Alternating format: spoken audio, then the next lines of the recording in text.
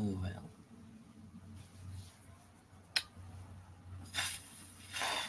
Alright, I think it's time for me to finally begin.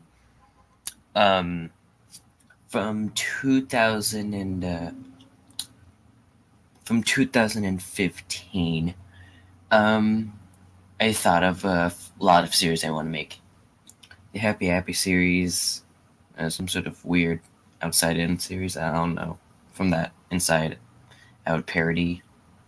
But from all of those, I always wanted to make a movie evolve around me.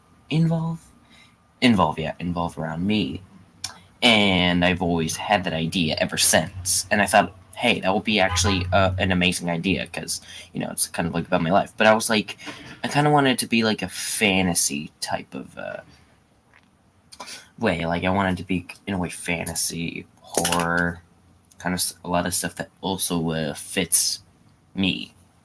So that's why, from the past few years, I started developing a series called The Multiverse, but since I changed the name to Two Sides, One Story, it's now named that. But I would rather. I'm going to call it The Multiverse since it sounds more easier for me to say. The reason why I'm changing it to Two Sides, One Story because it kind of fits to the whole plot of the each episode itself, since only two sides makes it one story. So I'll just call it the Multiverse for now, since it was the original name I gave it. So the Multiverse started back I thought of the story back at, I think, 2017 or 18. Originally I thought of it as some sort of Up ripoff. Me and my friend Ben, we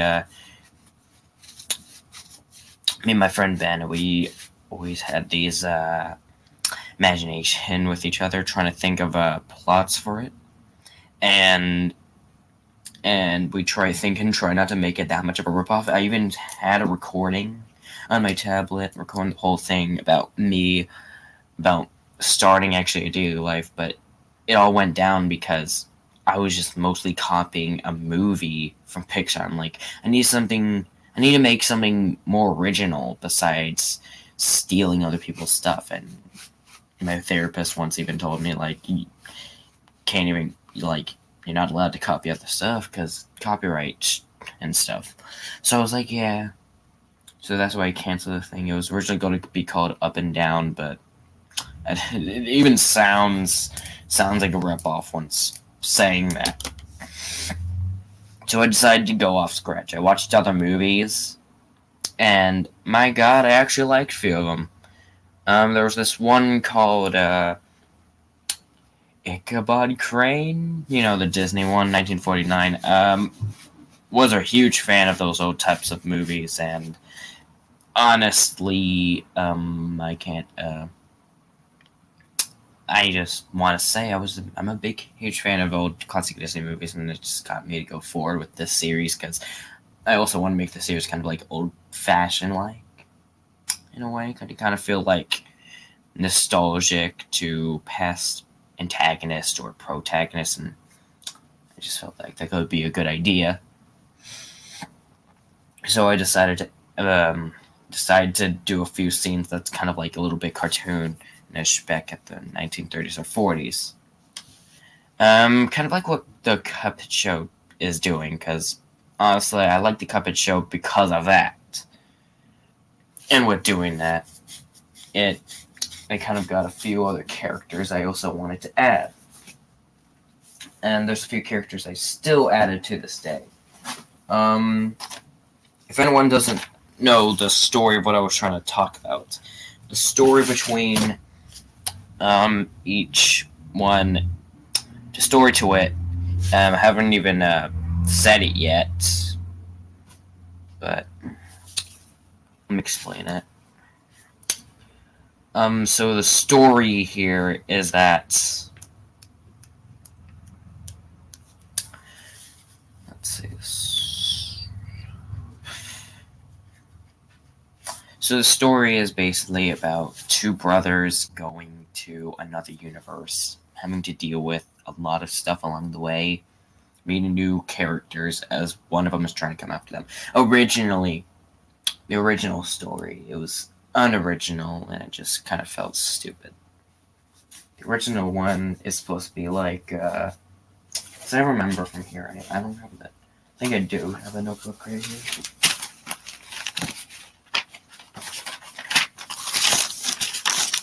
I think I do or don't. Yeah, okay. Not this one.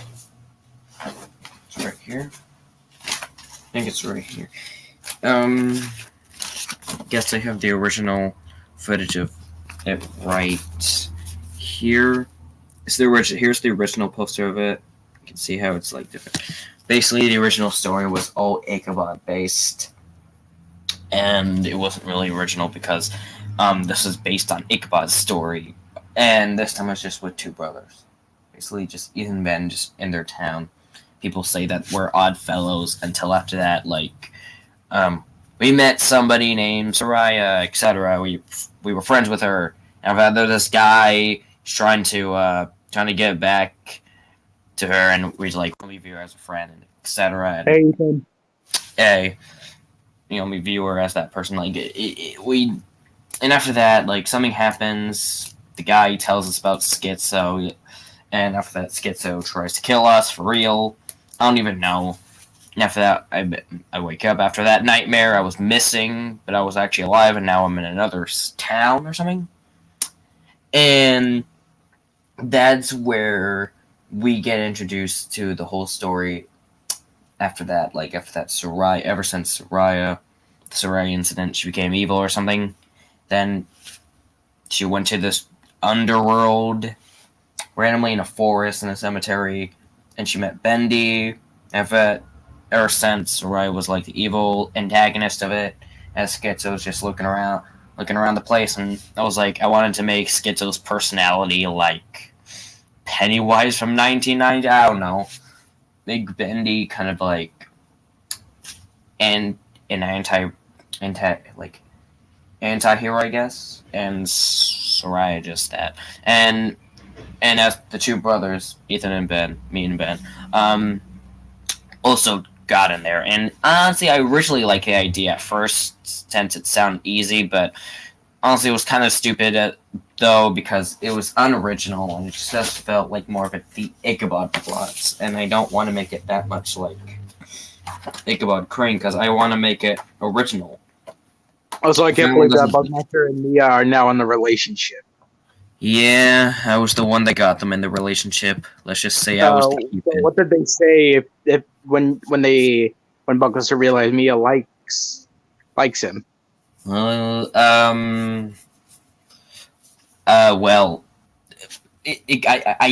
okay, so basically I was asking Mia if she had a crush on him. She didn't deny it. She was spot on it, and she told me not to tell him. But I was like, all right. After a couple of weeks, I was like, I can't take it anymore. I want to tell Bugmaster this, because honestly, Bugmaster should get in a relationship. So I asked Bugmaster.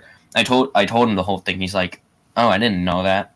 And after that, I asked him, Bugmaster, can you quote unquote ask her if she does? That way she will be honest with you. And after that, he did. And he didn't say that I told him to say it. And she said yes. And I'm like, okay. And they randomly got in a relationship, even though I literally thought Mia said we're going to wait until we're 18. But, well, they do them. They break the rules. How old are they anyway? 17 and 16. So who's 17? Mia. And Bugmaster 16. Yeah. I guess that's a legal age. Yeah, it is legal. It is. Don't worry about that. It is legal. Luckily, they're still teenagers, but there will be a lot of complications between you make it to the age of 18. Yeah. Don't forget about their zodiacs. I even looked it up. It's not compatible, nor is it not. They're going to headbutt from time to time, but you know what? Frick it. They do them. They at least let them enjoy the relationship while it lasts, Also, about this profile picture that I got new, I saw this on Google, and it says it's supposed to be like what Godzilla would look like if he was in the Tim Burton art style. Ah, I see. Pretty good. Anyways, where was I? Oh yeah. So originally in the Multiverse series, it was also going to be a flat out movie because I'm not really sure. I really did thought of it being like just a separate movie, like it was going to be called Ethan the Movie, and if you can see, as I said before, Sarai goes in this workshop, and me and Ben stumble upon it, and for some reason the underworld breaks like that. And honestly, I thought it was a good idea until it was like, this is Bendy's workshop. Why? If you look right here, I added 3 characters that would be helping along the way, but I was like, nah, like a few of them are not even. A few of them are not even. Honestly, how would they be in the? I didn't even have to store it how they got in there, and it was just bland and stupid. I was originally going to add yellow guy from DHMES, but I was like, why him? Why him? No one likes him. And why would he? How did he got in there? Did he dream about it? And Lemon Grab. I was originally going to add a character from Adventure Time, and I don't know why. I'm still adding Baldy to this day because, yeah. So Baldy is a character that lived. Boris Anderson. Still going to add him because I have no freaking idea why. Based on my childhood, I guess. Nostalgic past, even though he's kind of annoying nowadays. And Bendy still in there. I don't know why I thought of the idea of me and Ben in this random workshop in the middle of the ground in a cemetery. And that's why I didn't like it. Because I couldn't think of an explanation of why the characters were there, and I couldn't even explain how even we got there. Or Soraya, so that's why I canceled that. So I tried kept going fresh, and I think I finally had an idea back at 2020 or 2021ish. And so finally, for once, I thought of a great idea. Besides making this I was originally also going to make this a live action film. But I was like, why make this a live action film where I can make it to like an animated film? Because I've been doing a lot of animation, and I thought of it being a good idea.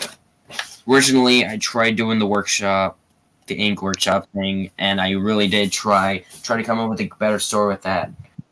And all I can say is that it did not work out well.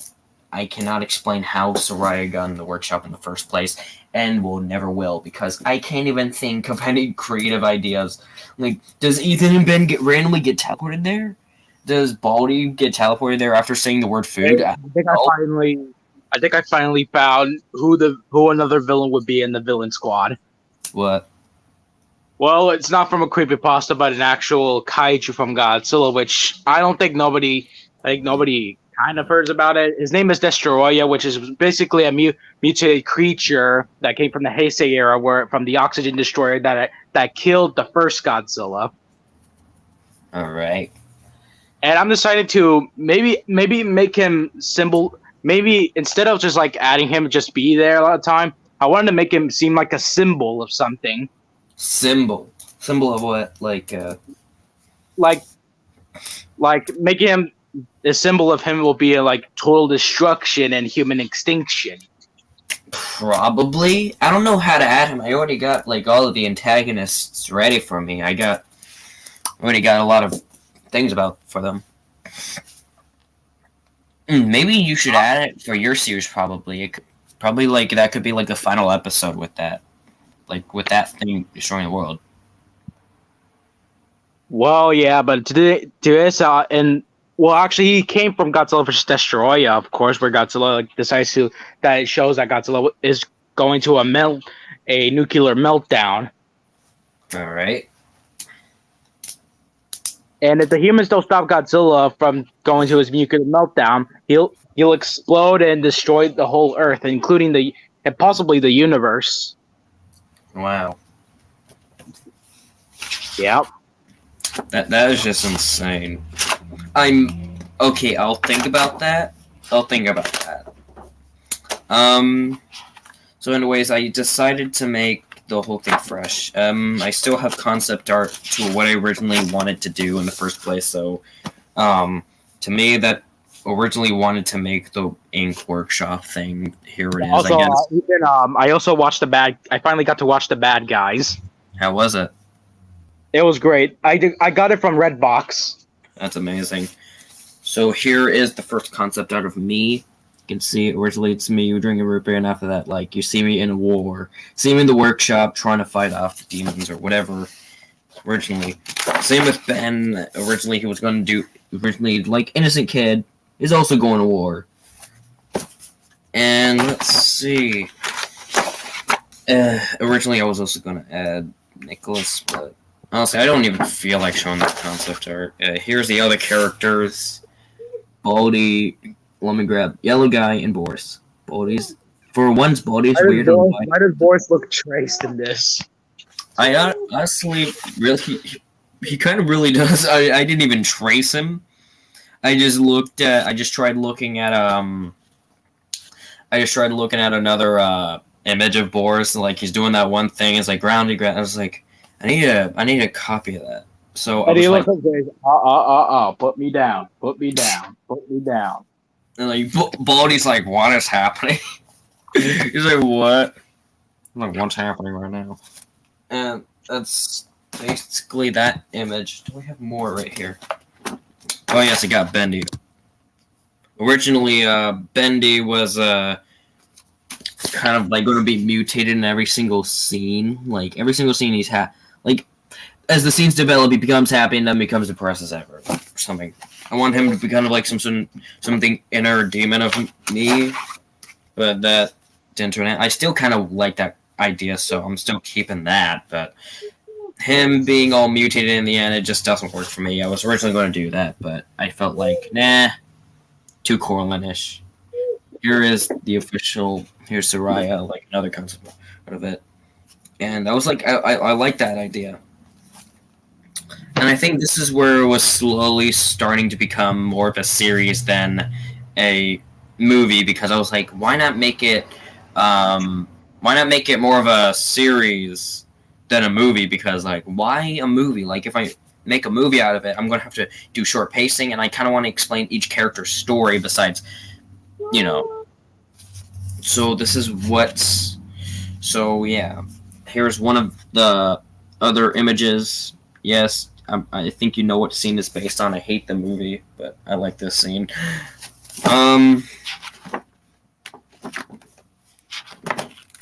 Yeah. Is that one? Oh yeah, here it was once the poster of it, and during this film introduction, this is where I originally wanted to add other characters too. I added more characters after that. I added Jadalyn, I added Nicholas, some sort of wolf robot or something, cyborg, and originally added like those two are randomly in that universe. I don't know why. Then I wanted to add Schizo, as I said before, Schizo like being the Pennywise of the film, but I was like, why? Why Pennywise? And I was like, and ever since that one comment from the creator saying I can't use his character, of course I had to scrap that out. After that, the Searcher. And for some reason, I was into the Walrus and the Carpenter that time. I was like, why not? First of all, I thought of that as a joke at first. I thought of, why not add the Walrus and the Carpenter? And I was like, wait, I should. That they should mean something. And here is the poster of what I got. It didn't last long.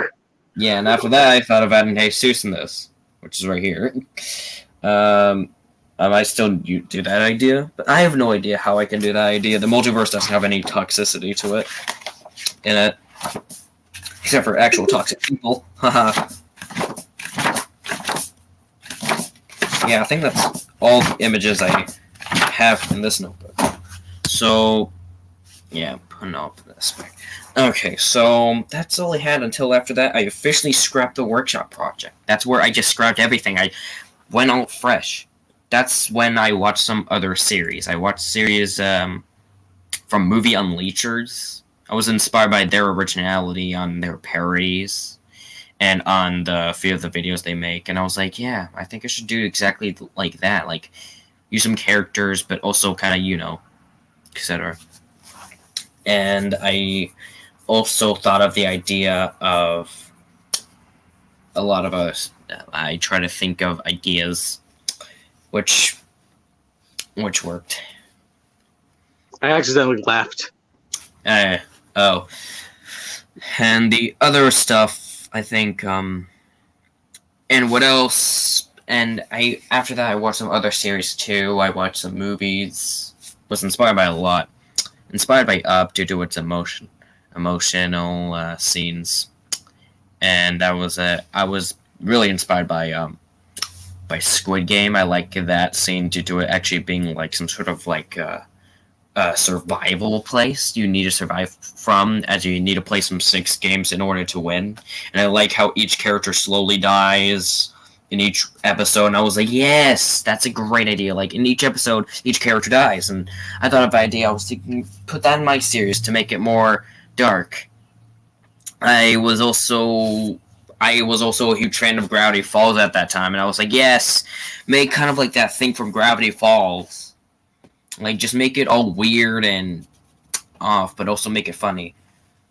I also like other cartoons that just try to make comedic as possible, and got inspired by like a lot of other video games that is horror. I guess Five Nights at Freddy's, and a little bit of course Bendy, obviously, since he is. I still want to make him as a character because come on, I want something different. I want Bendy was a whole thing. He's the reason of why I'm making this movie in a way. And of course, I wanted to add Baldy because I felt like he could be like in a way a funny comedy character that like every single time when someone says food, he can just spaz out that word. Oh no. Every single thing I watch, I try to base it on that character, and try to think of what they should do and how they should work. And right now, I'm still trying to work on each character, what they should do, and what their roles are going to be, and what their meaning is. And I'm still trying to work on that to this day. Without further ado, I guess, here is what I got for now for the story. Also,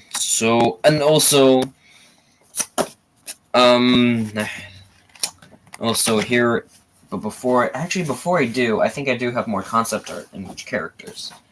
So, after that, after looking at other movies, Coraline, Up, Squid Game, Gravity Falls, other stuff too, I start having other concept art of what I want to make it look like. So here, further ado, here it is, folks. Here's the first concept art for me. Originally, I wanted to make like middle schoolers fighting off demons, but I was like, no, not middle schoolers, high schoolers. Like there was mostly high school. That already happened with the last kids on Earth. Yeah, I wasn't even inspired by that. I heard of that. I think I watched one of the episodes. Not really a big fan of that, but looks like I didn't know that I kind of knew, but I wasn't trying to even base it off that. Here is this was originally actual Jesus. I was originally going to make Jesus actually like this, but Jesus had the idea of wanting him and the others to go in this universe to actually fight down that thing too. I don't know how it would work, but you know, freak it. I'll try.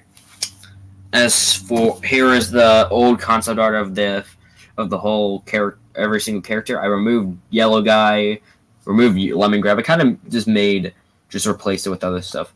Boris Anderson, Baltimore, Dawson Shutter, Jalen, and Old Manny. So of course, I think people are going to speculate who is Dawson Shutter because this and who's Jalen and Old Manny. These are the only few characters that isn't based on anything. Well, actually, they are. So basically, I kind of based Lemon Grab. I took Lemon Grab off and I just added Jalen, the replacement. Originally, Lemon Grab was kind of going to be the leader, I guess.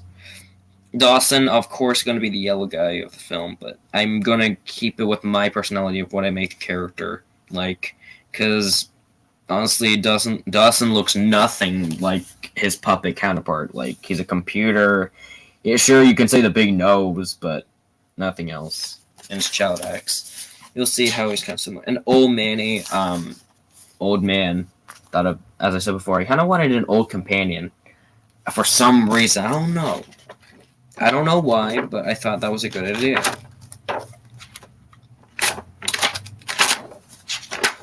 And let's see.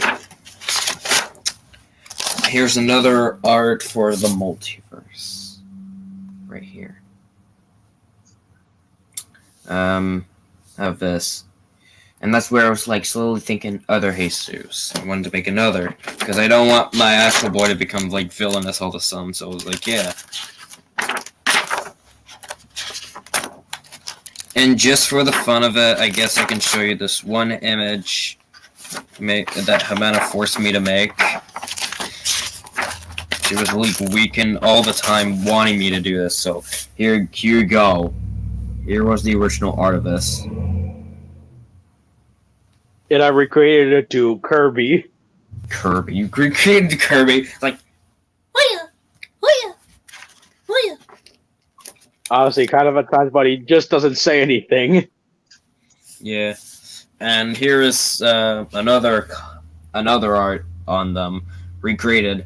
Boris, Baldy, Dawson, Jadlin, and Manny. I was still trying to work on Jadlin's arts.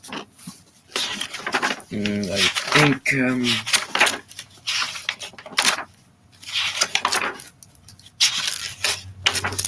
and I think right here it's this one. Here's the antagonist of it. I think I haven't even finished it yet, but here's like wanted to put them all together. And this is where I officially made the name of Cyanida for Sarai's villain. Added Christopher, new name for the Carpenter, because I just felt like it fitted. Bendy over there, and Alice. Originally, Alice was originally going to look like that. My friend had an idea of making Alice be... So there was a few ideas for Alice. So originally Ben, before that streamer got deleted, Ben was asking me, hey, what if you add Alice Angel? Because you added Bendy, why not Alice Angel being the mix of the villain and squad? I'm like, maybe? I don't know how that would work. And after that, I was like looking at a few things. I was like, maybe, but I'm not going to put Alice Angel. Why not just a girl named Alice that has an intention to be cannibal? And my other friend had an idea. Make her a vampire with a sister. And I'm like, okay. That's what I got the idea of Ray. Another version of my friend Andrea. And that's what I thought of each of these characters. And I was like, okay, great. So without further ado, I guess it's time for me to explain each episode of the characters, I guess. So it's time for me to explain, I guess.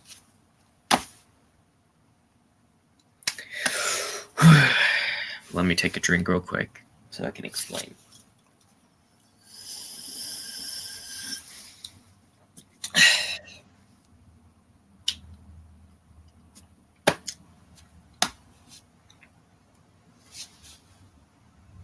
Yeah. Also, I decided to read. I tried to do my own way of drawing 1954 Godzilla, but I made him almost look like a little bit Tim Burton-like.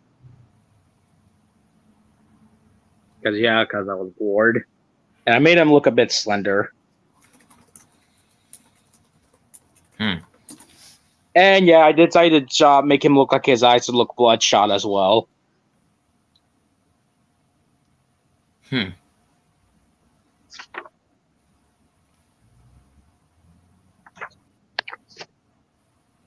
Hold on, let me just draw Godzilla's name in Japanese, like the lower of his name.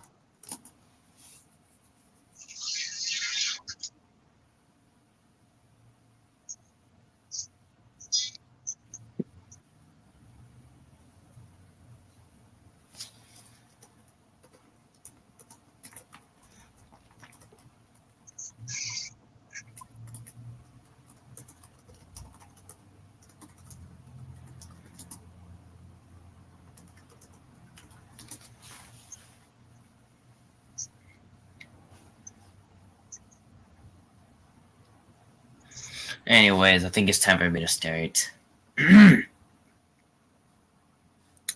So,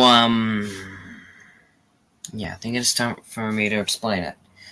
So I'll be explaining each 10 episodes on what I currently have for the Multiverse.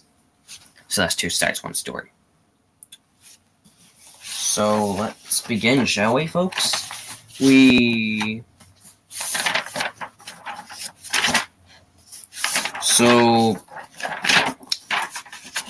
Okay. So the episode begins kind of just me, kind of like in a narration of me explaining about like how it all started. Guess you can say I was like an adult now, like when I narrating this. Like, it's gonna be an interesting story. As like music plays in the background, it starts off with me getting ready, and this time it shows me in my teens. And as I said before, I wanted to change to teenage. That way we can drive cars and such. So I thought of the idea, make myself 16, make Jesus 18 or whatever, 17. Any age like that on that. I thought of the idea and bam. So here it is. So Ethan gets up, he gets ready for breakfast. He wakes up his adopted brother Ben and his mother, and they get breakfast, and they kind of like have a little bit of a conversation to introduce one another. After that, they get ready for school. They drive their separate bikes. Well, Ben drives his bike as I drive a scooter, as both of us drive off to our separate schools, because Ben goes to middle school and I go to high school. So both of us go to our separate schools. Ben, on one hand, is kind of like alone, but he at least has one friend to hang out with, and he's not really focusing on his classes because he honestly hates school, obviously. As for me, I'm dealing with also failed classes too, but also having like a few A's at few classes, I guess, and at least try my best, even though people say you don't try, you don't do your best because you're not good at it, not trying hard enough. And I was like, yeah, agreeable. Kind of based on an actual true story. People tell me that all the time. And for that, and basically, like, it just shows, like, what classes are like in our separate schools in a way. Ben's classes, the teacher's scolding him that he should actually try harder. In my classes, one of them I failed, and other ones I was, like, doing good at. And, yeah. And during break, that with me, during my break, like, nutrition or whatever it was, my first break in school, I tell my friends, hey, I just got some good grades lately, and my friends, and we are getting introduced to them because they're also in a way main characters, side characters. One of them is named one of them is Kevin. One of them is named Kevin. The other one's Daniel and Andrea, and for some reason I just thought of want to add Jesus to this too. I thought of adding Jesus in the game because, as I said before, he's one of my all-time friends. He's right next to me, right there. Andrea, Mia, what are you doing? Separating us. How could you? What? There we go. Much better. Anyway, so he's right next to me. He's right next to me. Best buds for years. So I was like, frick it, put him in the game. Because, honestly, I honestly, he hasn't really even met them before. But if he did, he'll probably get annoyed because I'm going to say Kevin. I'm not going to actually say his name because privacy reasons. Kevin, he can sometimes be annoying. So obviously, Jesus can make some lines over there, getting annoyed, pissed off. So, anyways, so that's the gang. Daniel, Kevin, Jesus, Andrea. So, kind of like from actual times that I've actually spent in my school. Usually we just joke around with each other. Daniel can sometimes be a prick and sometimes kind of like throw food across the cafeteria. Kevin can sometimes also do a little bit of pranks, but sometimes also gets annoyed at Daniel's antics. Jesus is like, guys, shut the frick up. I want to freaking eat. I'm trying to eat my food right now, and you guys are just fooling around. I'm getting friggin' annoyed by you guys every day. Andrea's like, eating her food quietly. but also calls me a furry. And I'm like, hey guys, you got some great news. Got this. I got none other than good grades. And after that, they don't care. They don't really care. They just talk whatever they want to talk about. Until after that, Kevin's like, hey, Ethan, you never really even been to a party before. And I'm like, yeah, I never really went to any parties. He's like, why not? How about this? How about you can be invited to a party that's like a school dance? And I'm like, school dance, really? After that, they're like, and Kevin's like, yeah. Like, you never went to a party before, so why not join now? And I'm like, okay, maybe I'll think about it. My mother probably might be happy because she wants me to join there, but, well, up to you guys, I guess. And after that, this is where it becomes a little bit boring. So after that, like, I was like, got an invitation to a party. After that, I got some good grades in a few of classes. Until after that, a gang, for some reason, just want out a gang. After that, a gang spots me and chases me down as I hide in the bathroom as I try to use self-defense to fight them off. Until after that, teacher saw a complete different story, and after that, suspended me for no good reason.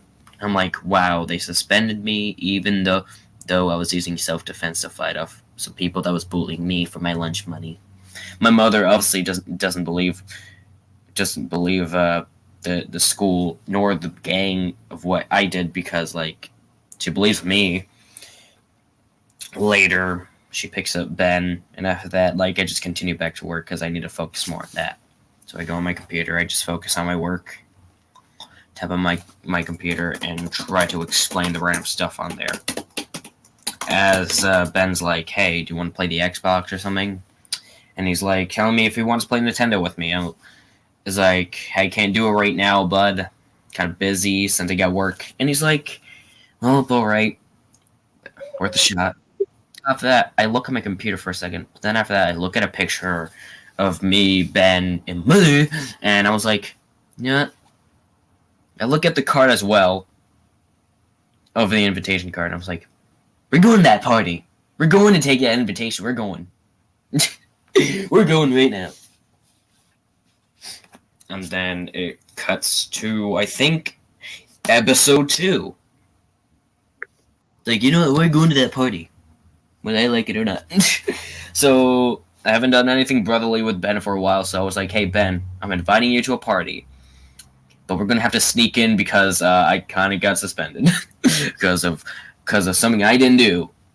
And so we sneak in the party. Kevin's like, hey, how was, so glad you made it. Hey, Houston came because he was uncomfortable with parties surrounded by other people. Oh no, does that actually sound like you?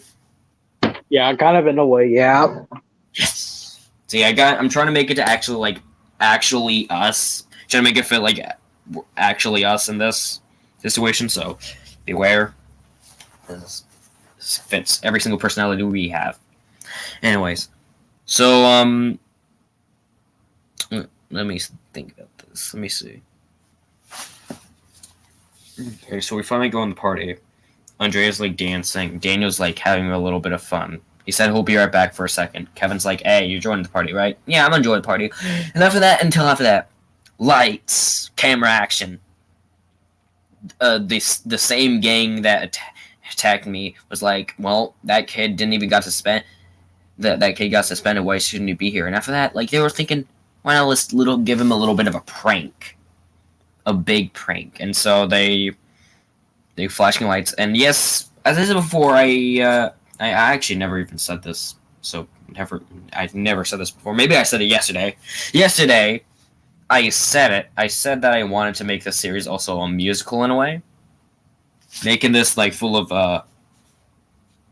stuff. And I was like, yeah, I wanted to make this a musical song. And I was like, yeah, it was a great idea because I like music and there's a lot of comedy to that. And so this is what I was thinking of. So basically,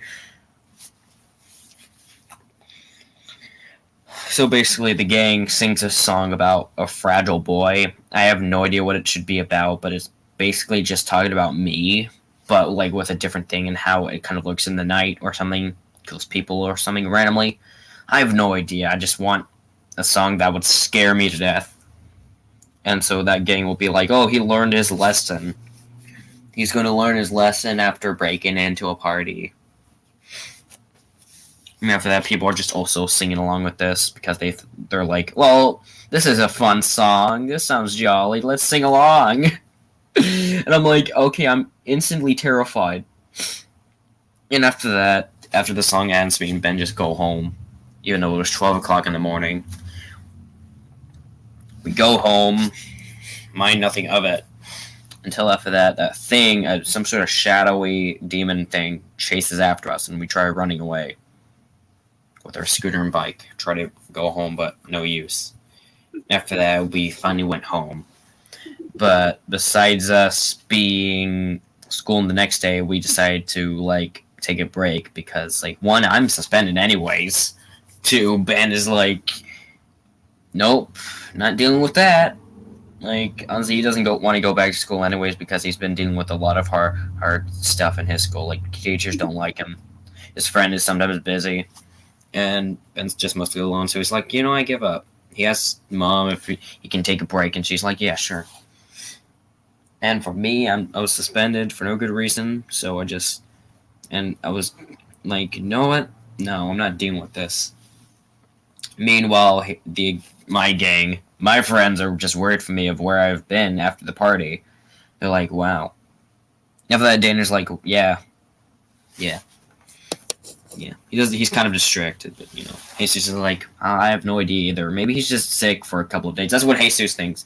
Kevin's like, yeah, maybe he is. Andrea's just silent. Can't even say anything. Until after that, from the past few weeks, they get more worried as we're just more scared. And yeah. Until after that, this is where it gets interesting. This is where the climax, and this is where the true part of the story starts. One day, when Mother leaves us home alone, we get an invitation from somebody. Another invitation, and this time the person's asking, hey, I want a word with you, and of course we don't trust strangers. We're like, no, get away. So after that, he leaves, then he drops in a card, and then walks off. I look at the card, Ben's wondering what I'm holding, and I told him, I'm holding this. It's supposed to be a card for something. We look at it, and we're like, looks like it's an invitation to therapy. And I'm like, yeah, an invitation to therapy. And after that, we decide, curiosity got the best of us, so we decide, let's go over there. And so we kind of ride our scooters and bikes, and we go over to where that invitation is spot at. And it's honestly in the middle of nowhere, as it only shows just a warehouse in a way. As we go in there, there's nothing to be about. Till after that, both of us get knocked out. And after that, we both wake up to some sort of river. We wake up to a river with a boat. As Bendy, this is where we get introduced to Bendy for the first time as he greets us. He's like, hey, howdy do, the name is Bendy. How are you? And I'm like, how did we get here? Ben's like, I slowly start to wake up, noticing that I'm in this place. Bendy introduces himself, being Bendy, the little devil darling that he is, and he is wondering if we took that therapy card and rode over here. And we're like, yeah, how did we got here? It's like, you guys got knocked out, so we could start at the progress. And we're like, what progress? He's like telling us that the progress would be, kind of like, it's supposed to be like a secret type of therapy session. And we're like, kind of a little bit creeped out at first because the little talking cartoon devil, and it's honestly unholy because there cannot be a such thing as a demon. Like a devil or something. Well, I believe in demons, but I don't believe in cartoon ones, and this is kind of off because how did he got here? But frick it, this is Bendy we're talking about, so yeah. And I'm like, and in this universe, Bendy and the ink machine is not going to be a thing in this. Nor Baldi's Basics. I'm telling you this. Baldi's Basics and Bendy and FNAF, freaking FNAF. Those two games are not going to be in this universe, by the way, folks.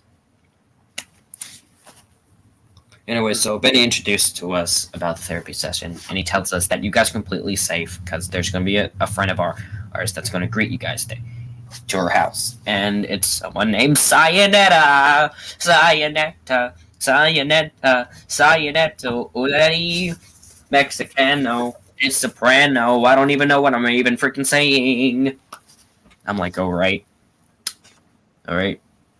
So he takes us, he kind of sings a little bit of a song about Cyanida, and we finally get greeted to her, where it's a small house up in a near hill, as finally Cyanida breaks and comes in, comes out of her house, but first off, we just see a shadow of her. We don't really know what she actually looks like. Until after that, she opens the door, she's like, hello, folks. Cyanida. You could say she's also half animatronic, and she has like a little cipher like antics up her sleeve. Has a really wide smile, like your classic cartoon character that would be. Not even Bendy's smile can be long as that one, and her nose is just pointy and small, where you can easily poke it, and after that you can easily get a splinter from it, like some sort of finger blade from that poke. Her eyes can be all twitchy sometimes, and it can be frightening, as it can stare into your soul any second now, as the irises are a different color. Her hat is also watching you as you walk by, as most of her features is just a leathery type of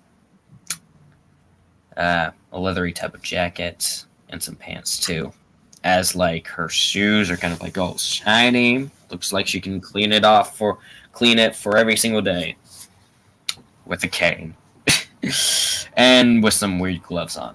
So Cyanida greets us in a way her house. We go in, and it looks small on the outside, looks like a generic house.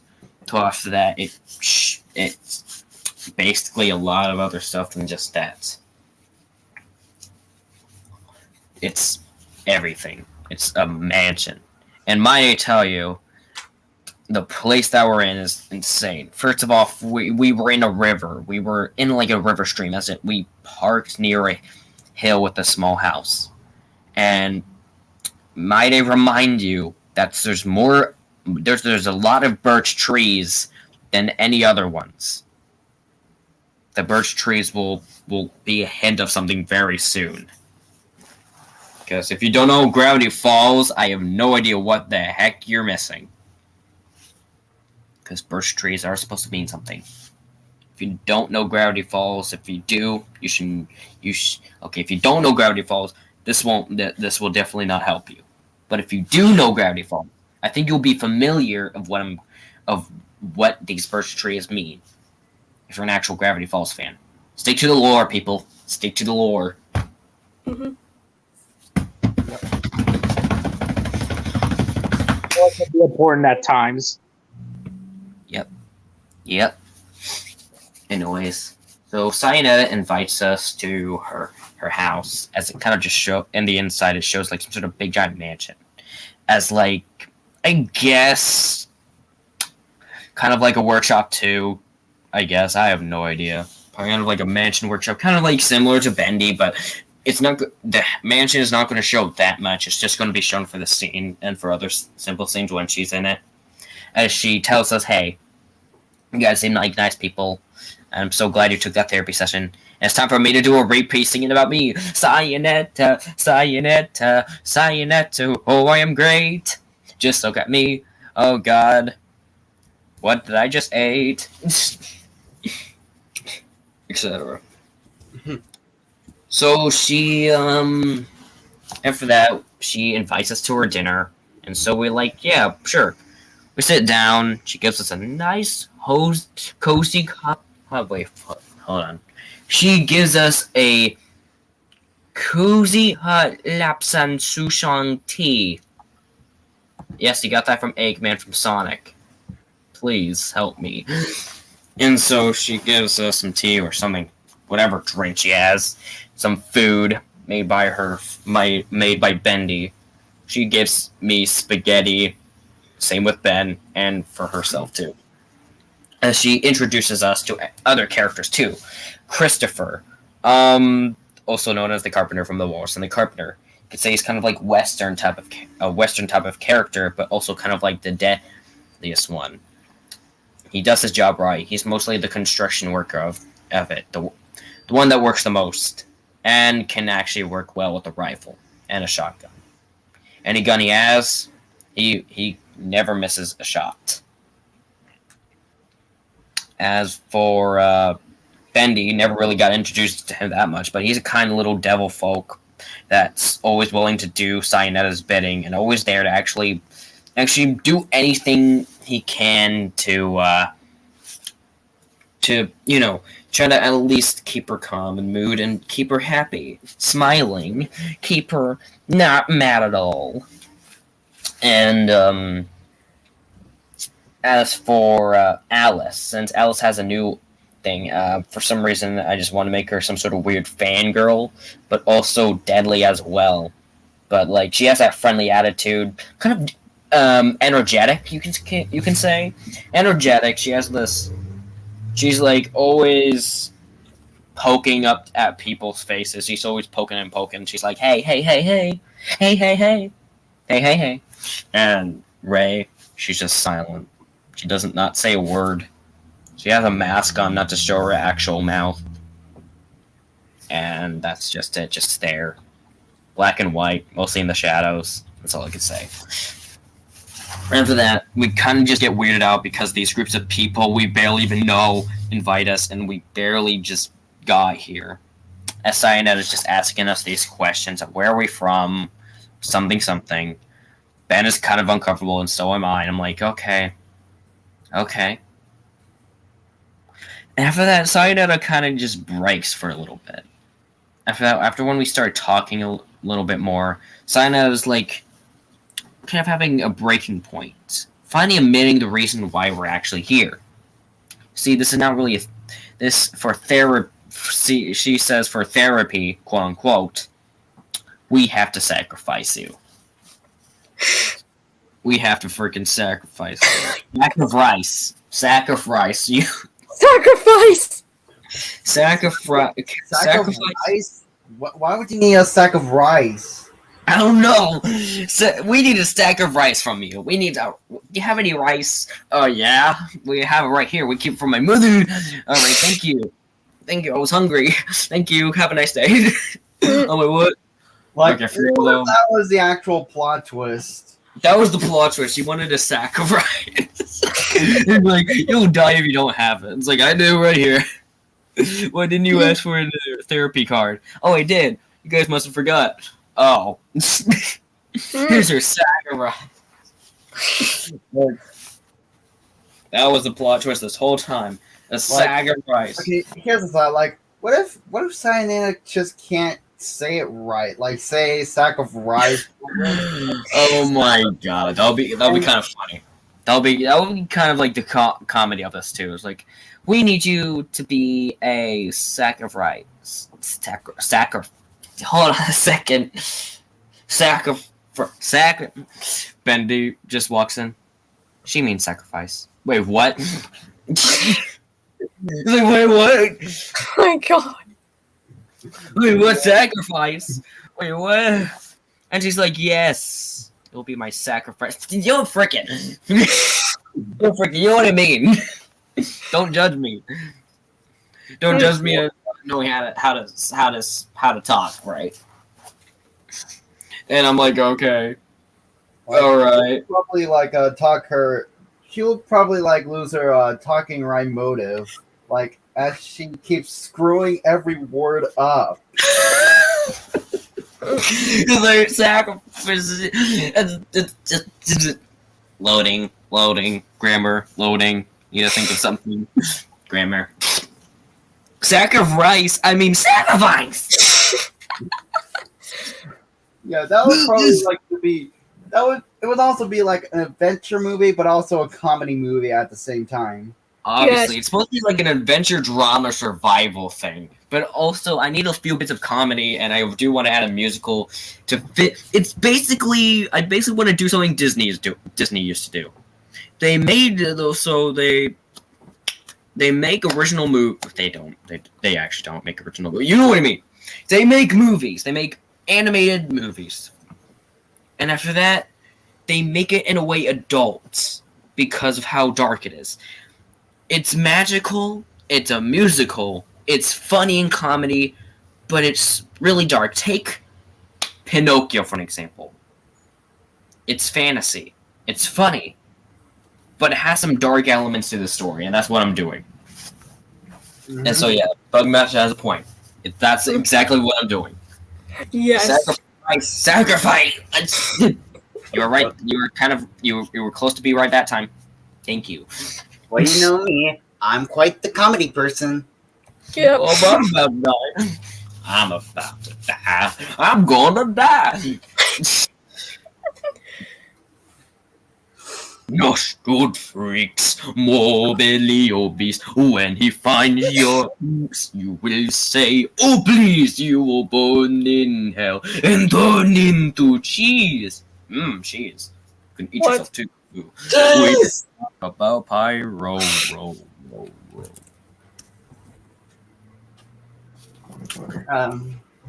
Anyways, back to the scene, I guess. So Cyanida, she puts down. She's being serious this time. After that, her smile, it goes wider than before.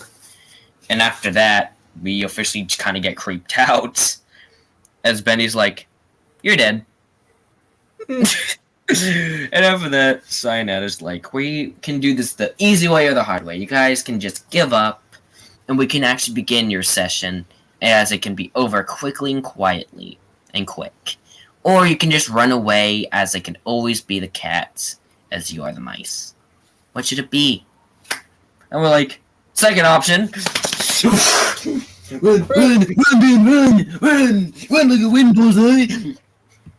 Well, I also do have another thought, like a bit of a strange thought, and I don't know if you'll be alright with this, but what if like Bendy was forced into try to keep her smiling, like keeping her happy, so she won't get pissed off. Honestly, you're spot on of what he's actually trying to do in a way. He's trying to keep her cool, that way she won't go all berserk. That's why Bendy's always beside her. You can say she's kind of like the butler to a rich person. Like, "Would you like any more tea, madam?" And I could probably imagine Bendy can't take it anymore. I don't know. He would probably quit serving her and just have a different life, turning over a new leaf. In a way, you'll actually see of what he's going to do next, because that song, the song that he sings about Cyanida is supposed to be like when we first get introduced to him it's going to foreshadow the whole thing, kind of foreshadowing that you guys are actually in danger and that he needs help. He needs your help to actually stop this thing, kind of like foreshadowing that. And Ben had the idea of making Bendy sing, "You're gonna die, you're gonna die, you're gonna die." I'm like, what? That's what Bendy's singing about. "You're gonna die, Cyanida's evil." I guess I'm laughing at what Ben did that day. I was like, Bendy sings, "You're gonna die." It's like, whoa, we regret coming here. Yeah, I need someone that knows how to make song lyrics, because I'm terrible at that. Anyways, back to the thing. Alright, so, alright. So, where was I? Oh, yeah. Okay, so after that, besides Cyanida actually chasing us down, she grabs her men. As she's like, "Oh, I just love the fun, drinking a nice cup of tea." She's like, "Oh, I just love it when they run." Get the reference? Nope. After that, we just try running away from those things as they try chasing after us. And, of course, we're freaking terrified as holy hell. And we try running away. And luckily, that's what we did. We got away from them just in time, because as we finally lost them, as Christopher's like trying to find us, as Alice immediately gives up since she's kind of also lazy too. And as for Ray, she never gives up as well. Christopher and Ray are the only spawn people that actually try to do their work. Christopher always focuses on the target of where he's trying to shoot, and Ray, she can easily watch. She can easily just walk or float, and she will never stop fighting until she actually sees the target with those freaking black eyes of hers. Like, if she spots you, you're honestly immediately dead. But if she doesn't, you're safe, I guess, until she tries finding you again. After that, the last scene of the episode is just me and Ben wandering in a dark forest as we try to find a way to escape this demon's clutches. So, here we go again. Here we go again. And here comes the third episode. So after that, we got introduced, the two of us, in the first episode. We got introduced to the boys in the second one. And the third one, here comes the third one, folks. We get introduced by another cast of characters. No, like this. No, like this. There we go, much better. This is where we get introduced by more cast of characters.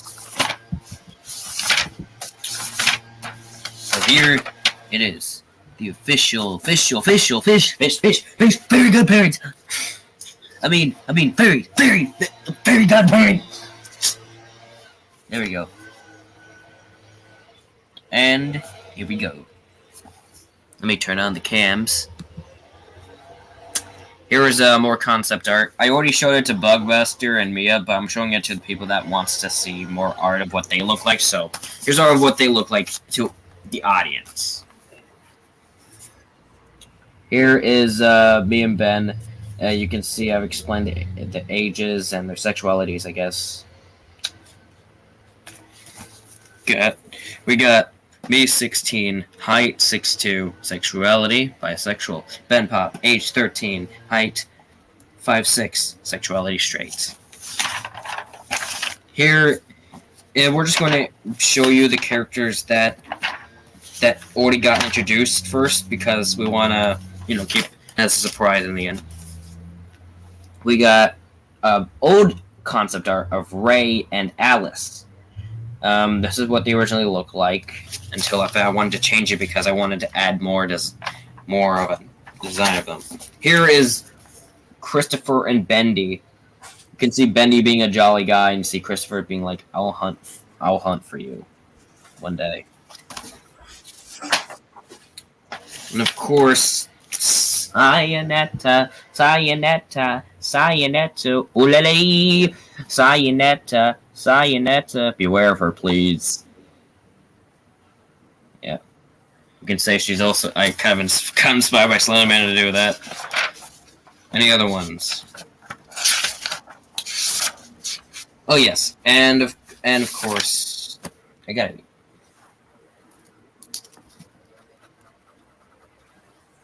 Oh yeah, I forgot. I didn't even tell you about the other characters' sexualities. For Alice, for Ray, her age is 17, height is 6'3", sexuality asexual. Alice, her age is 17, height 6'1", her sexuality is pansexual. Okay. Christopher, age 42, height 7'2", sexuality asexual, meaning he doesn't have heart for anybody, even though he can be a strong man. Doesn't have heart for anybody. Bendy, age 14, height 5'4", sexuality gay. JK. He's not gay. He's not gay. It's like height 5'4", sexuality gay. Or just single. He is single, but honestly, he'd rather be. He is actually straight. He's straight. He's not gay. Cyanida, sexuality, pansexual, height 9'1", age 18.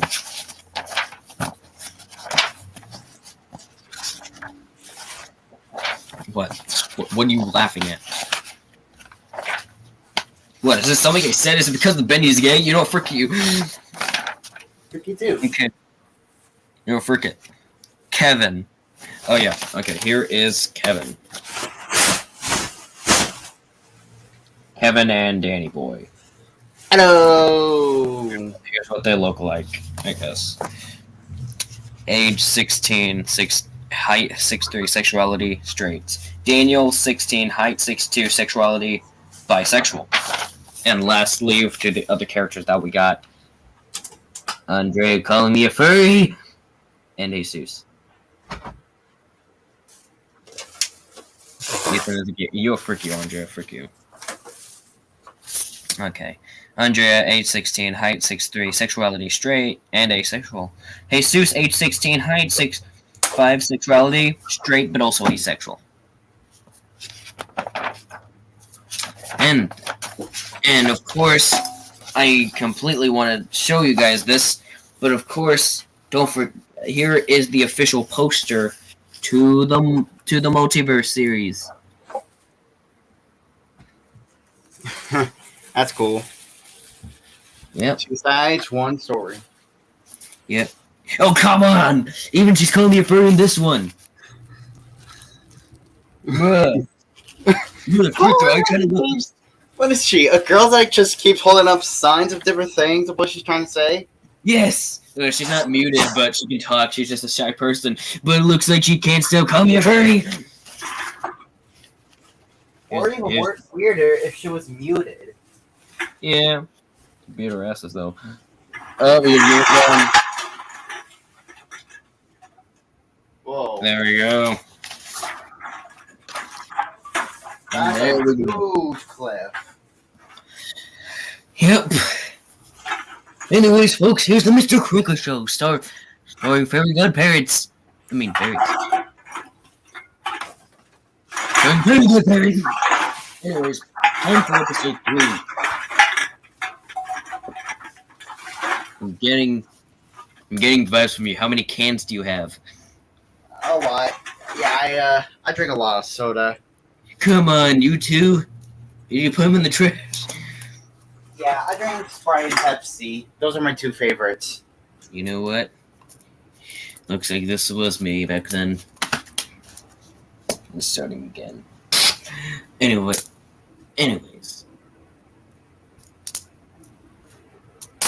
Yo, frick it. Episode 3, let's begin. After that incident, me and Ben walked to a dark forest where it actually has some oak trees. A little bit of oak trees. And looks like a few of them are already planted. And other ones are already as long as a beanstalk. And Jack Sparrow. I don't even know who Jack Sparrow is, but that's all. We walk through there, and then we see some sort of little small cottage house. Small cottage house? Yo, frick it! It's a little small house. Freaky if I can't understand my grammar. I try my best. Small house, so what? This small house. It's another small house. Because there's barely houses in these neighborhoods. Because the houses that we saw, besides Cyanida's, is just empty houses. And this is where we get an explanation. We knock on the door, at least hoping that there's actual people in there. Silence at first. And after that, someone yells at us, "Who is it?" And we're like, this is Ethan. This is Ethan and Ben. Not like that, but you know what I mean. They open the door, and they're like, oh god, it's another victim. And it's none other than Jadelyn. None other than Jadelyn, another protagonist for the show. and she's like, "Hurry, coming quick before she actually finds you." And so we go in there.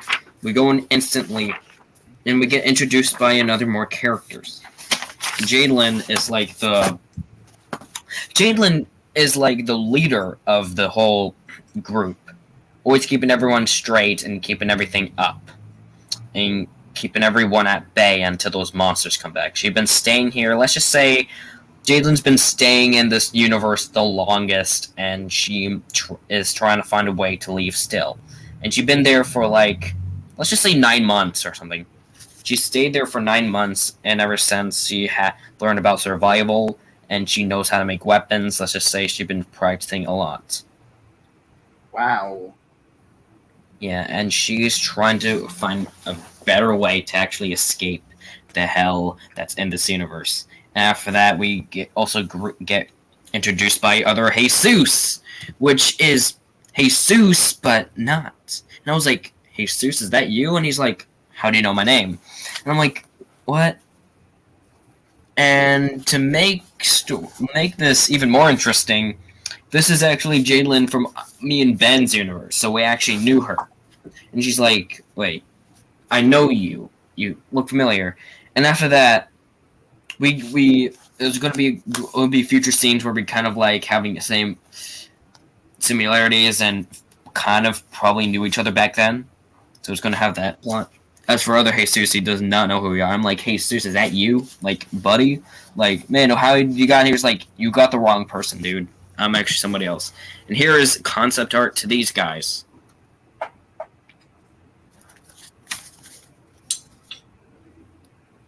Jadlin and other Jesus.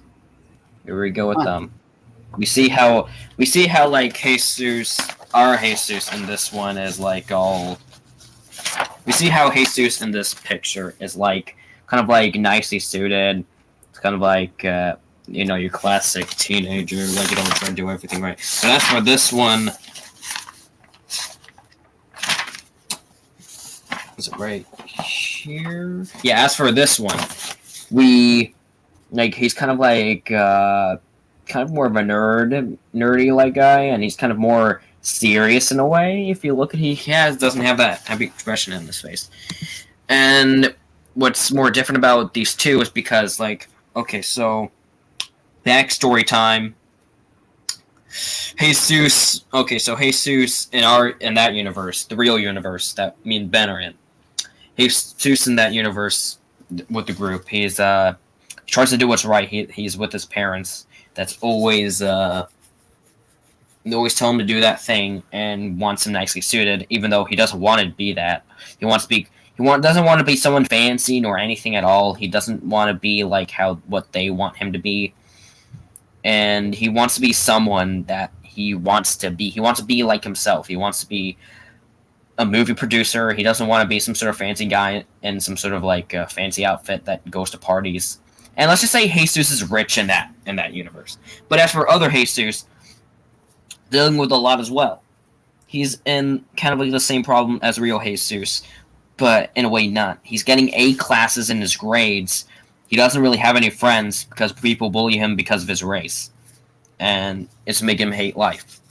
So that's the difference between those two. As for Jadlin got here. Jadlin got here because, honestly, we honestly don't know. She's actually an assassin. Okay, so my friend Andrea, she had an idea to make Jadlin's backstory of her being assassin with her grandparents after her parents' divorce. And after that, she's been also in a way also a little bit depressed because she can deal with this. That's how she got the invitation as well. Another Jesus as well got the invitation after getting bullied a lot from his race and being the golden child that he doesn't really want to be. And same with Jadlin. So both of them are in these universes. Jadlin was the first to actually go in this universe. Well, was the first person to actually get attacked. And luckily, due to her grandparents' training, she survived Cyanida's clutches, as other Jesus is dealing with a lot. And he was the second person to actually be in this. Luckily for him, he was staying in that little cottage place a lot than Jadlin. So other Jesus just makes himself company. Jadlin tries to keep up the monsters out of bay. So now we get introduced with these two. No time, and after that, so we get introduced those two characters first, but then we get introduced by Baldy and Dawson Shutter. Dawson Shutter is 6 years old, having to deal with a lot. Oh yeah, almost forgot to tell you folks. Other Jesus is age 16, height 6'5", sexuality straight. Jadelyn, age 17, height 6'5", sexuality bisexual, but she doesn't want to say that she's bisexual because she's not really into that type of stuff saying. She's not really into the sexuality thing, so she just keeps herself straight, but gay. Now we're getting introduced by Dawson Shutter, and of course my bald boy, my baldy boy. Baldy from Baldy's Basement. Education and learning. Sorry, I'm in your computer. Hi, I'm Baldy, bitches, and I'm gonna fuck your mom. Wait, really? How? Oh, wait, I don't have a dick. So, Dawson Shutter, age 6, height 5'4", sexuality asexual. Baltimore, sexuality straight, height 7'1", age 29.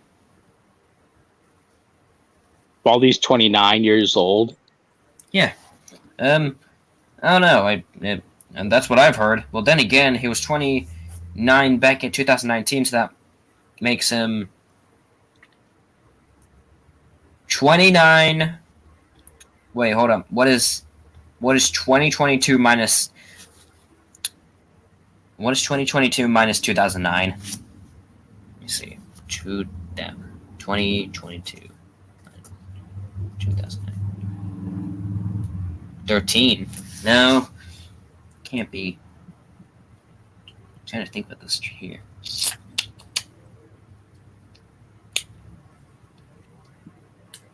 No, forget.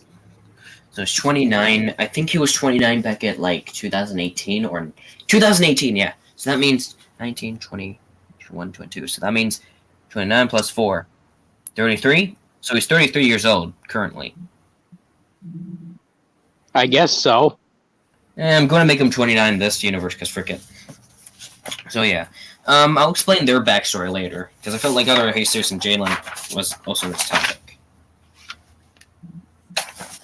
Anyways, time for... So, Dawson Shutter and Baldy are also two characters. Dawson Shutter can also be kind of like the person that usually helps a lot, but always gets in random shenanigans that makes the other characters kind of annoyed by him. Even though he can sometimes be help, he can sometimes be annoying most of the times. And it's kind of unbearable sometimes. But I want to make him not annoying, that makes the audience also hate him.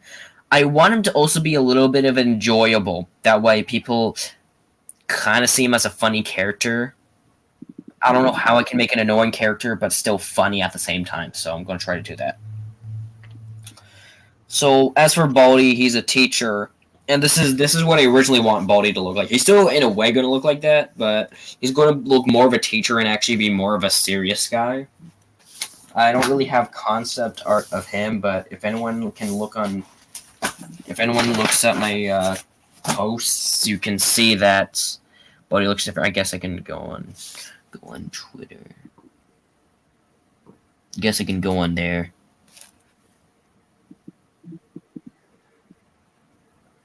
Let me share my screen real quick. Did I share my screen yet, or?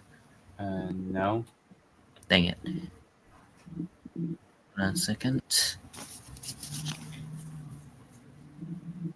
Oh well, it's gonna take a little bit. Oh, meanwhile, with that loading. So yeah, Baldy is supposed to be some sort of a serious teacher. His story is going to be a lot. It's going to mean a lot. Literally, I really can't wait to actually express his story. Honestly, I felt like his story was more better. I felt like his story was more compelling than any of the others. I'm sorry, Baldy's my favorite character when I make this series because he can be funny, he can be stupid, he can be off, he can be whatever he wants to be, because that's Baldy for you. And I love Baldy because he can go in other different ways. That's true. I think the image is right over here. Yes, this is what Baldy is. He's going to have a lot of character development. I'm going to tell you this. Call Baldy gay. What? It sounded like you said Baldy gay. No. Anyways, Baldy's going to have the more character development, and this is what he's originally going to be. This is what he's originally going to look like until he actually expresses his true nature of himself. So, believe it or not, this bald man's actually going to be a good guy, because I want him to be a good guy. I like Baldy so much, this is what I want him to be. A good That's person. true. It's official, folks. Snorky is 50%. Huh. Oh. Thank you so much. Anyways, time for it. And after that, we get introduced by a few other characters too in this one. About Boris Anderson and an old man. Boris, age 30, height 6'5", sexuality straight. Old Manny, age 81, height 5'5", sexuality straight. Of course, straight. And this is what they look like.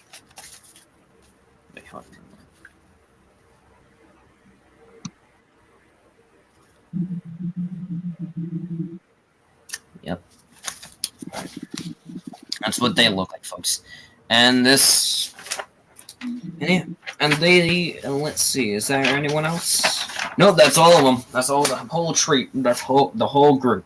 And these group of people have been trapped in this universe since the very beginning, in a way. But not really that much long. Not that much beginning, but like it's been there for a few months now. Jalen was the first to stay there. Then Jesus. Then other Jesus was. Then Boris Anderson. Then the old man. Then Dawson. Then Baldy. Now all of them are just in there trying to actually gain peace and try to find a way out first.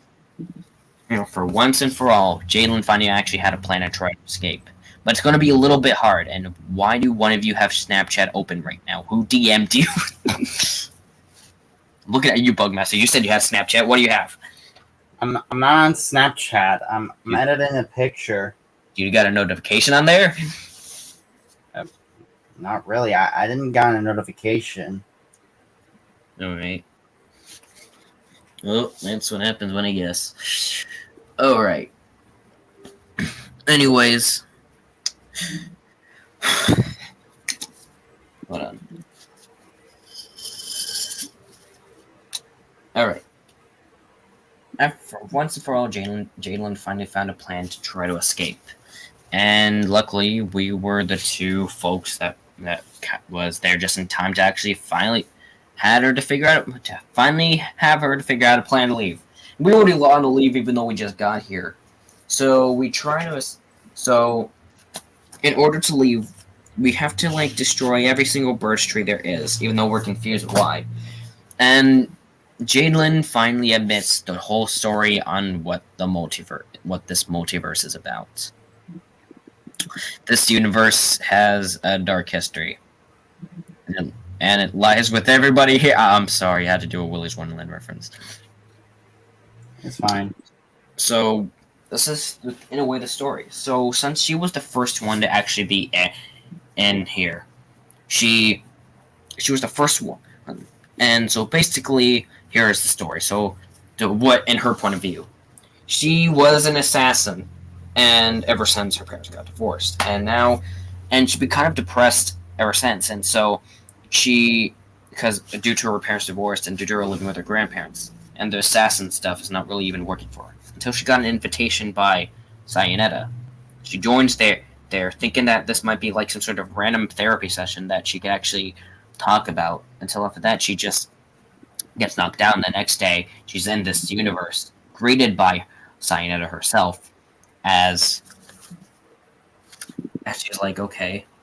And then after that, it becomes deadly all of a sudden because these monsters are trying to come after her. And then she finds a little small forest that Cyanida nor the others know about at all. And looks like few birch trees are destroyed right there. And looks like she can actually hide in there. And she finally found a little small house that she can finally go. And let's just say that small forest is like down under a cave hill in a way. That way it could be more of a shelter for them. For her. And after that, ever since, she tries saving a lot of other people that also got in the same situation, like other Jesus, the old man, Boris Anderson. And as she puts her theory up, her theory is that Cyanida, this demon, is only tracking people that are depressed. It's only depressed about their lives so she can actually track them down at their weakest moments. That way she can be power hunt. That way she could feed on people's souls and whatever else. She might be cannibal or something. That's what her theory was. And of course, we need to get the frig out of here, because these things are trying to come after us, and these people are deadly. They are deadly. Yeah, we need to run away. Yeah, we need to run away like pussies. Yeah, we need to run away like babies. What? Anyways, here is the next one. And meanwhile, we have Cyanida with her group. Cyanida calls Christopher and Ray, telling them to get back, as they do. So, and when they got back, Cyanida is kind of a little bit ticked off, but honestly forgiving, since she can be a little almost of herself. Cyanida said this has to be like the other time that they got away, and yet they are doing, in a way, a little bit of a bad job. But to keep Cyanida's happiness, he at least compliments them of what they're trying to do. Christopher's like, I cannot believe I'm having orders taken from an 18-year-old. Christopher's like that. It's like, I cannot believe I'm taking orders from a teen. Am I the only one that thinks that? Am I the only one here that's actually like, older than all of you? I'm actually 17,000 years old. Well, good to know, woman. But who looks to that? Like, who did I ask? Yeah, Christopher can be the sassy one in this group. And as for Alice, she's like, well, at least you guys tried. And like, you didn't even try at all. Ray does not say anything, so she just floats back and does not care at all. Going in her room, try to figure out the next thing to do before it's begun. Yeah, Ray is a very mysterious character. Very mysterious and very... the only thing I could say is that Ray is indeed Alice's sister, but both of them are so the opposite of each other. Alice is all fun, energetic, and etc. As Ray is just mostly like a demon full of mystery that no one can even think about. Jimmy, Christmas. Yeah, she is shrouded of mystery that people don't even know about. Like, is my screen sharing? Try to figure it out. Yeah, is my screen sharing right now? No, it's not sharing. Dang. Okay, hold on a second. My thing is loading again.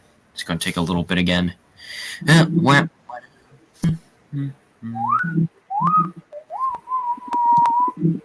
Thank you. If only I could whistle. Well, when I blow out, it kind of sounds like this. But when I suck in, I'll be like, kind of like that. I guess I know how to suck, huh? Yeah, I guess. God, that sounded weird. Yeah, kind of did. Alright, it's going to take a while. Let me just explain this. Meanwhile, Cyanida is thinking of a plan to try to stop us.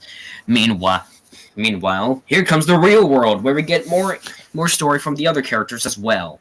Jesus, Kevin, Daniel, and Andrea. Because they're obviously, of course, we need a story with these guys, because honestly, like, come on, like, they're worrying for us. They need to care about us. It's not like they're like, well, let's continue with this a day.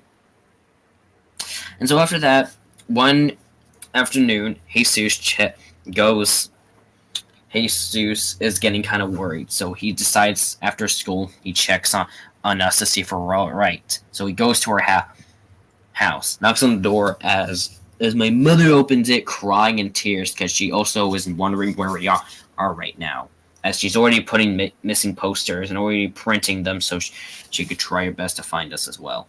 Jesus is confused of what's happening, and so he tries to comfort her in any ways possible, saying that he'll probably try to find us and try to put up missing posters on where we are. And of course, that's what, in a way, that kind of happens. Basically, Jesus finally also figure out a plan on trying to find us. He can go to every single town and find us and where we are. That way, if we run away, could probably have that explanation on why they are leaving, on what is happening, etc., etc. Yep. And so after that, he finally got he told the group that they are going on a road trip to find me, and luckily for them, a week is off of school. 1 week of school off. So they're like, frick it, yeah, sure. And so they go. Mm-hmm. There they go. Yeah, but there they go. They go on this crazy adventure road trip as they try looking for me. And while this road trip on the way, we get introduced to 2 more characters. Let me get them real quick. We get introduced to 2 more characters. Great. Okay. Get introduced to 2 more characters. Which is these guys right here. Great. So first we got Susan.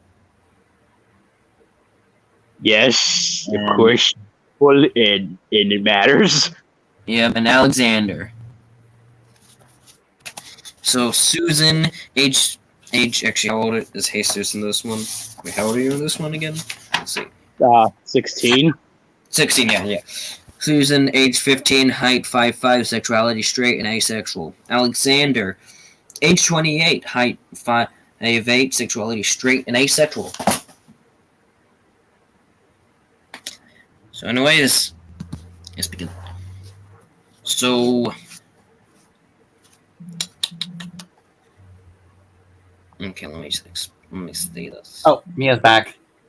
Yeah, I know. Can I finally move with this now? Is it finally working? No. Gonna have to wait a little bit longer. Anyway, so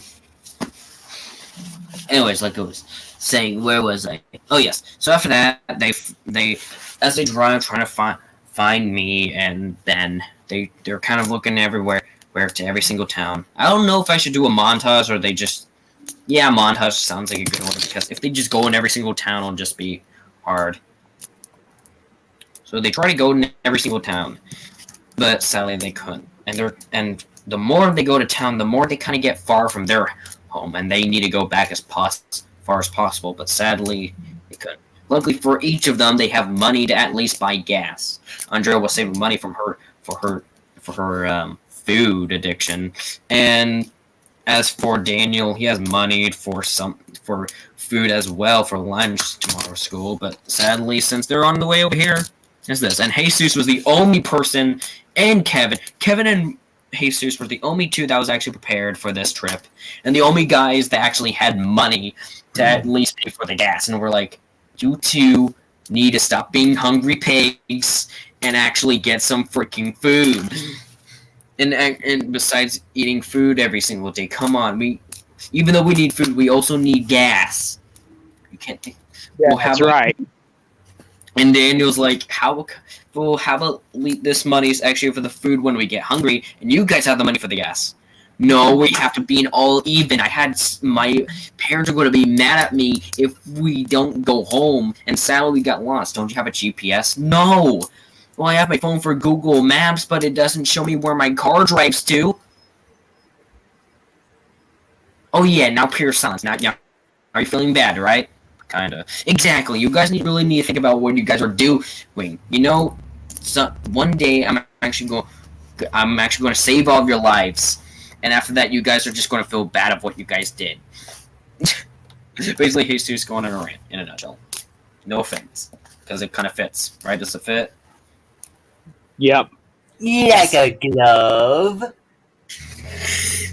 And after that, when they also finally I can share my screen now. Oh Jesus Christ, that took freaking forever. Here is concept art for Cyanida. This is for the audience that haven't seen this yet. So I know I showed you guys, but this is for the audience. Here is Cyanida. What she looks like. You can see that she has that suit with her. Cane, gloves, everything. Little cipher references. Ta-da, ta-da, ta-da. Told you, she's watching everything. Wide smile on her face. And next we have Christopher, another antagonist. As I said before, Western type, and can always bruises himself. That way he can do the work. He doesn't care how much he's in pain, as long as he's gonna do it.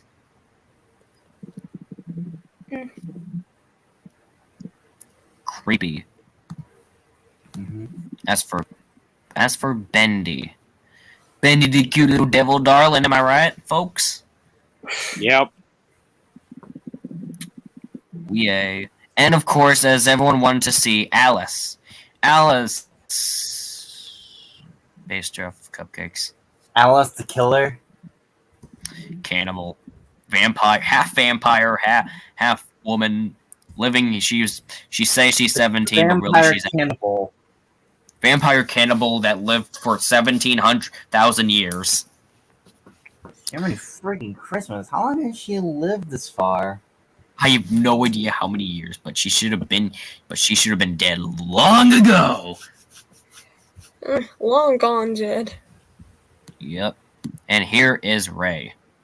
As I said before, the muted one, mostly silent and mystery. Mostly there just to actually get her job done too. Mostly full of black and white because no one knows what she's full of. So now I showed those antagonists. Let's go back of what I was talking about. Oop. There we go.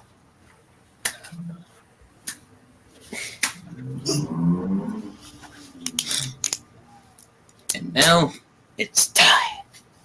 So after that, Jesus and the others are arguing until we get some hitchhikers. Until after that, where they're stranded in the middle of nowhere now. We're not really stranded, but they're driving in the middle of nowhere. Like just mostly some sort of desert place. As Jesus spots some two people. A dad and a 15-year-old. Giving out a thumbs up, saying, "Guys, we need a ride, please." And they're like, "Oh no." Of course.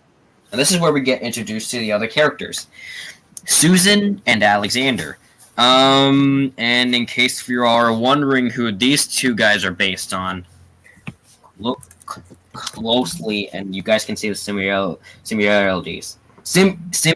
Similarities. Okay, thank you. Mia and Bugmaster, do you know who these two characters are based on? I don't know. Jesus. Tell them, Jesus. Okay, so Susan is based on Jimena, and with Alexander, he's based on I don't remember Jimena. Well, I guess in a way, like I don't remember. I'll say it. Okay, so based off of Flegel, but he's not going to sound like Flegel, nor have the voice of a Tigger. Just the act. Just the act, kind of, yeah. And no, he's not going to have, like, Banana Splits members, no. And we're not doing any Banana Splits references in this one, no. So, sorry if you really want... Because, as I said before, making this original, we already got Red and... Oh, yeah, I almost forgot. For Jesus, there's going to be some scenes when Jesus is going to have to deal with Tom, from Tom and Jerry, and Red as both of his conscience. By the way, I like the idea because Jesus needs that. Honestly, it's a great idea. And honestly, I like the idea, Jesus. I really do. Yeah. It's like Red and Tom, both like your conscience. It's like Kronk. It's like Kronk with Angel the Devil thing, you know? Yeah. It's hilarious. It's so off, but yet it works for me. Tom does the bad decisions and Red does the good decisions. Exactly. Tom is like, he's like, okay, Tom is like, Red is like, just don't. Stay cool, man. Stay cool. Do what I'm doing. I'm calming down. I can't calm down. I'm gonna kill you. There's gonna be a few scenes like that, folks. No. Just like that. Just like that. Just like that. Like, Tom's like, he's making that weird face. He's gonna be like, you're gonna die. Even though he has that weird face. Actually, Jesus, do you still have that avatar with Tom's face like that? I'll try getting it. All right, he's gonna show you guys an example with Tom. Okay, hold on. Shut up. Oh, no. Is anyone gonna help Flegel? Oh, he's officially corrupted. No, I'm not. I'm in a pool of lake. Now I'm corrupted. Oh man, poor Flegel. Hold on, just give me a minute. It's gonna take a bit long.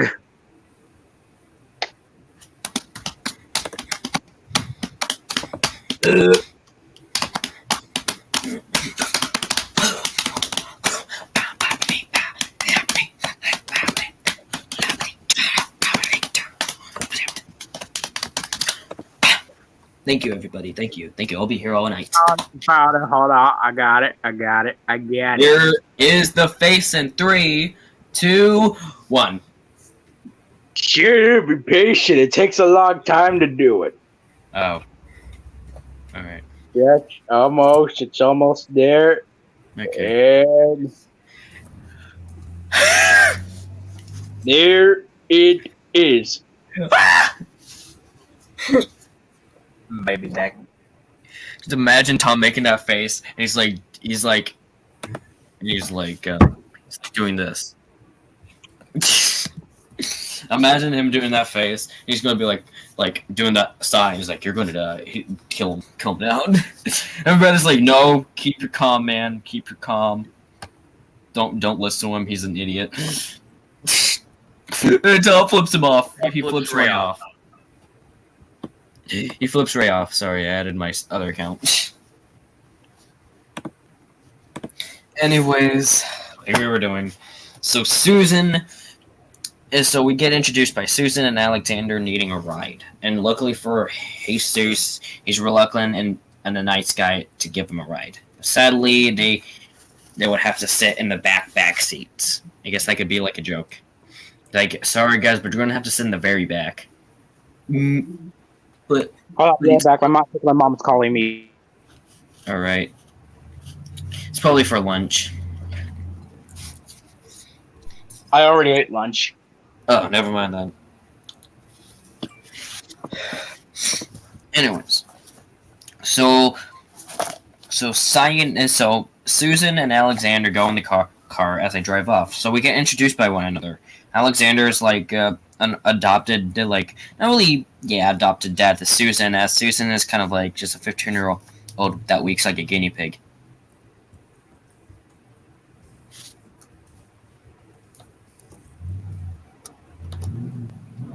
Yeah, frick you too. Anyways, so Susan and Alexander will both get introduced. I also want to make them as in a way funny characters, but that's where a biggest problem is going to come in our hands. This time there's someone. So Alexander explains to Jesus the reason why they're kind of like hitchhiking is because they're trying to run away from something. And Jesus is like, "What are you guys trying to run away from?" And they're like, "You're trying to run away from this like Susan's actual father." And I was like, "Can you guys just get the police?" And like, we're trying to, but we're in this straight in the middle of nowhere, and connections don't work here. And Jesus looks, and he's like, "Frick, right. I brought my Did anyone brought their charger?" And like, "Yeah, we brought our chargers." Great, we actually need them for the night because we're probably going to stay here for a while. I'm back. My mom decided to complain about Roblox. Okay, so can you continue what you were talking about before about Susan and Alexander? Sure. I'll rewind. So after that, Jesus So Susan and Alexander are hitchhiking in the middle of that desert, and Jesus is like, "Why you guys stranded here?" And just like, "There's no time to explain. Please let us." And like, "Okay, you're going to have to sit in the back seat." They go in the back seat, and they kind of explain to themselves to them. Alexander is the adopted dad of Susan, as Susan is just a guinea pig. Liar. Yeah, I'm looking at you. Oh, okay, great. Okay, I get it. Okay. Yeah, everybody gets it.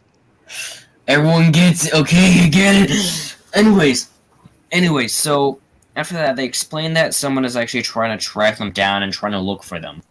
As Hastings is kind of worried and like saying, "How did you guys did you guys get the police about this?" And they're like, well, "There's no connections in the desert. We tried getting connection. Plus my phone, and I'm almost about to die." After that, Jesus checks his phone. He's like, "Damn it!" Also, no signal. And after that, Jesus is like, "Man, mine's out of battery too. Does anyone have a charger?" It's like, we all have our chargers. And Jesus is like, "This is why I need to check and see if I brought my charger." And Jesus just grabs a freaking bag, purse, whatever. He grabs it. It's like, "Thank God I got a charger." That's why you always bring your charger with you, kids. Always. Yep, that's why he puts it, he plugs it in and on the car, and he's like, "Okay, we're good. We're just gonna have to wait. We're going to a nearby town. Let's go to some sort of dining place so we can get the cops for you." And they're like, "Thank you, God." And after that, meanwhile, we get introduced by another antagonist. That's in the actual world. Let me get a picture of him. He's somewhere. I think he's near. He's near somewhere.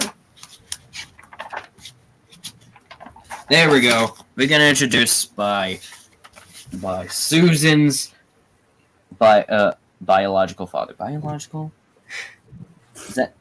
Is that how you say it, right? Biological? Yeah. Biological father.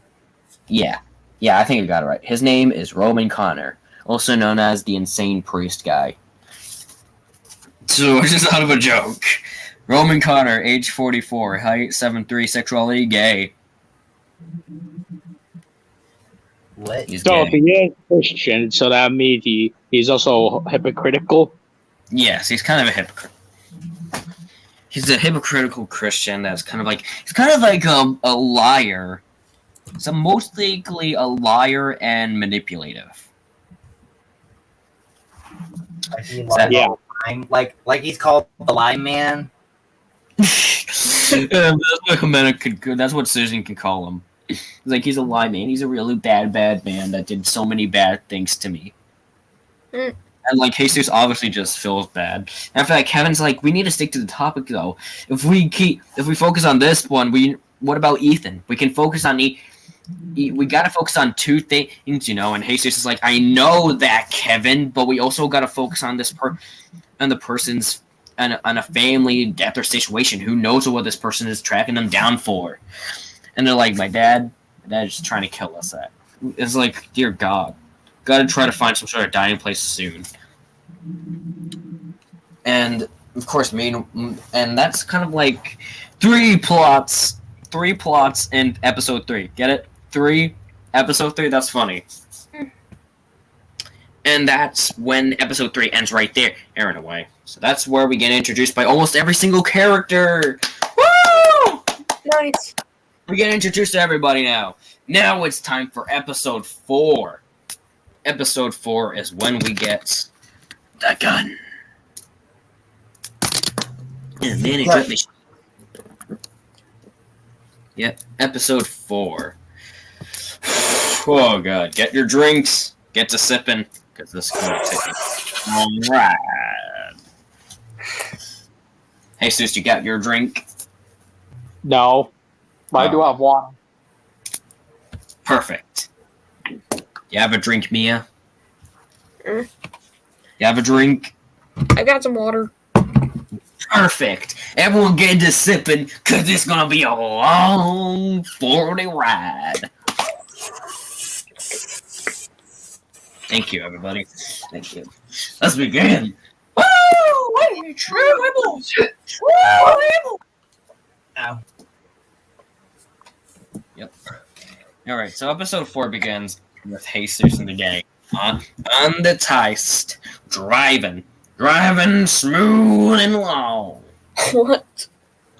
Okay, fine. They're driving, they're trying to find a way, and back to where they were before. They're still trying to find a way to find a dining area or something that has Wi-Fi so they can contact the police.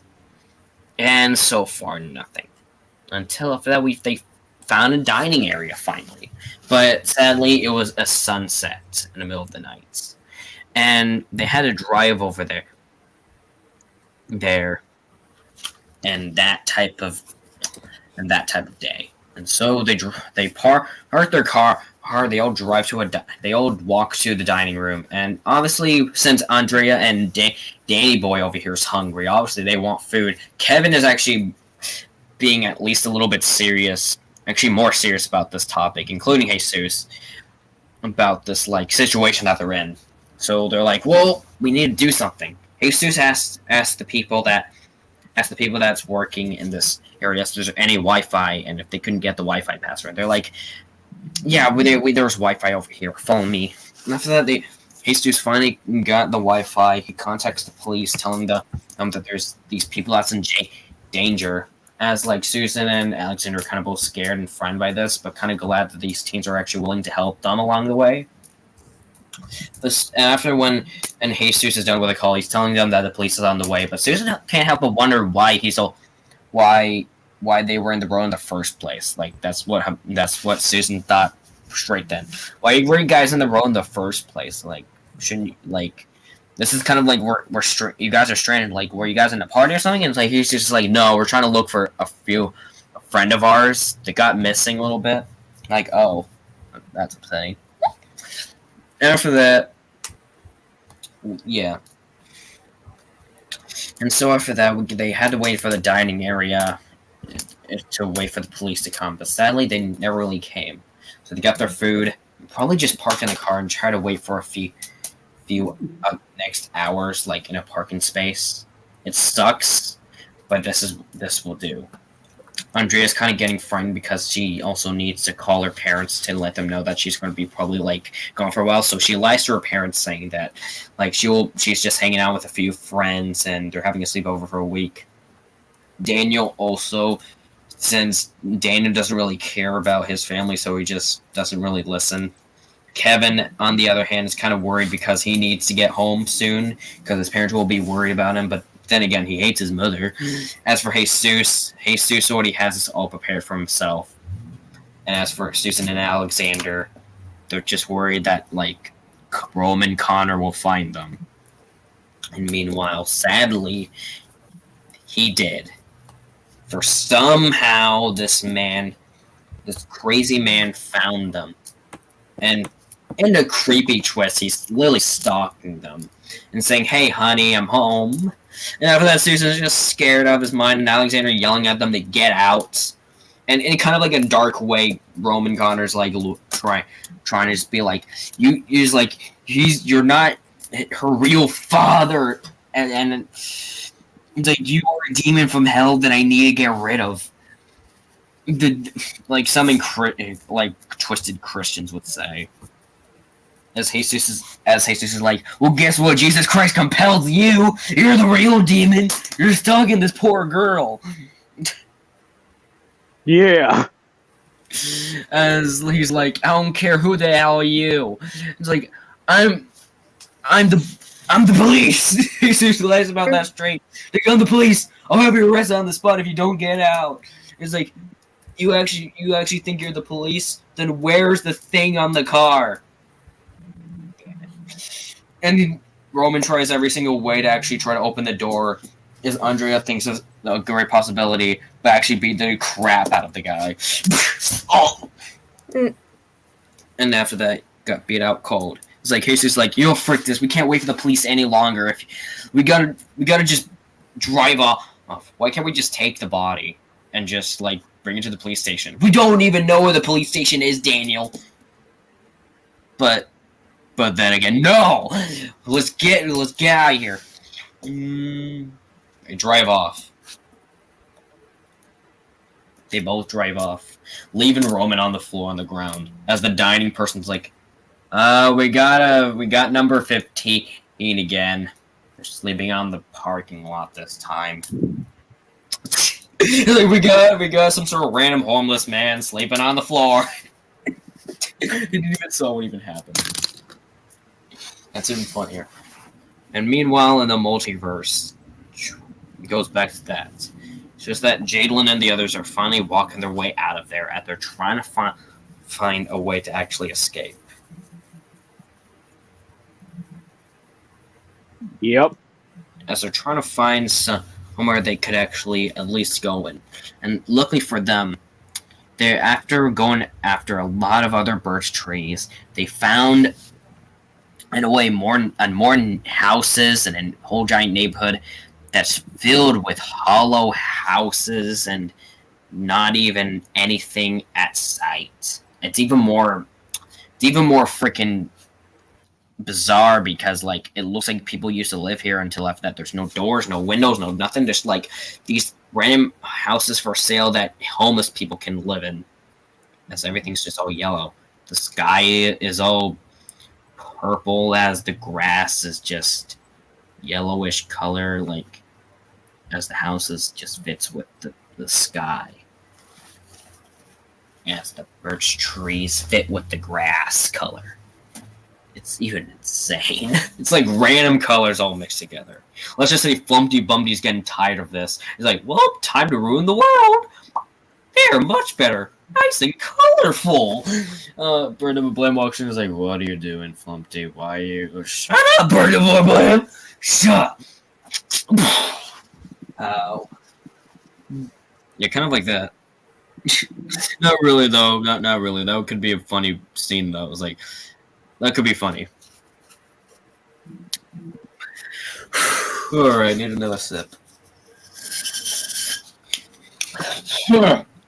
Okay, anyway, so the others try to find a way, try to probably find some shelter each hour they go to in case if they try to find them.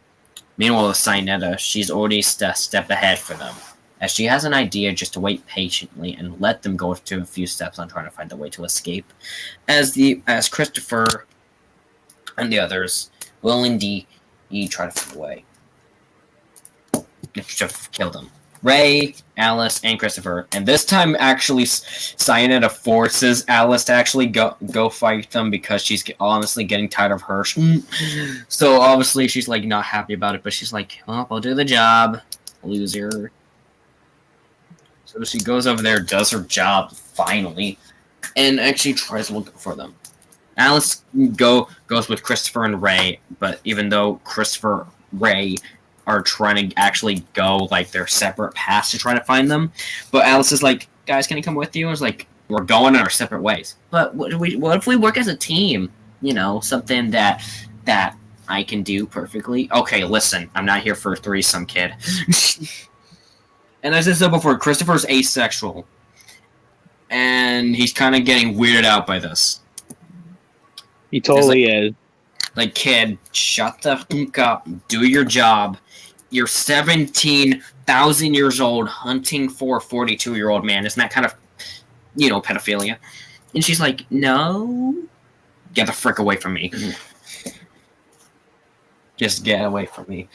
Even though you're a freaking vampire does not mean I can use force to hit a woman. Mm-hmm. He's like, yeah, I was just trying to find every single way to freaking annoy him to death. As Ray is just silent, not dealing with any of this. After that, Ray just flies away, going to her own separate path, and trying to just, as Christopher just tries to get away from Alice as far as possible, and as Alice is like, please, can I join you? No. Don't get the fuck away from me. Kind of just like that. Just like there's like, get the heck away from me before I freaking punch you. You can't punch a vampire. Yes, I can. But just use the stake. Use the stake. Here's stake. Steak. That's not what I mean by stick. It means a piece of wood to the chest. I'll shoot you with the gun. Nerf gun. Use garlic. It's like Christopher's like, you know what, frick this, frick it, you're an idiotic child, you know that, but yeah, you're right, but you kind of are handsome. You know what? Every girl will dig on me, but you know what? I don't let them dig on it, cause you know why? I don't want them to get pregnant and birth an ugly child. Why do you hate children? Because we're not having this conversation. Can we just focus on the topic that we're trying to do? Oh yeah, hunting those kids, right? Yes.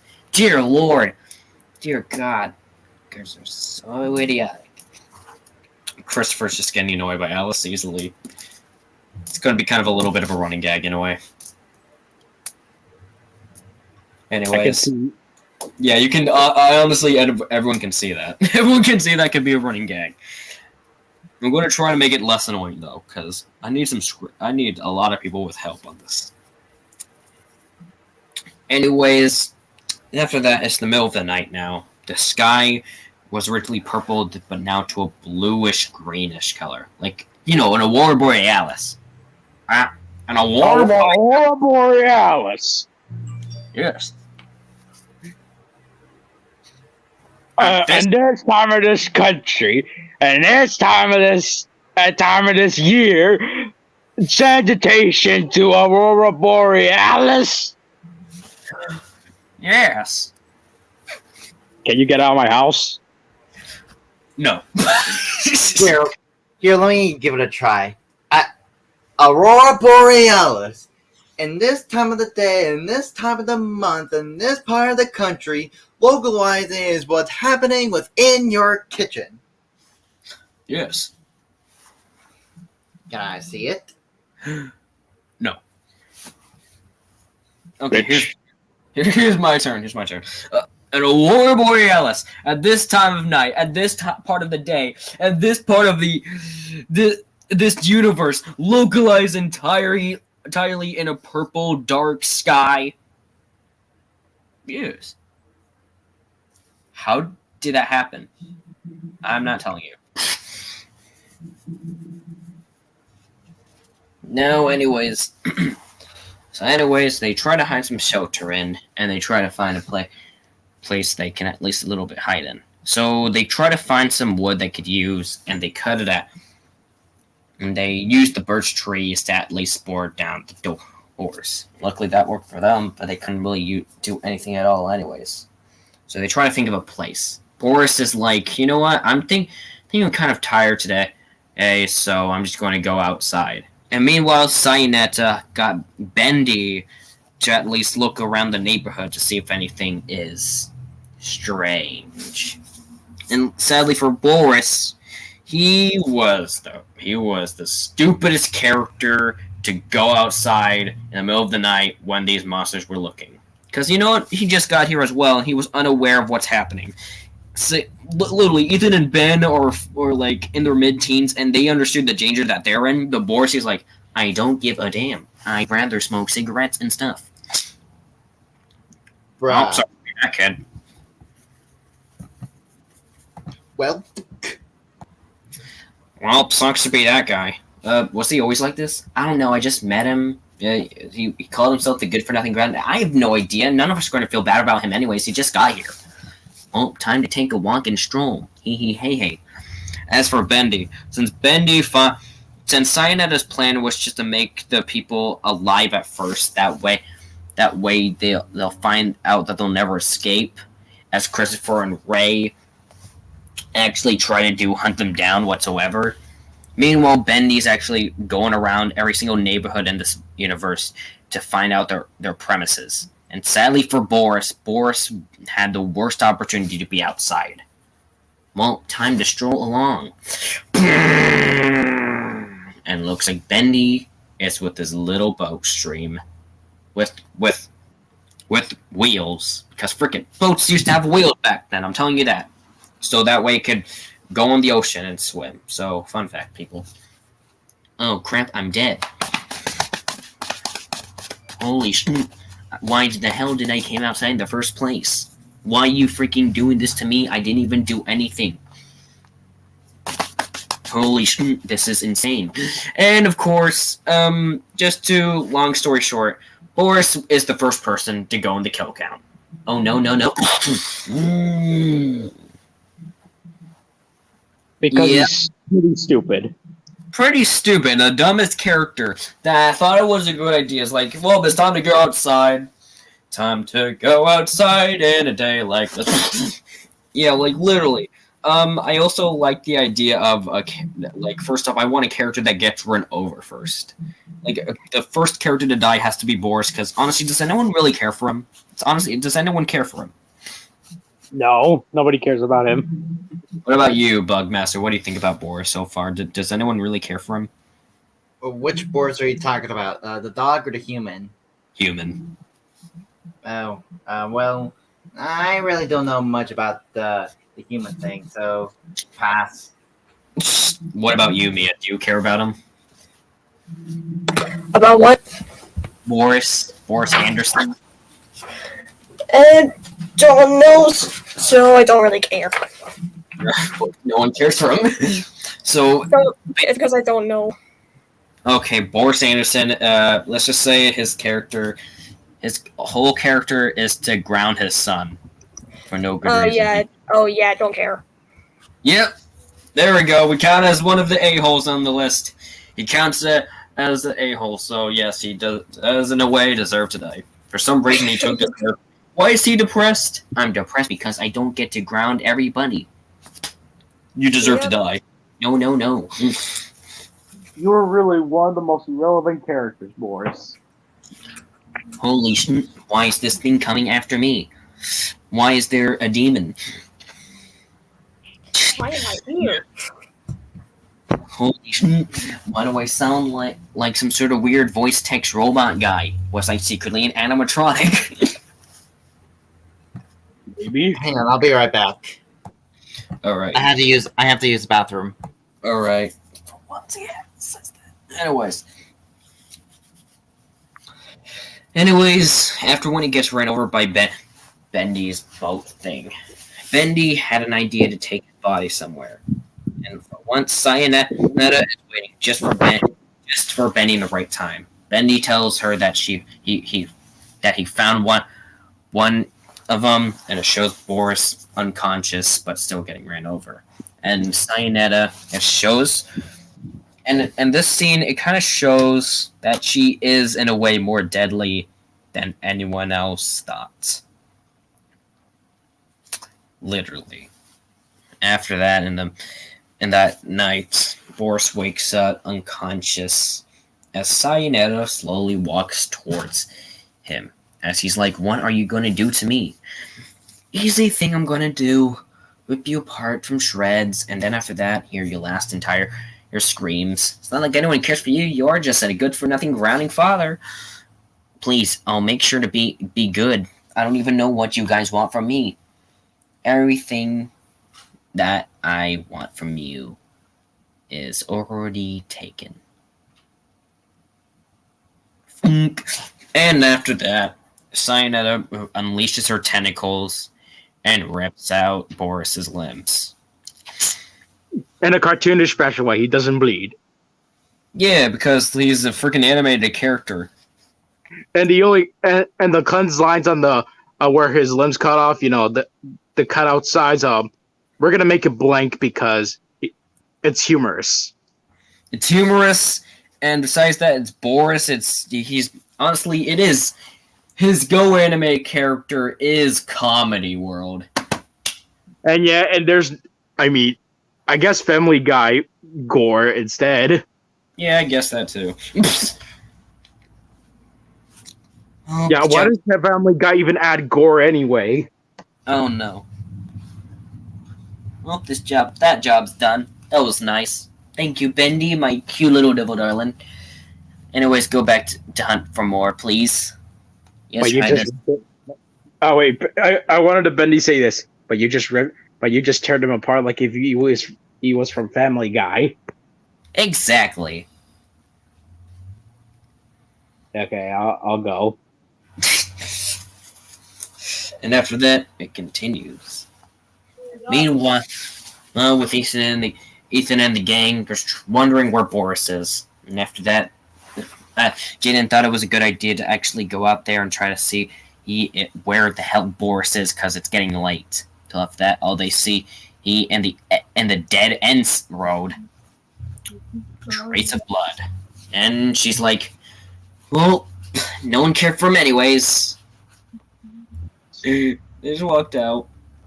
Like, what was the point of Boris being there? I don't know. I just wanted to save his life, but he was honestly getting annoying from the start. He was kind of helpful, but yeah, he takes himself having a terrible fathership. What is like? Let's see, how many of us are here? Ethan, Ben, Jaden, other Jesus, Dawson, himself, and who else? I guess Boris, yeah. 1 is 7 minus 1. 6. 6 of us are left. Did you really have to do an equation of that? Yes! What, slap you? Okay, never mind. And after that... Meanwhile, we finally get kind of a little bit of a story to Baldy's character. And finally having a little bit of character growth. Meanwhile, in the middle of the night, we are in this small little house trying to find a way out of here, but sadly no use. As for once, I always kind of wonder how, like, why you guys even got here in the first place? And like Dawson's like, man, that's an interesting story. Dawson, what are you doing? Man, I can't place myself. I can't do what I meant. But fine, do it. It's for the story anyways. It's a compelling story. Musical.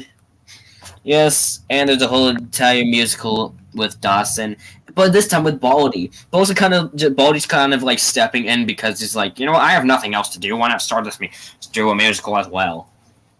Kind of sings about more of his life than Dawson, since Dawson's giving a little bit of information about his story, as Baldy's giving out a little bit more of his story too, as he's giving out a little bit of too much information about it, saying that he actually has a twin brother that's more violent than him, and he also has a wife and son, Susan and Andrew. Susan being his wife and Andrew being his son. And he used to be actually a funny guy until he has this massive multiple personality disorder that he has. And after that like he had uncontrolled, his other personality is kind of like getting on hold of him too much and always hurting his family, and not the way that he wants to. Like, he does not want to hurt his family at all. He wants them. He loves them, and he does not want to be that abusive dad. And so Baldy had no other choice but to leave his family behind and start a new life. And the more he is distant from his actual family, the more if he does not act like himself. His original self was all funny, energetic, expressible, and most of all, he's like, pretty nice, and he was mostly like the dumb one of the group, and his brother Baldy is like the only person that was like, brother, you need to go think yourself and actually have a real job besides being a lazy all the time. But Baldy, can't you see I'm reading a newspaper? What, are you trying to look for a job? No? Get a job, Baldy. Yeah, basically Jesus' Baldy's like, get a freaking job. Right? Am I right? Yep. Now for that, Baldy, ever since Baldy was distanced from his family, he decided to change of his new self. To become a school teacher. And to become someone that he kind of never wished to be, but yet he is one. He became a school teacher that usually teaches students basic math. Basically just for special kids in that special age. Every single time when they get a question wrong, his ego breaks out. And I think you know the story. And that's maybe instead of Mr. Crocker saying fairy godparent, when he gets at this, fairy godfather, fairy godfather. It's like, fairy godfather. I mean, fairy godparents. You're a freaking fairy godfather. A fairy godmother. Oh wait, no, that's Cinderella. Very good, brother. Wait. Yeah, you're actually right about that. Very good, brother. I'm pretty I quit my job. And now since I'm a school teacher, I get to fail everybody. You get an F. You get an F. You get an F. Frick you. You get a D. Do you know what a little dog starts with? D. That's right, bully. Exactly. That dicks start with D. These nuts start with D. No, that's just a made-up word that Generation Z people made. Oh, thank you so much, Bully, for that incredible presentation. But you, even though it wasn't remotely of the topic of your dog, do you know what letter dog starts with anyways? D. Exactly, and that's part of your grade. Damn. Now, can anyone else go up and for your show and tell so you can explain me what you also brought? I brought a dinosaur. Ah, yes, a dinosaur. Another word that starts with a D. You're also I think I can't stop watching Lightyear now. Is it good? Is it too good? Yeah, honestly, I didn't expect it to be actually good. I just feel like people just didn't give it a chance. Yeah, same with me. I feel like we should just all ignore the continuity and actually enjoy it. Let's just say that it's actually let's just say it's just another generic Pixar movie that doesn't make sense. How about that? It's from separate universes. And plus, Lightyear's not really your typical Pixar movie. Yeah, it's basically just a parody of sci-fi movies. It almost feels like that Lightyear's not even made by Disney and Pixar. It almost feels like something DreamWorks could make. Honestly, I could kind of see that. Or maybe it's like a new company that we never saw before, maybe. I don't know. Ooh, Universal. Yeah, Universal. Just like how they did with the bad guys. Mm-hmm. Yeah. Anyways, back to the thing. Where was I? Oh yeah, Baldy story. And after that, he became a school teacher and slowly losing his actual self. Every single time when people get their answer wrong, I think you know what he always does. Spankity spank. Yep, and it was never like that, Baldy, ever since. Baldy wishes to be like himself again, but sadly he can't because honestly that's him. And so honestly, Dawson kind of like, man, I feel bad for you, man. And of course, the song is basically of Dawson's little story, but with mostly Baldy. And both of them have a dream. Dawson has a dream to also escape, and Baldy, same with him. But Baldy has a different dream, to go back with his family and at least live in peace with them again, and at least get rid of his multiple personality disorder, because he really needs to. As for Dawson, he also wants to be free. But then again, free out of this universe, but also be free out. Like, just get out of there. And, like, I just feel bad because, like, yeah. And lastly, we even have the old man. We didn't really get introduced to him that much. We only get introduced to Boris being the good-for-nothing grounding dad that died soon after. Got introduced to Baldy being a teacher that actually just wants to be back to his family. We got introduced to Dawson a little bit, saying that he wants to be free as in, like, free from an abusive relationship with his family and just, go into high skies. But as for the old man, after when the song ends, the old man claps in gratitude, because honestly, it's nice to see people that's young and actually have a dream, unlike him, that he used to have. The old man's like, oh, I was always an old man. You get it? Yeah, because I'm an old man. Anyways, honestly, we never really got introduced to you. What is your name? My name? Never really thought of that for a while now. I think I forgot my name. I'm sorry, just been a huge while. Whoa. Yeah, it really has been a huge while. Who are you? Oh no, some guy with a deep voice. I'll go. Meanwhile, other Jesus does not want to be engaged with this, so he goes to bed early, as Jadalyn doesn't even care at all, so she also does the same. And as for me, I'm like, well, I guess it is time for us to go to bed. So everyone just says goodnight to each other, goes right to sleep. Meanwhile, with Jesus and the other gang, they're trying to find a way to get the frick out of here. and trying to drive off to somewhere, like some near town or somewhere. He's trying to find his Google Maps, but sadly, no signal at all. It's even more stupid since like they're in a place with no signal at all. So after that, they drive off. But meanwhile, they finally found a hotel.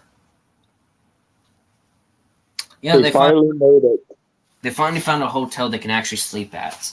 And so they finally got out of the car and finally just went to sleep. Dealing with after that, finally just getting rid of all of the stress that is happening to them.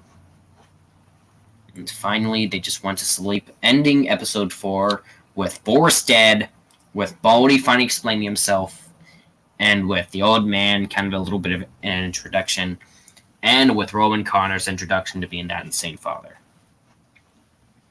And here comes a little bit of episode 5. Here comes the plot for episode 5 now. Man, honestly, before we begin, this is kind of great since I'm finally actually figuring out all the episodes together now. So I'm kind of glad. So finally, Yep, you're done. Yeah, I'm actually figuring out all the episodes as we go by, so this is honestly great. So I'm proud of myself. Yeah, super great. Really great. Yeah, anyway, super duper. Really super duper great. Like, we got introduced by every single character. You even have a spotlight. Honestly, you're just the main character in your side plot of the story. Yeah, I guess so. You're like the leader of everybody, keeping everyone in check. It's like, everyone, we gotta go. We gotta go, do this now, or else I'm gonna be all of your imps. Except Susan. What, were you about to say sexy Susan? No, it was on accident. I was stuttering. Oh, okay. Why would you think that? Oh, no, couple. Anyways, in episode 5, this is where things get juicy. Literally, there's actually a juice box. Oh, that sounded like a sausage party joke. Sausage party? You mean... Oh, that movie. Wait, you watched that movie?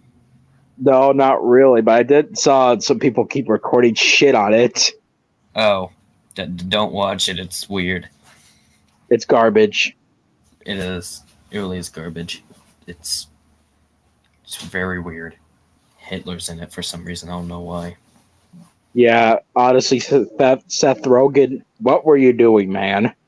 Literally. Anyways, You go on. Alright. Episode 5. Oh, we already into the other episodes. Woo! Woo! Okay, episode 5. Let's see, what's in episode 5? Yes. So after when Jesus and the gang are done with the hotel, obviously Daniel's like, I'm hungry. Are you kidding me right now, Daniel? What do you want from me, Jesus? What do you want from me? I want you to stop being freaking hungry for once and actually do something with your life besides eating all the time. Are you really hungry for breakfast? I'm hungry too. Andre, are you too? We got someone to look for. We got the police. We need to talk to and question about, and we got everything else. We don't want. The police is probably looking for us and trying to find us right now, as we have Ethan to also look for. Can't you see we're doing something right here? Can you call the police and just explain about the missing report on Ethan? I sure thought that soon, but you know what? This is more funner because you know what? If it wasn't for me thinking of this road trip, these two people right here would have been killed or something by this weird priest guy that's coming after us now. So I'm doing all of you a favor. You guys want Ethan back, or do you want these two dead and want Ethan gone forever? None. Exactly. We're here for Ethan, man. God damn. So no breakfast tonight. Daniel, I swear to God. Daniel, I swear to God, if you don't shut the hell up, I'm gonna smack you like your granny. So yeah, that's basically just like that. Anyways, meanwhile, they do kind of have a little bit of breakfast, but like honestly, Jesus is just getting ticked off by the second because every single time they eat, every single thing is wasted. as Susan is like, honestly, for some reason, this is where the romantic plot comes in. Susan kind of gets it. Yeah, you get okay. Anyway, so Susan just starts having heartbeats. And it's like, what are your hobbies? And it's like, what? What are your hobbies? Like, my hobbies? Yeah. I like movies. I like playing video games. Do you like FNAF? Yeah, I like FNAF. Why? I do too. I was like, is this a date or something? No, it's not a date. What? Sorry, my daughter can be like this. She never really talked to anybody before because she doesn't really have any friends back then. That's just sad. And yeah, Susan and Jesus have a little bit of a talk as like Andrea's like getting ticked off at Daniel, or as Kevin's like there, as Kevin is like also talking to the others too. It's like they need to also figure out, like Jesus is trying to figure out a way to find to find the police station or like get the police to them, as Kevin is also trying to find a way to find Ethan and try to think of a few places that he could probably be. Like they already tracked down the house, they already looked down at their neighborhood, they already looked down the neighborhood after that he could be in, but still nowhere to be found. Yep. And Andrea's getting worried for me as well, as Daniel's like, well, yeah, I work for the guy too, but can we focus more on this? And like Kevin and Andrea's like, dude, you are not helping shut the hell up. And after that, they get back on the road. And sadly for Jesus and the others, they are low on money a little bit, so they need to be careful. Yep. Mm-hmm. And they drive off. Meanwhile, with my mother, and meanwhile with her, she's also trying to look for me, trying to find some missing grabbing some missing posters, posting it on a tree or other places too, trying to look for me. As the police are trying every single way to trying to find them. As she's like, please find my babies. I want my babies back. The police is like, you said babies back? Yeah, I want my babies.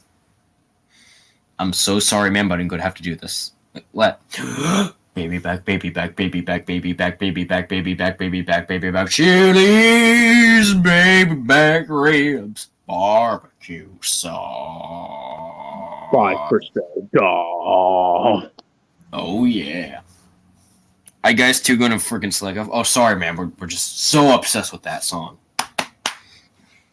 Chilies, baby back ribs, barbecue sauce.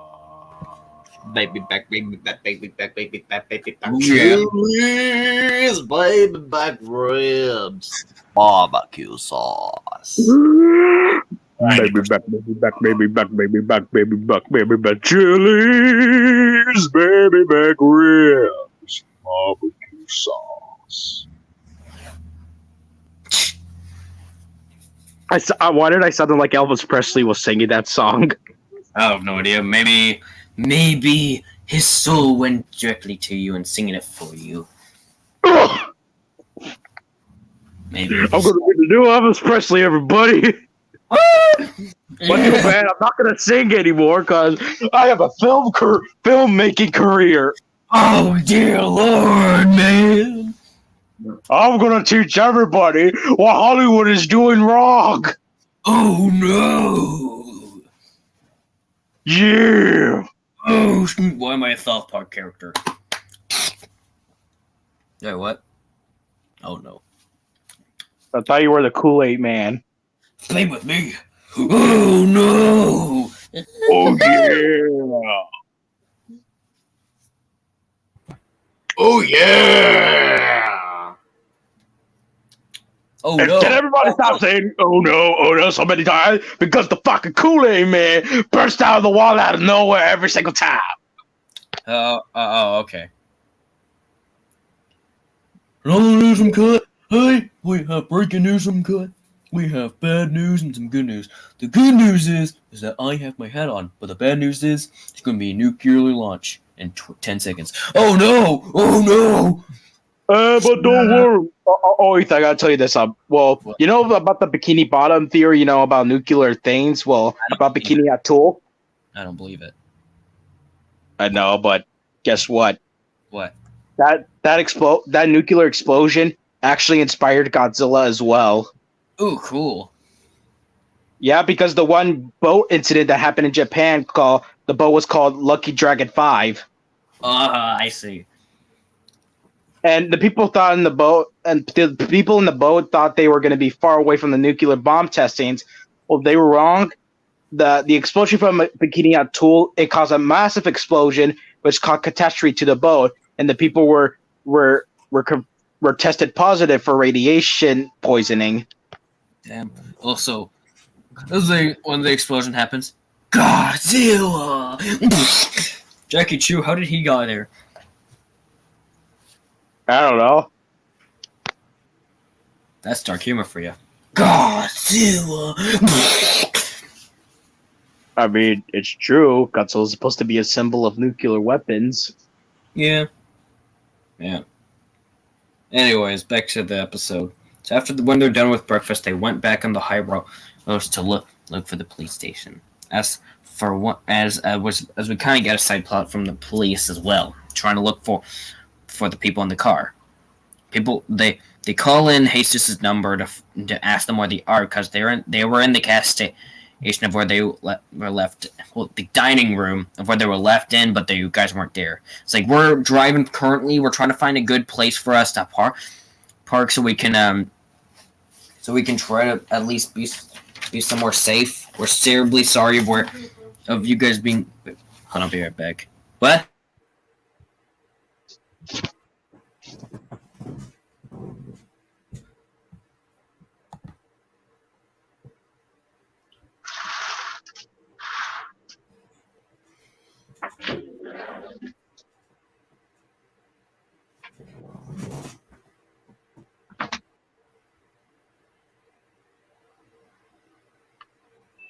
Chef Pee-Pee! Oh, what? And Jackie Chu! Yes, sir! Oh, boy, how are my two chefs going? And look at you, Jackie Chu. Your salute, maybe when I come here. But, sir, well, Bowser, I can do the same thing. I salute you. Look, here. That is one of the worst salutes I ever saw, Chef Pee. You want to know why? Because you're dumb! Yeah, that's correct.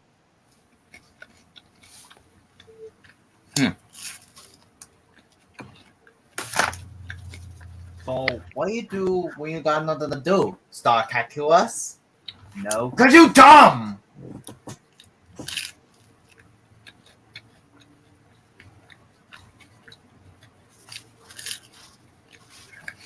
Alright, I'm back.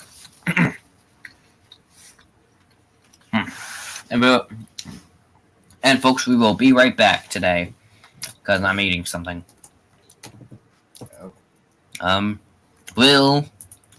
Alright.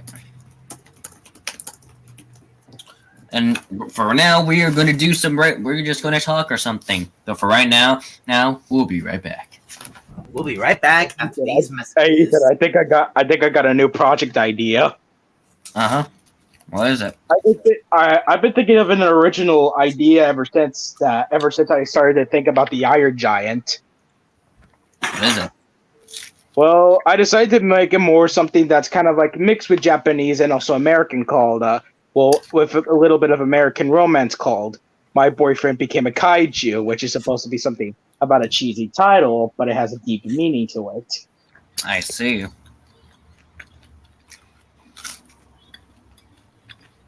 Yep. And the thing is, I wanna try an idea of what the kaiju's design would look like, but I don't know what. I've been thinking of something from one of the monsters from Dawn of the Monsters, but I was like, no, that would just get me in trouble for copyright. I want to think of an original design. I don't know what to say for you. I mean, I want a kaiju to be inspired to be like mixed with Godzilla, including possibly with another kaiju named Gamera, and I guess a little bit of mix of Gorgo, which was a Godzilla ripoff back then with America. Mm-hmm.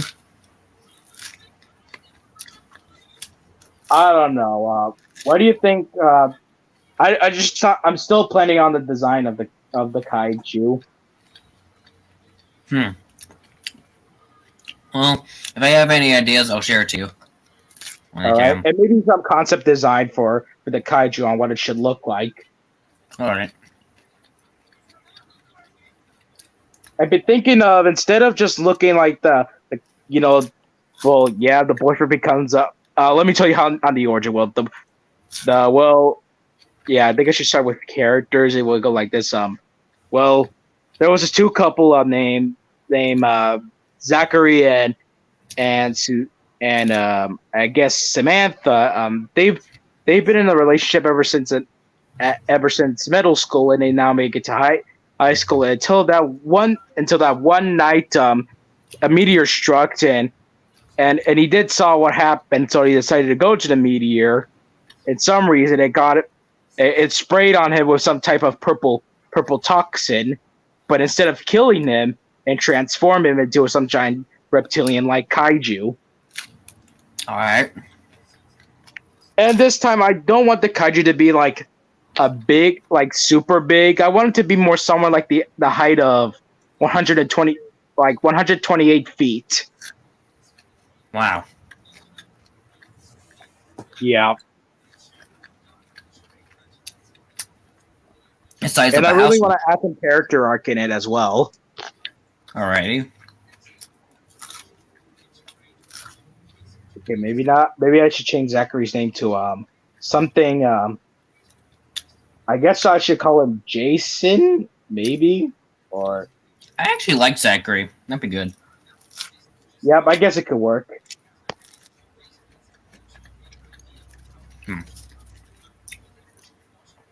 Well. Also, I can't believe Toad is finally back on SML on Junior's Big Mistake. Yeah. I bet he's not going to be there for long, though. Yep. They were just named Little T. Mm-hmm.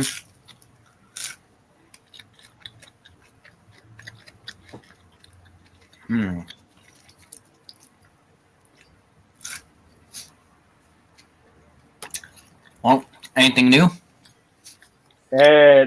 Nope, nothing new. I'm working on updating the super split of their outfits to something more new. And Dreehake did ask me a favor of the banana split tour bus because he's not really good at probably like drawing the tour bus. So I decided to say yes and do it when I get a chance. All right.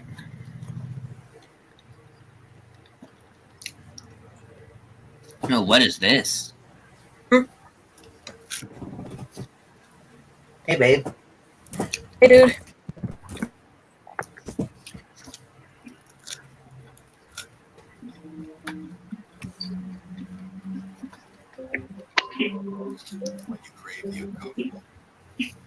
You're watching another SML video again?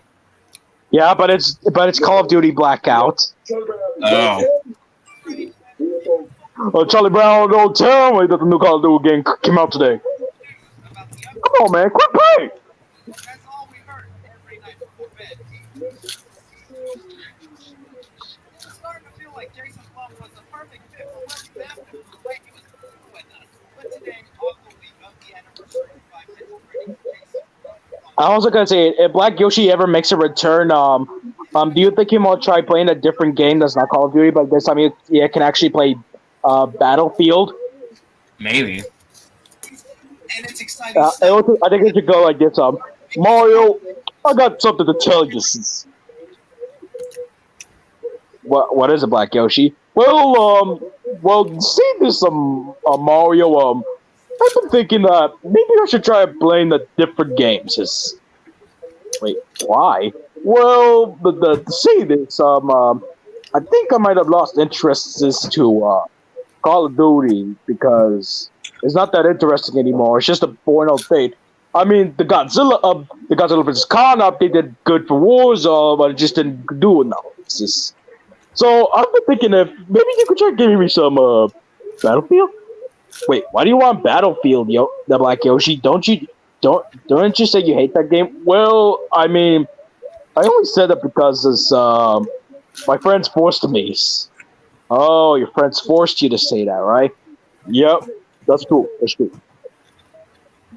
Okay. Also, Ethan, I think I do have the thing. I originally wanted the like the kaiji to be more like something like from Megadon from the game, but I decided that this is what I originally wanted the kaiji to be for, even though it's probably over copyright hands.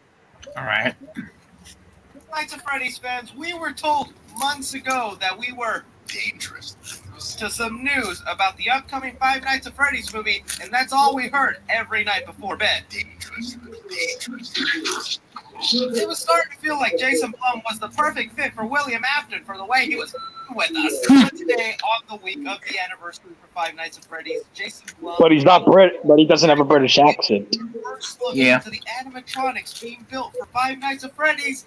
And it's exciting stuff, because that means if they're starting to make these prototype suits, they're about to start ready to get filming, and this thing will finally happen after years of waiting.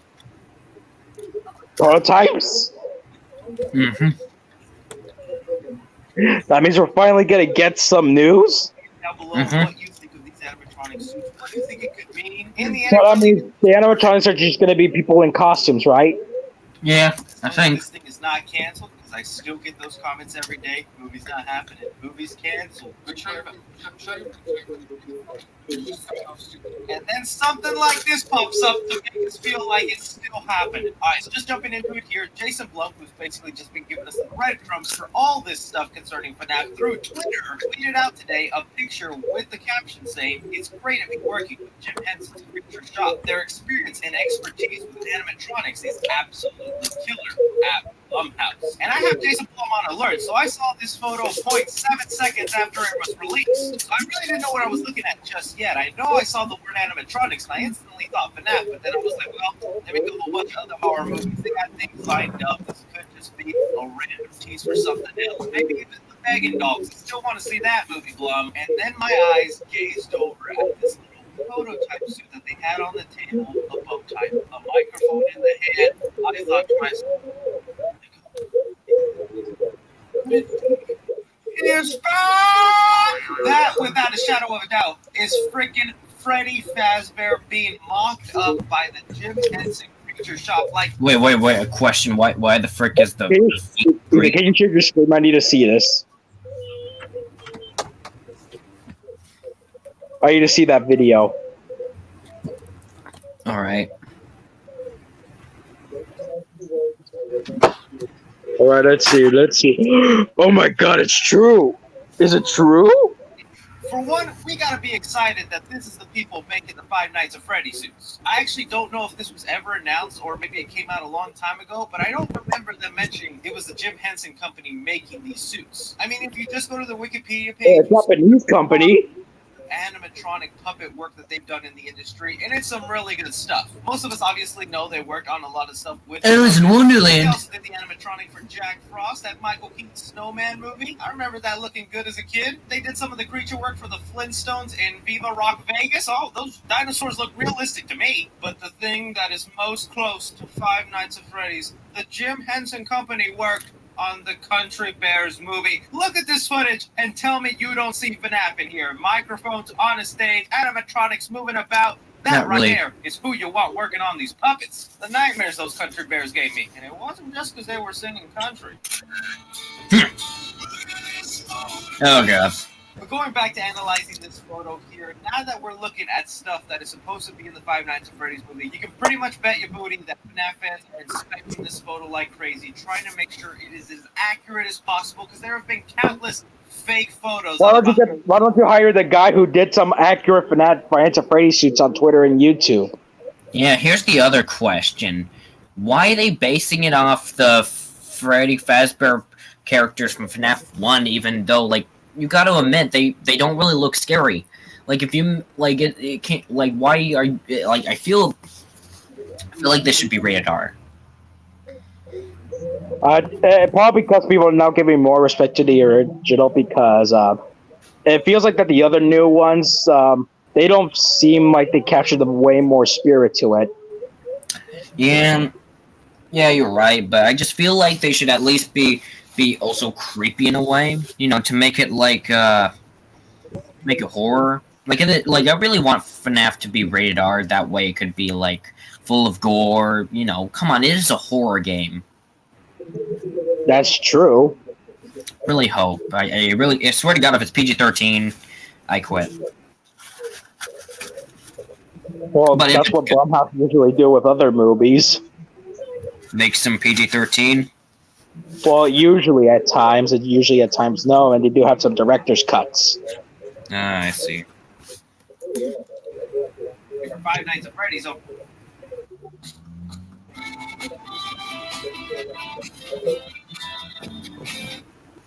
Over the years. And to me, so far, this looks extremely accurate. The way the fingers look, the microphone in his hand, the freaking little Freddy Fazbear bow tie. The only thing I was like, does Freddy Fazbear only have 3 toes on his feet? Here's the real question: why SpongeBob? Wait, is that SpongeBob? Where? Right there. Let's not mention that. It's not important. Look up Freddy Fazbear feet. Forgive me, Google, if you show me something dirty. Freddy Fazbear feet. Go. Oh. Not that kind of feet. I should have What been. the heck? I always thought Freddy Fazbear maybe had 4 toes, but it's good to know that through the FNAF community, they have proven to me 3 toes. Accurate. So yeah, they're making the suits as accurate as possible, and they're going to be instantly recognizable as the FNAF animatronics when they come on screen. But that's also something else people are complaining about, because if you see here, some people are thinking, oh, is this going to be like a little toy they put in the little Freddy Fazbear Pizzeria, something you win with some tickets and whatnot? To me, this looks like it's just the mock mini prototype, because they eventually want to build a full-scale suit. What is this? A center for ants, but you don't want to waste material, so you make it small scale with this little figure inside, and it got some people freaking out because it's like, oh man, are the FNAF animatronics not going to be animatronics, and it's just going to be people in suits running around with little robot noises in the background? Not again! Not again! What do you mean not again? They're going to be... okay, hear this. Hear it. But you don't want to waste material, so you make it small scale with this little figure inside, and it got some people freaking out because it's like, oh man, are the FNAF animatronics not going to be animatronics, and it's just going to be people in suits running around with little robot noises in the background? Oh god. Just like, hold on. Let me correct it for it. Let me say it. I'm an innocent. Oh god.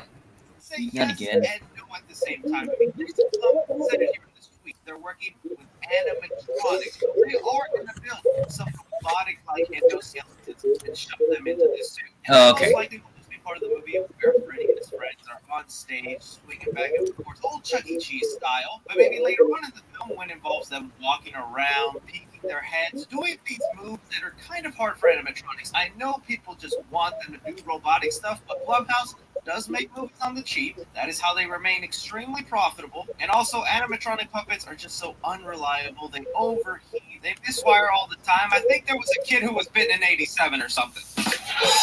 I think it was And 83. it causes a lot of downtime on set that I feel like they don't want to be dealing with. And come on now, you can't build a robotic animatronic that's going to zoom down some hallways.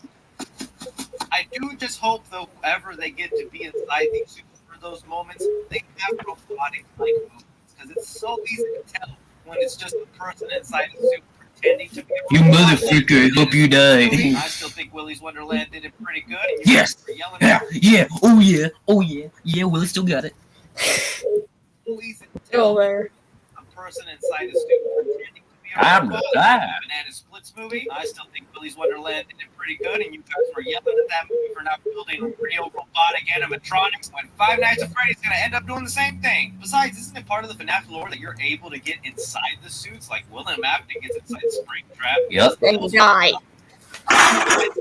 There's supposed to be some fair with it. I think it's perfectly fine. What I'm getting most excited about now that I didn't realize until I started hitting play on this video, in the very corner, you can see Freddy Fazbear's head right there. He's missing his ear. Where? Is right over here. And actually, now that I'm looking at it, this might be one of his ears also. They are really going to be making some faithful-looking FNAF puppets. Here's the real question: why is the feet green? Why is it green? Like what? That's kind of off because I don't remember any green animatronics. Ears also. They are Except really for going to be one. making some I think they're just prototypes. and I'm excited for this, man. It's Maybe. just good to know it's getting made. It was so disappointing last year when they said they were going to film during the spring. That never happened. We would have had the movie this year, but here now that they're actually working on these prototypes, they're getting them made. They're looking pretty accurate. Announcements are going to be coming. I think October we are going to get some FNAF stuff that is going to blow our minds. Directors, castings, voice actors. Heck, I wouldn't even be surprised if this black little toy is supposed to be modeled after one of the actors, but doesn't really look recognizable to me. This also lets us know whenever Bonnie, Chica, and Foxy are revealed, they're going to look pretty accurate. And I know I just keep coming back to the accuracy, but every time something is adapted into movie form, they love to change up the costume. They want to put their own spin and flavor on it. But I'm assuming this has to do a lot with maybe Scott's creative control over the project, because we know he has like a lot of creative control over this movie, and it's the reason it's taken so long, because he just keeps rejecting every idea, every script. We thought he accepted the last one, and then that even got rejected. So hopefully the movie they're going to start filming now is a great idea, Scott approved, and we could all enjoy it. I throw it up to you FNAF fans. You see them working on the first prototype animatronics here. Will you be disappointed if for a majority of the movie they don't actually build full-scale robots and have people in suits? What do you think the mixture will be? Because I'm telling you, they are going to do some scenes where they have people in suits. It's just a cost-effective way to do it. But again, that doesn't mean we're not getting any animatronics. We're getting some. I just don't think they're going to be a large part of the film. Let me know what you guys think. Don't be forgetting to hit that like button. Subscribe if you haven't already. All right, everybody. What do you thought of that? Good. All right. Anyways, and folks, we are back. That's episode 5. So where were we? The part where... Do you remember? Part when with Jesus, right, and the others. Yeah. Which scene? I guess, I don't remember. Oh, wait, the baby back ribs? The baby back ribs. Thank you so much. Thank you. Baby back. You're glitching. You sound stacky. That wasn't me. That was him. I know you're talking to him. No, Jesus said said my name.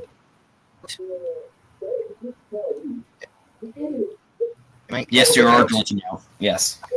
Yep. Hang on, let me reset. All right. And he even He's sounds talking very- fast too. Yep. I didn't know he like chilies, baby back ribs. Anyways, so the police couldn't really find her son, so they had no other choice but to call this case still missing, as they will still try to find a way. And luckily for the police, actually, a few of them actually had a similar case where a group of kids are driving a car, also finding the same person, but also having to deal with someone coming after them, which is Roman Connor. And luckily for them, they kind of put that all together, and they'll probably try to find Jesus and the gang. So they're trying to find a way as well as they drive off. And no, we're not going to have a side plot with the police because we already got too many. We already got one with Jesus and me, so that's just it. We're the main characters, not them. Yeah, they're not important. They're just police officers doing their job. Anyways, meanwhile, back at the multiverse, me and the gang still are trying to find a way to escape Cyanida and the other antagonists. Back also, Ethan, can you end your share screening? Oh yeah, I forgot. Wait, why? Because you're not even showing anything anymore. Oh yeah, right. You're right. Is it working now? No. No. I don't understand. How's my audio glitching? Your audio's glitching. We can understand you, but you're just like, how's my audio glitching? You sound Like, like TV static. Yep. And also, you sound really quick. I don't know. Maybe it's just the age of puberty or something. All right. At least we can understand what you're saying. So it's not like eat kind of like that. You know, it's not even a big deal. We can understand you. Oh. Anyways, so meanwhile, back with me in the multiverse, me and the gang and the others are going back to try to me and the others try to go to another house to stay at as we go closer to, like, in a way, freedom. As Jadelyn, quote unquote, says that she knows a way to get out, even though we kind of believe her, but then again we don't. So we kind of just met her, and that's where Jadelyn in this kind of slowly starting to have feelings for me, since I'm also kind of like the one that's starting to be a little bit more in charge and knows a little bit more, probably knows the way a little bit more. As Jaden's like, man, I have a crush on you now. You're kind of cute. I'm like, what? So yeah, basically that's that. Now here's 2 romantic plots of the film. Ta-da. Yep. Yep, 2 romantic plots of this film. That's insane. Hey, Susan, and you and Jadelyn. And you too. Yeah. Yep. Anyways, meanwhile with that dealing with a lot of stuff. And meanwhile with that we are dealing with a lot of stuff. And we get out of the house again, and we try to find a way to also escape over there. And sadly for us, there's no use. Meanwhile with Cyanida and her gang, they're getting closer on the way for us, so close to die. We are gonna die. We're gonna die. We're gonna die, bitches. Yep. So much for this. Ah, you mother fricker. What happened? 15 seconds. Detention for you. You should know better. When will you learn? Anyways. Okay, where was I? Okay, so I was saying, so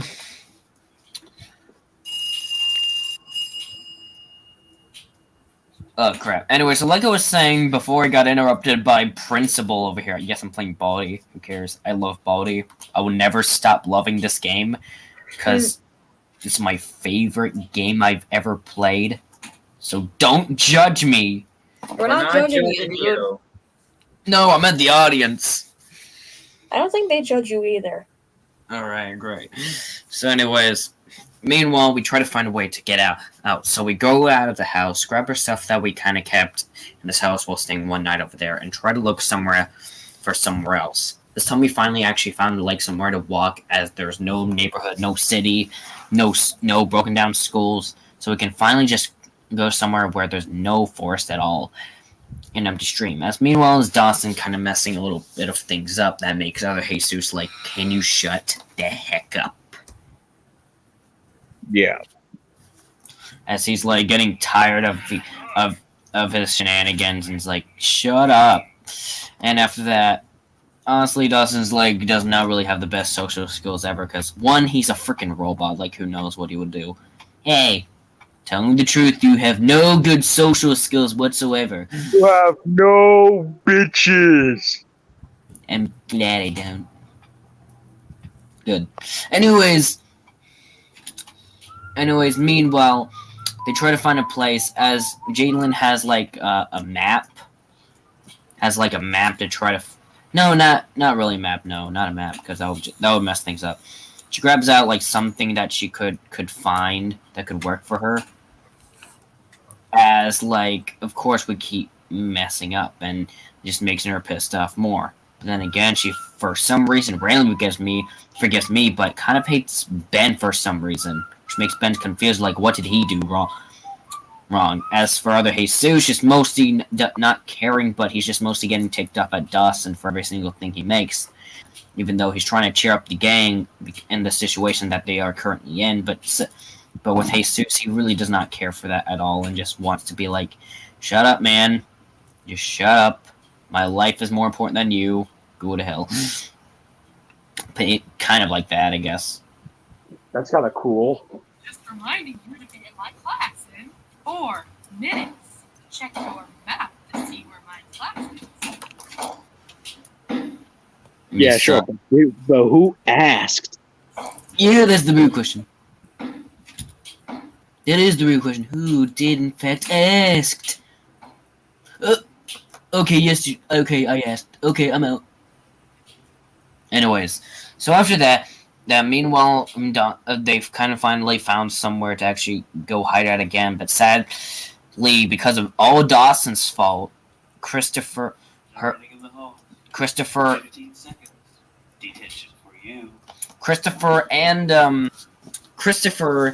and Alice finally found them, as Dawson really did freaked up because Dawson was the worst to do this at.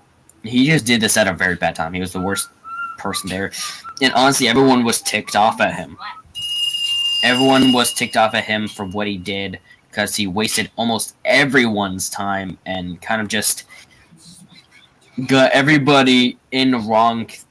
And like everyone is now like literally captured, and now they were like Christopher and Alice finally found them, and now Christopher's ready to shoot. And for a few shots, it actually goes good, shooting Jadelin's leg in pain as like we try to stop them from doing this. As he's like, nah, this is fun for me.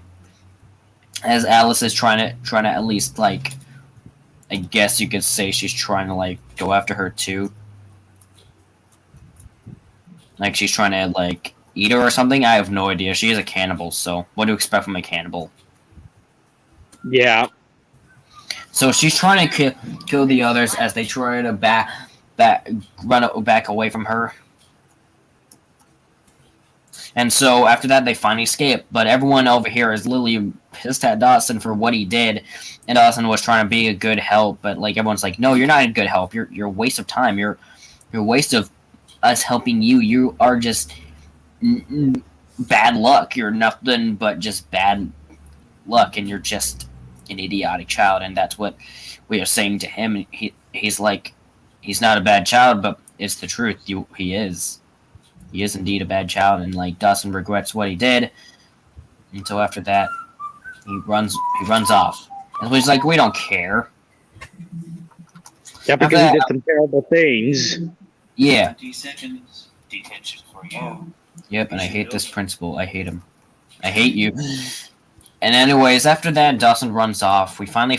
he doesn't really run off, but he's like just holding up his tears, trying to hide the fact that he's upset. And now...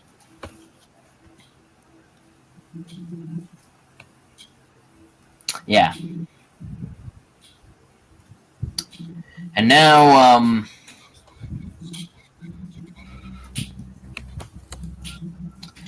now, meanwhile, for that.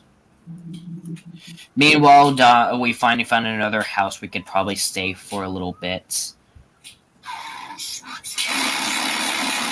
Great. Damn it, that stupid broom. Anyways, we finally found... actually, no, I got a better idea. Probably when Christopher and Al... yeah, never mind, I don't got a good idea. So after that, they finally found them. And then after that, Dawson's like, well, like, he regrets what he did. Then after that, I kind of feel bad since other Jesus kind of took it far yelling at him. So, Dawson was up on the roof. he's upset and crying, and I just go up there and it's like, hey, listen, I'm kind of sorry, but what you did there was indeed kind of wrong, and you did kind of like tick off like the whole group. I get you're trying to do good, but what you're doing is in a way kind of a little bit too far. You kind of got the other people to them. It's not your fault, but in a way it is. And like Dawson's like, you're not helping it out. Exactly, Dawson. Exactly. Yeah, that's what I'm saying. You're not helping it out. Make a terrible person. Okay, at least I'm trying over here, man. Anyway, so trying to comfort Dawson, but he's like it's not helping at all because like he's like you're not helping. After that, I was like, you know what? I tried. After that, Dawson's kind of like just upset still. Like Dawson is like upset still because like he did a lot of stuff. And like he just kind of regrets of what he did, and he's sorry for what he did. But he honestly he can't get honestly everyone doesn't really want an apology. They just want him gone now. Like Dawson kind of just mostly regrets of what he did. He's like, I'm sorry. Just reminding you to be at my class in 4 minutes. In time. Perfect. Okay, anyways, what's number 1? Wow. Yep. Anyways, where was I? Okay, so anyways, after that, like it kind of explains Dawson's whole story on why and how he got here. And it finally explains of why Dawson is kind of like always helpful, but in a way he does the wrong thing though. The reason why he does all of that is because like he has like this inventor that also hates him and doesn't even know why he created him in the first place. Like he doesn't even know why he also created him, and he also doesn't like his creation and what he did and what he made. Detention for you. When will you learn? And after that, like ever since Dawson's like he swore to at least try his best, but like his inventor hates him, and ever since his inventor abusing him, even though he tries everything in his way to at least help him, it doesn't work because his inventor hates him. So after that, Dawson had no other choice but to run away. He ran away from his own laboratory or whatever it is, and then starts new. He steals food to survive. He tries doing his best, but nothing he ever does is good. And after that, he got arrested, then sent it away. Damn. After that, like, he was depressed until after that. He is in jail the next day until he got an invitation. Got an invitation by Cyanida, which got him to probably try his best to break out of jail. Luckily he did. Then after that, got taken away now.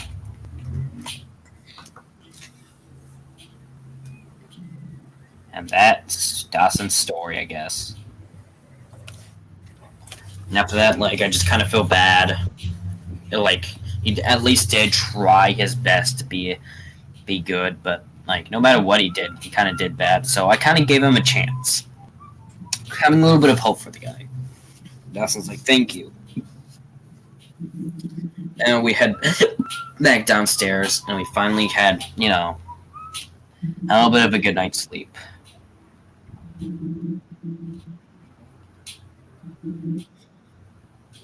Yep. And after that, finally, and after that, other Jesus is just not having it and just getting tired of Dawson's shenanigans. Wants to get rid of him.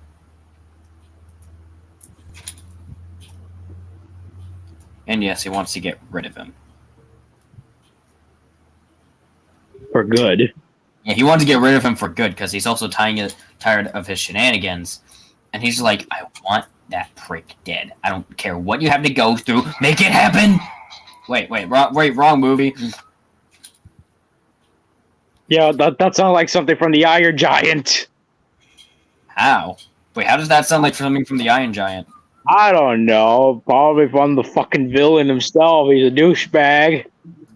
What's his name again? I don't know. I don't remember, and I don't care. Is that... what did he look like again? He had blue eyes, and he looked very skinny and muscular at times. Oh, that guy. Yeah. Dummy. Anyways, the other Jesus just wants him, in a way, just gone because he's like a waste of time and it doesn't work for the group. So he tries to find a way to at least stop this. And after that, it shows more character. And after that, it shows more character growth of each character as the series goes on, and that's kind of good, I guess. That's good for me, I guess. And after this, from episode 5, it just goes more deep diving to the old man and like how he got here too. And like in the morning, he kind of greets us in happiness and joy. At least the only person over here that's at least happy at something, and he kind of feels like he's actually running away from something. And let's just say the old man doesn't even know that he's actually in pure danger. As we're telling the old man, you're in actual danger right now. Like, this is not a fun thing to go through because there's actual people actually trying to kill us and come after us. And he doesn't even know that that this is pure danger. But you know what? Make him think that way. Let's keep him happy as time lasts. He's going to die soon, probably, anyways.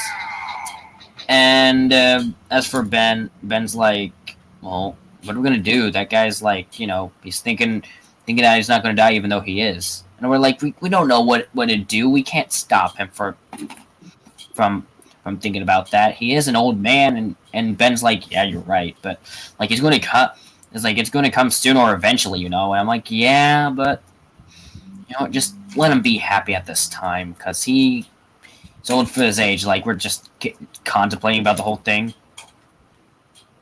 That you could say.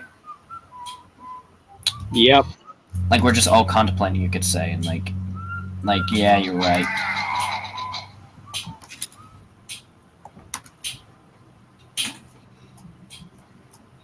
Yeah.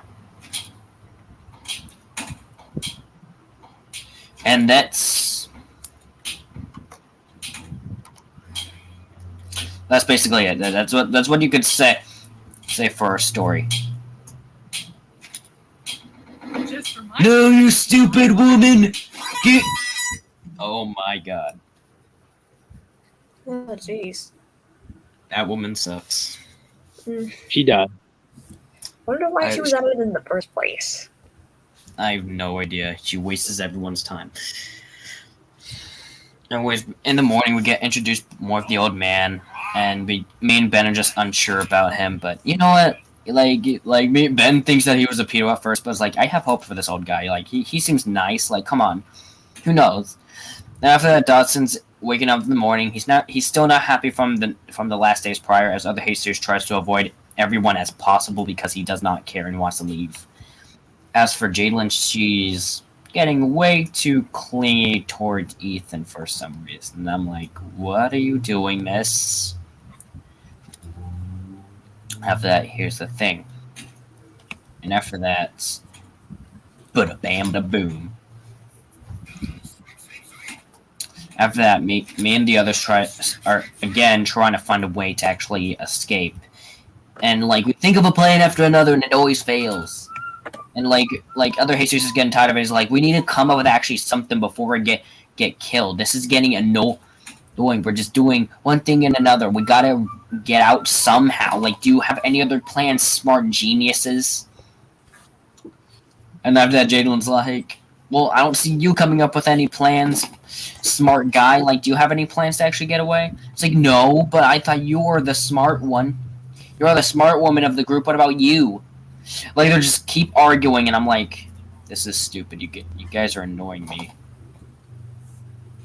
I'm pretty sure everyone was just getting tired of him.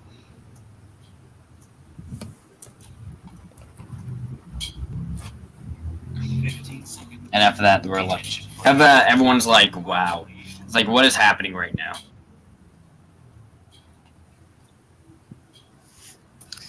And after that, like, we just like, you know, we're like, okay, everyone stop the argument. I get it. We're all being lazy over here, not really thinking of a good plan, but we're trying, all right? We're all trying to think of a plan soon. Like, we're into this together. And after that, Jamie's like, yeah, you're right. Other Jesus is like, shut the hell up. You really think you're the smart one? You think you're like the voice of reason?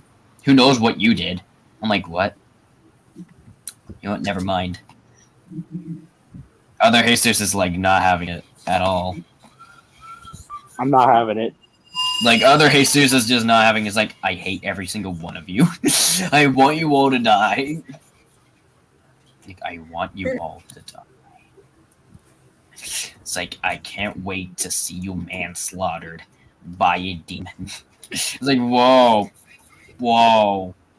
Isn't that kind of too far? No, it isn't too far. Do you know why? Because, you know what? You guys are idiotic, and, you know, the idiotic people in movies always die. I'm like, okay. You're depressing. I am depressing.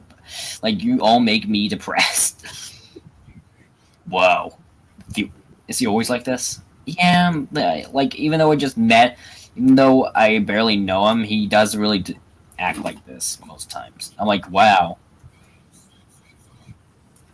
Like, I just spent a few days in this hell, and already this person's, like, pissed at all of us. And for what? I have no idea why. Meanwhile, Cyanida and her gang is still trying to find a way to try to come after me.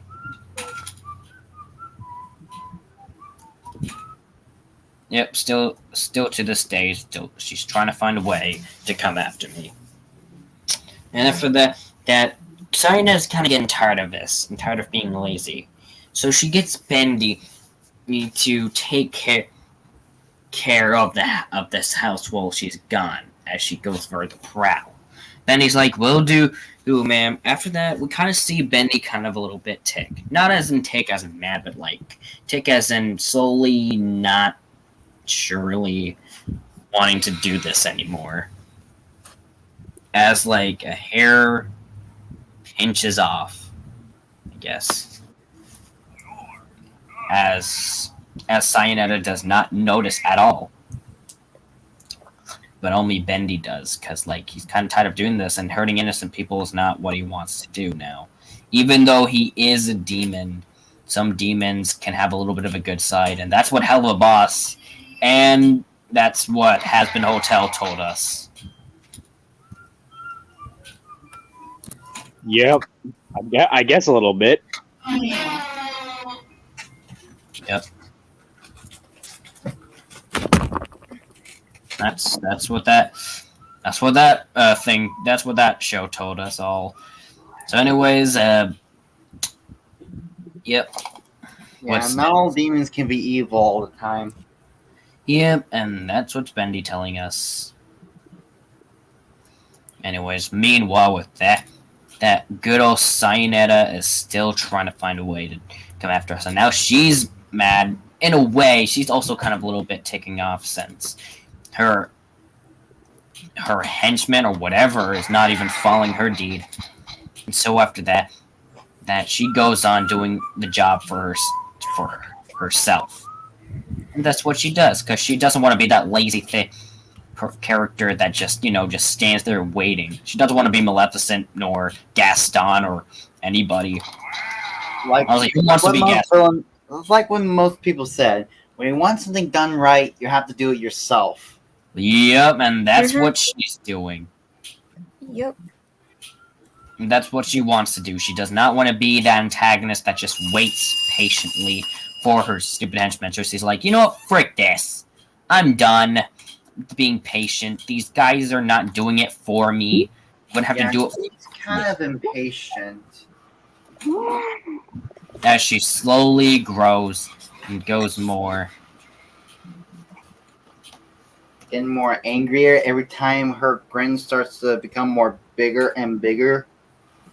What? Well, I mean, like her envy, I guess.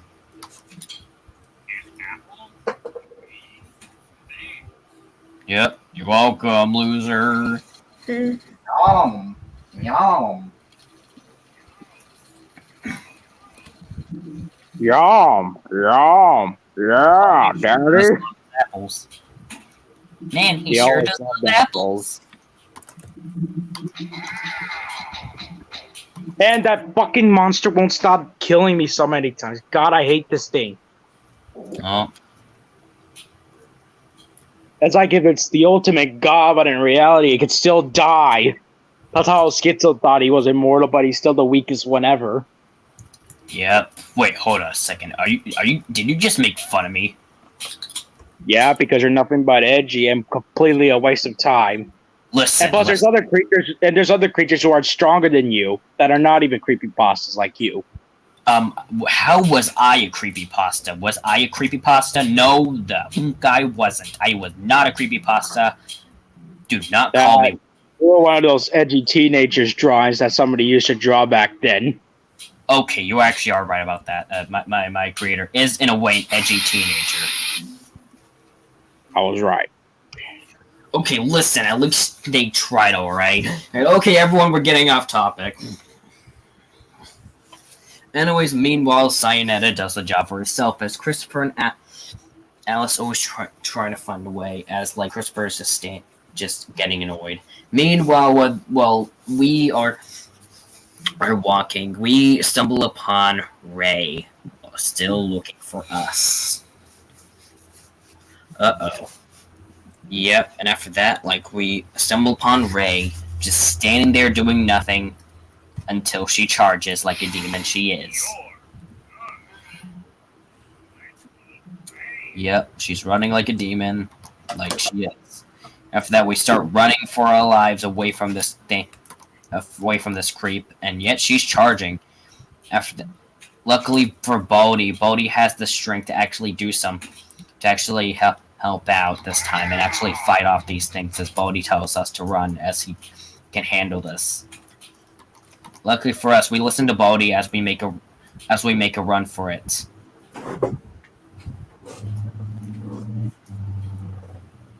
Yep. As we make a run for it, Cyanida. As we make a run for it, we got. 15 seconds. Detention for you. Anyways, as we make a run for it, Ray Troy is coming after us. As I look at her more closer, at Ray, that she looks exactly like Andrea. I'm confused because why does she look like someone I know? After that, she pushes us aside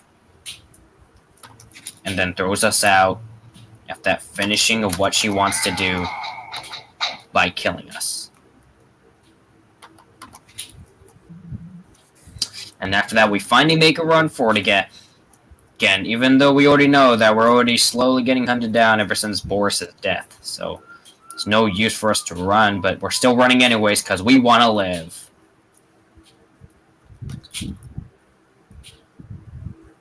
Yep, we just want to live. This thing won't die. Damn. I want to live. Just. Oh, no, don't sing that song. That song's cringe. But how's that cringe? It's been overused for puppy playtime a lot. Oh, hell no, never mind then. Yeah. Why are good songs always now just used for indies nowadays? Yeah. Who knows? 20 seconds. Detention for you. Also, as you were continuing the episodes, Ethan, on their descriptions. Yes. After that, we finally passed Ray, and for once, Ray actually kind of felt something. Nothing before. she actually felt she actually felt weak in her. She actually felt like for once that something actually passed her, and she's not happy with that. As she whispers it in her mind. And yes, we can hear what she says in her mind. As she flies back to Cyanida's house, as she sees Bendy. Bendy's just there just sitting down on a couch, just waiting for something. I have no idea. Just doing nothing. Trying to fiddle with his fingers, but of course nothing's avail. And then Bendy's like, "Oh, you're back." "Oh, you're back. Sorry to hear this, but Cyanida's a little bit busy right now, so we're gonna have to wait for her a little bit since she's doing the job for herself. Since you guys kind of took so long." Ray gets kind of ticked off, but then just floats in her room, not even knowing if she's angry or not. But by the looks of it, she is growling a little bit to show a little bit of her anger. So I guess she is angry. So yes. Meanwhile, like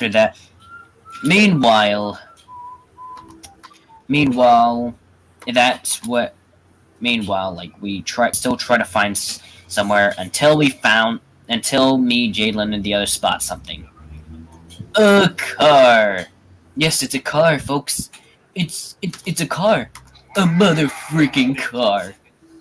A mother freaking car that some people use, not anymore. Well, wait, the car is not is any car. It's an old car, which is a Jeep Wrangler from 1992. How did you know? Because Jurassic Park. Yeah, you're right. I think Jurassic Park got all of us. But yeah, you are right. Yeah. Anyways, time for episode 6. This is getting spicy. Spicier and spicier to a more adventurous day. Honestly, So question, folks. How are you thinking about these episodes so far, even though a few of them isn't really your type? Okay. Yes.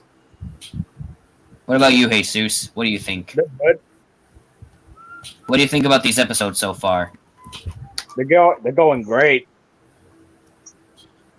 At least one of them seeks attention. Yep. 0. Anyways.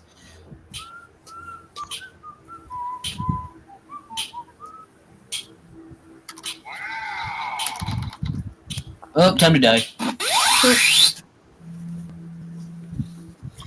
Anyways.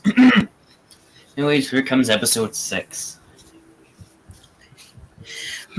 It goes back, this time with Roman Connor, praying to Jesus if will he see his daughter again. And this time we're actually going to get a full introduction on who he is. That way, so we can get fleshed out of what his character would do. And what his character wants at the moment is his daughter back. But what reasons? He wants his daughter back to pay her to some hitman. Because he quote on thinks that she is the devil. Fuck, what a fucking parent. Yep. And he also thinks that that she's not his daughter and should belong in hell or something, or whatever these people think nowadays. And he says that to God, I'm doing the right thing. I'm sending an evil. Here's what God's saying. What? You are a mistake. Here's what God would say. Okay. You are a mistake. What are you trying to do with your daughter? She's not even doing anything. What are you trying to do? You're the real villain here. You're the real Satan. But how am I the real Satan?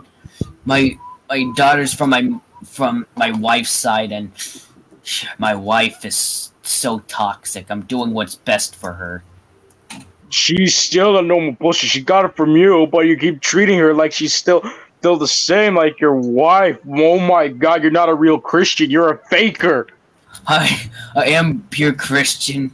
I read the Bible. You know what? You disappoint me. God, don't say that, God, or else I will believe Satan. Well, guess what? Satan's doesn't even care for you anyway. Damn. You know what? I can do this on my own. Screw you, God. Screw Christianity. Honestly, I think Red. Do you think Red should be the from the creepypasta that Godzilla creepypasta, Red, should he be the leader of the demons? Honestly, that could work. Probably in the end, actually, I don't know. Should Roman get arrested or should he get killed by actual demons? Maybe from an actual demon. Alright, got it. So meanwhile, he prays to God, but then God actually speaks to him. And honestly, I like how you portrayed as God. So actually, I'm going to add that scene because it kind of fits for the comedy of it. Yep. So that Roman decides to not believe in God anymore, and instead he believes in.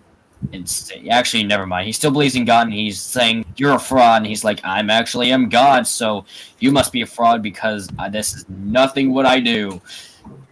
And Roman is not believing it, so he's still carrying on to someone else. Meanwhile, Jesus is still driving to find a nearby town, as the others are playing. As Daniel's playing games on his app phone, as Andrea's like, "Yay!" Enough of that. They finally found... Wait, never mind. They never really found anything. They finally found... nothing still. They still found nothing because they're still stranded in the middle of nowhere, but at least they found a few places they could... finally found it! What the hell? Is that a giant-ass foot? A monster foot! A reptilian-like monster foot! Oh, yeah, that. They found that. Yeah, they found that. They found a giant ass footprint that looked like something from a kaiju. Yeah, they just found that. Actually, they found a museum or something. They found a random museum. Nah, fucking no, gas. Well, how about a gas station, whatever? Just so because it's kind of not interesting. Yeah, so they found another gas station so they can actually do stuff. Jesus is getting tired of this and actually just wants to go home, and honestly, it kind of shows a little bit of another romantic scene with Susan and Jesus. After that, meanwhile, while he waits for the gas, his friends, Kevin is always kind of there for him. He's like, "Don't worry, man. We'll get Ethan and we'll get these people off, and we promise we'll try our best to actually get these people back. I understand your pain." And Jesus is like, "Thanks, Kevin. At least you're one of the people that actually is understandable at the situation that all of us are currently in." But meanwhile, with Daniel and this time Andre, meanwhile with Daniel, he's out getting some food, and meanwhile with Andrea, this time she actually kind of feels bad too. She's also comforting Jesus, kind of upset at herself too, thinking of herself being kind of a little bit bad lately since she's been kind of caring about herself and not for other people, making her a terrible friend. So she's like, I'm also sorry. What I kind of did was idiotic, and then after that, Jesus forgives. But the only person that never apologized was Daniel, which honestly, asshole. So yeah, Daniel's the real asshole of the film. Never apologized at all. He is a douchebag. Yeah, he never apologized at all. He's like only cared about himself.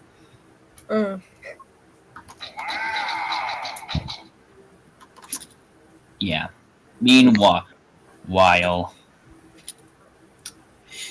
with that Jesus just wanted to be alone, so he sits down in the car alone as the others get something to eat and try to at least get something worthwhile. Meanwhile, Susan sits down next to him as she's like, "Hey, what's the matter?" And he's like, Nothing much, kid. Just depressed. I'm 15. Wait, you're 15? You look younger. Yeah, but it's because of the way I act. And he's like, "Well, what do you mean?" You see, I'm actually autistic. It's like, wait, you're autistic? yeah, it's kind of a common thing with my family that honestly that my actual dad is not proud of. What do you mean by that?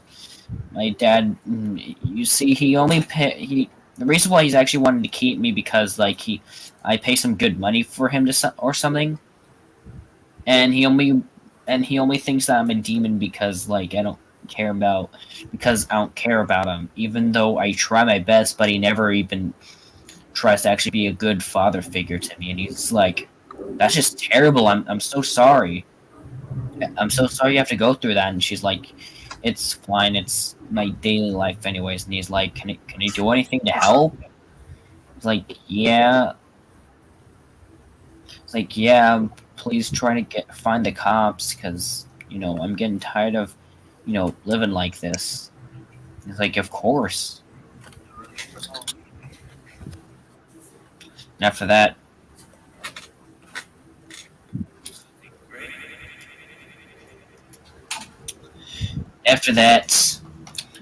Jesus and Susan are kind of a little bit having a flirty with each other or something.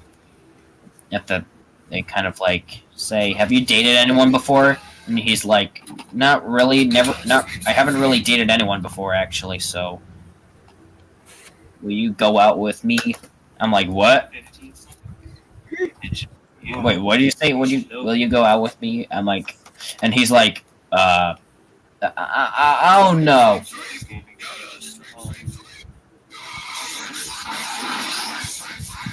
And he's like, I'm not really sure.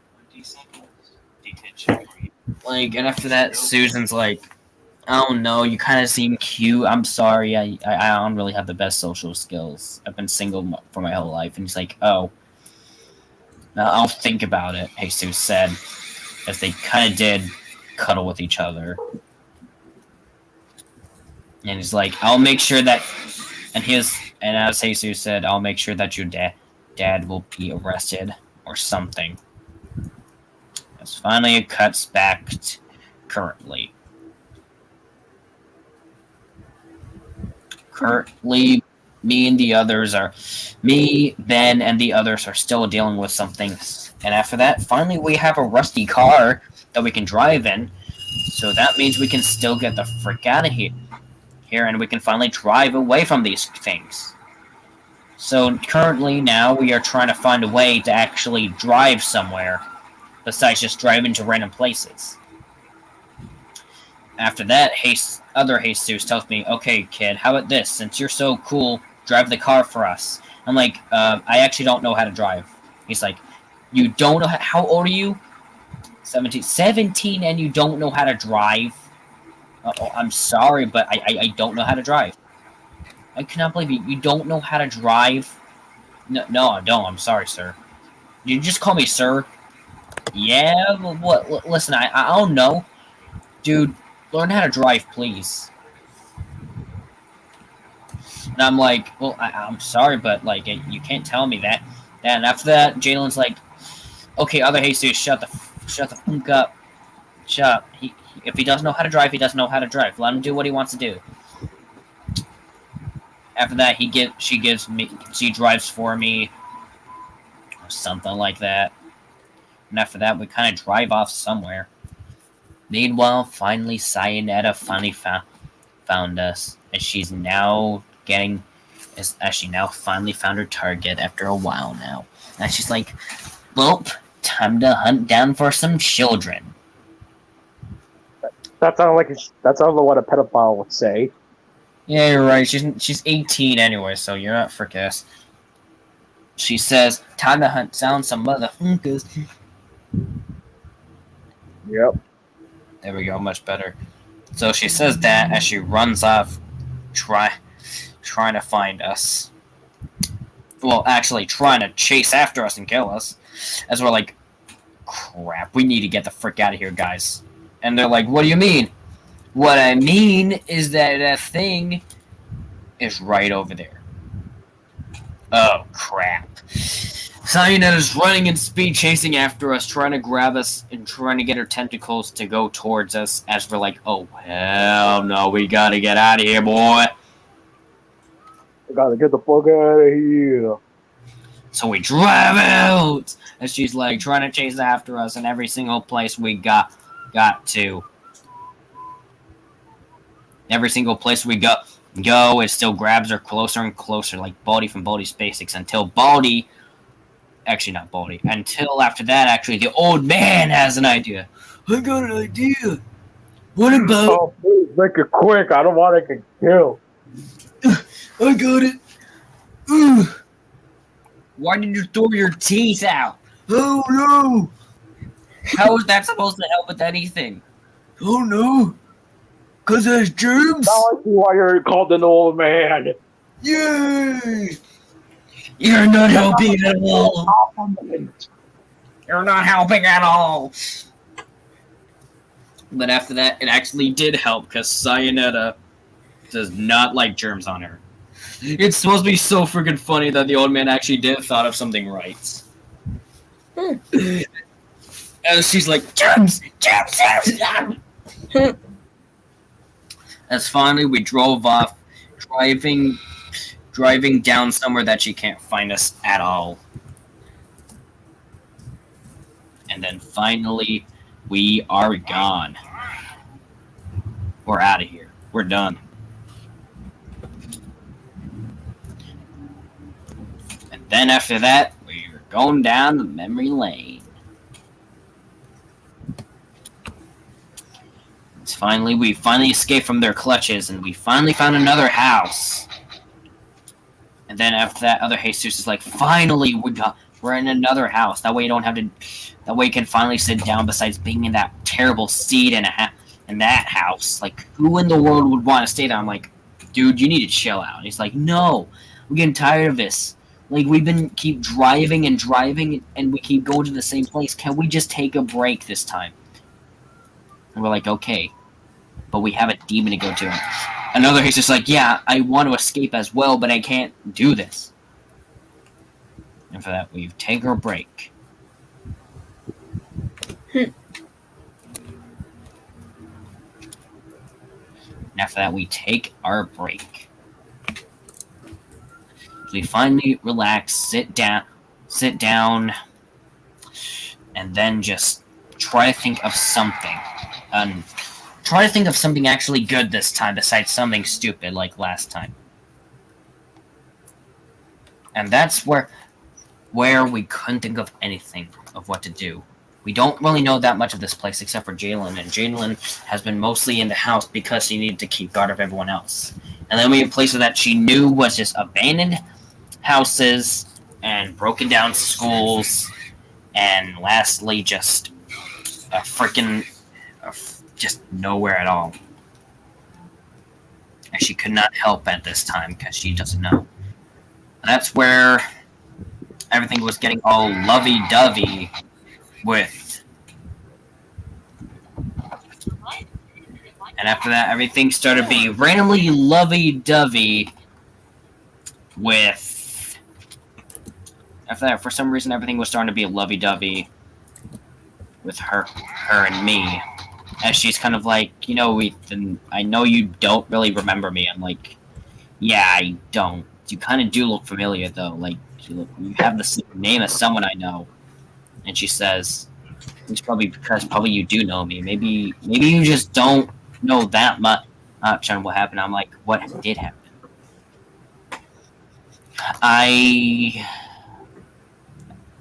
She contemplates on whether if she should say it. I knew you back at middle school. And I'm like, what? Hey, no, you probably don't remember me since it's been a few years. 6, 5, 4, 3. And I'm like, what? 1. And she's like, you probably don't remember me since it's been a few years.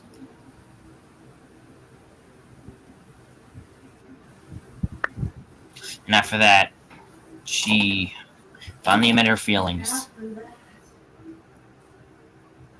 And after that, she finally admitted her feelings to me. And I'm like confused because, as I said before, I forgot from the past few years because I don't remember her. And after that, she finally admits it. She's actually someone that I used to know back then.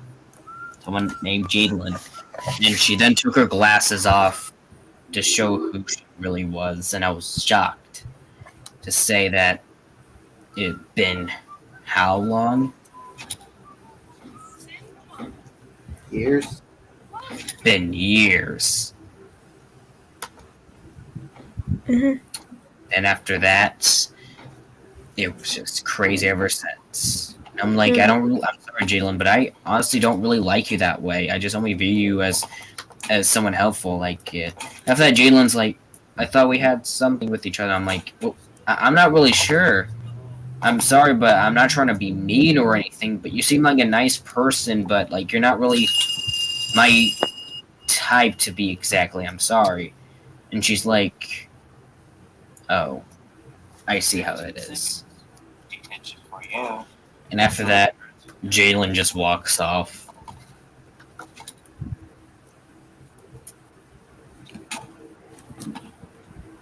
She walks off. And after that, like, I kind of feel bad, but, like, what it is the truth. I don't really have any feelings for her. And she thinks I do, even though I honestly clearly don't.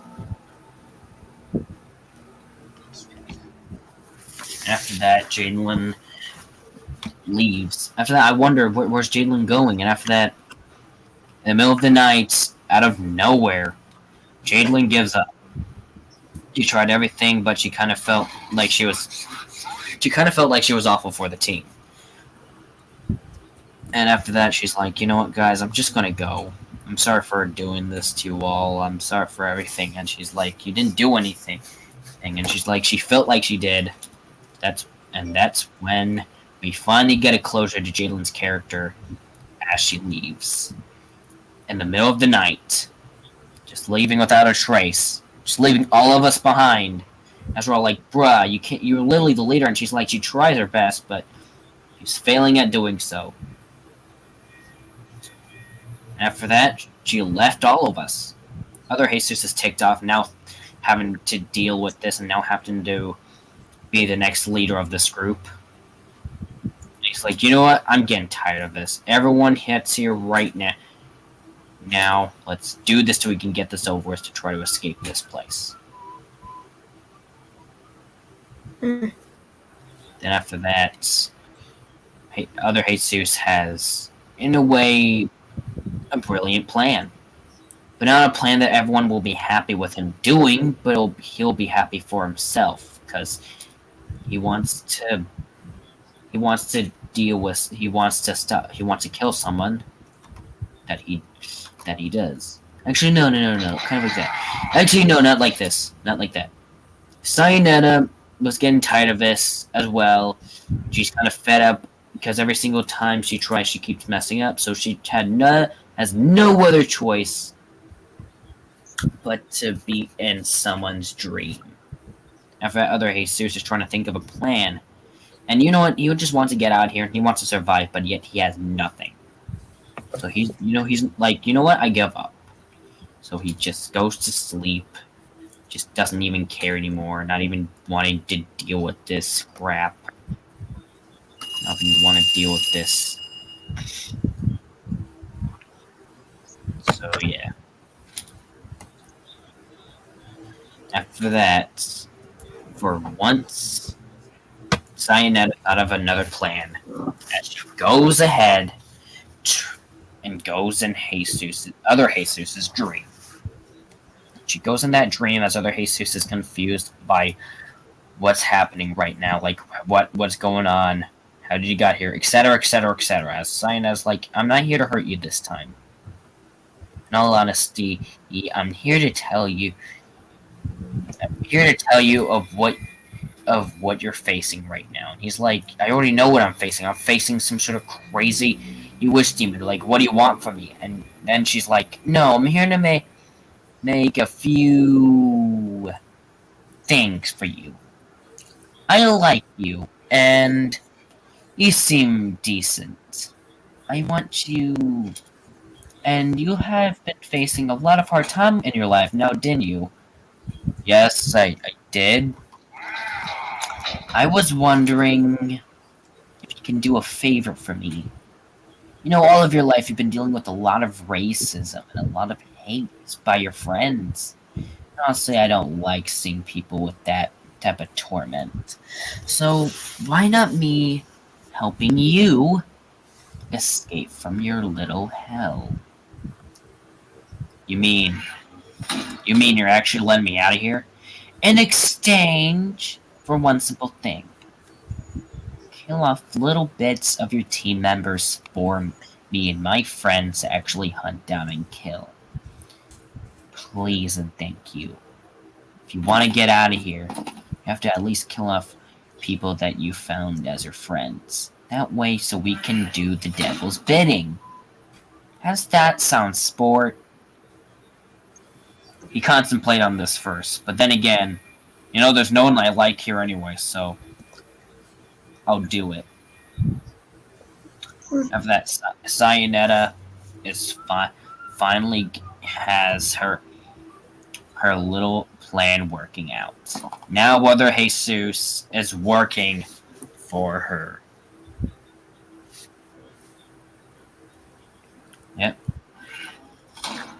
Yep, now Mother Jesus is working for Cyanida. The devil. The demon. The literal demon, yep. Mm-hmm. We can call this scene Other Jesus' betrayal, I guess. The betrayal. After that, Other Jesus had an idea starting with Dawson. And before Other Jesus wakes up, Cyanida will let him know that she is tracking down for them right now. As Other Jesus admits that they are in another place. They are in a little house, so far and close.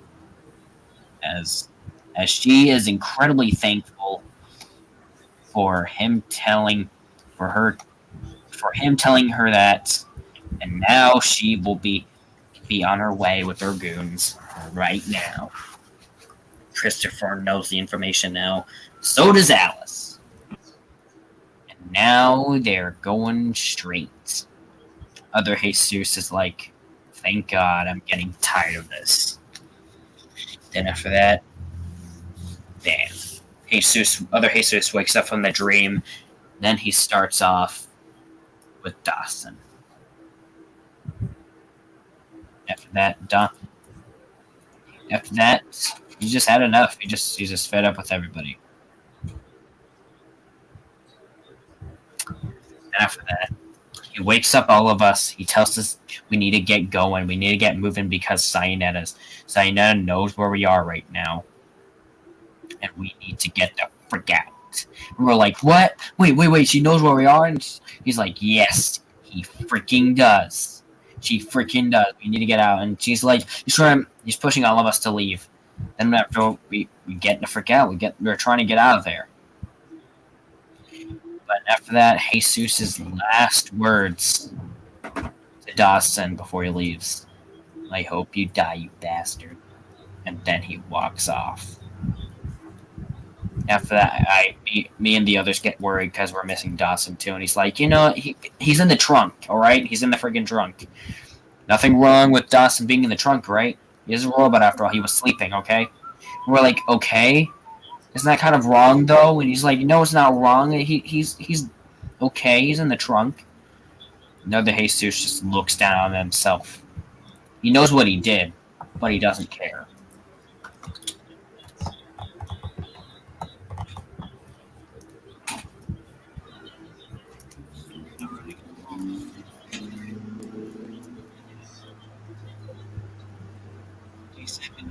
Detention for you. You should know. After that,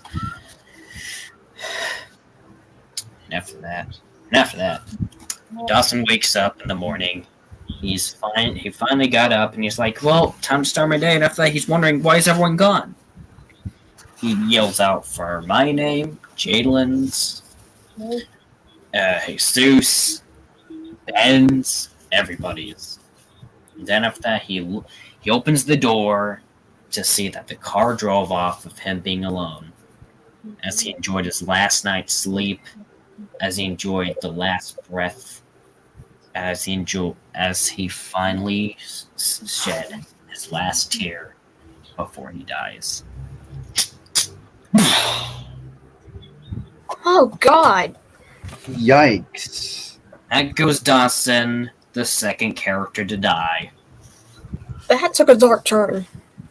No, of course it's a dark turn. There's demons coming after him.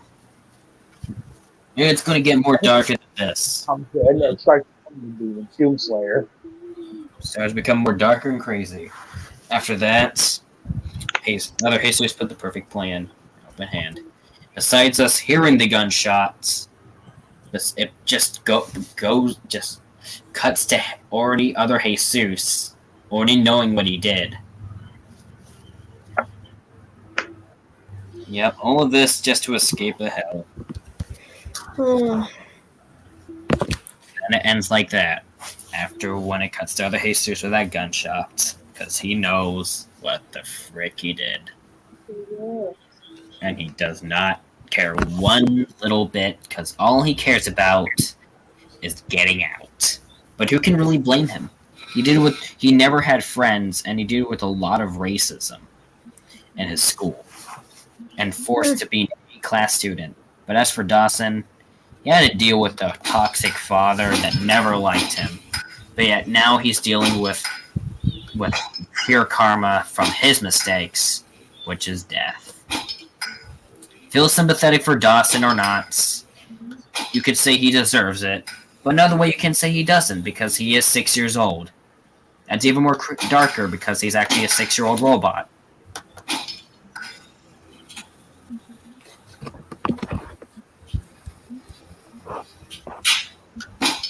Well,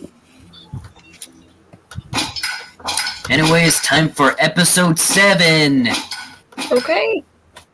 Woo! We're almost done here, folks. We're almost done here. Can you believe that? We're already on episode 7. 3 episodes left. Yep, thank God. And luckily all of you were here for the very end, folks. And after this, honestly, I don't even have to write this down. I can just work on the script right now. And you're gonna do the animation, but who will be the voice actors? Honestly, do you want to... Obviously, you're voicing as yourself again, like other times. And is there more other voice actors you want to hire? I need to... Honestly, I honestly do not know the voice actors I should get first. Like, who should I get? Like, is there anyone I know or something? Like, is there anyone that could be good? What about Ben? Obviously, Ben voicing as himself works because he's Ben. What about Jimena? Jimena voicing herself also works. Let's just say everyone that's actual people, is voicing themselves. All right.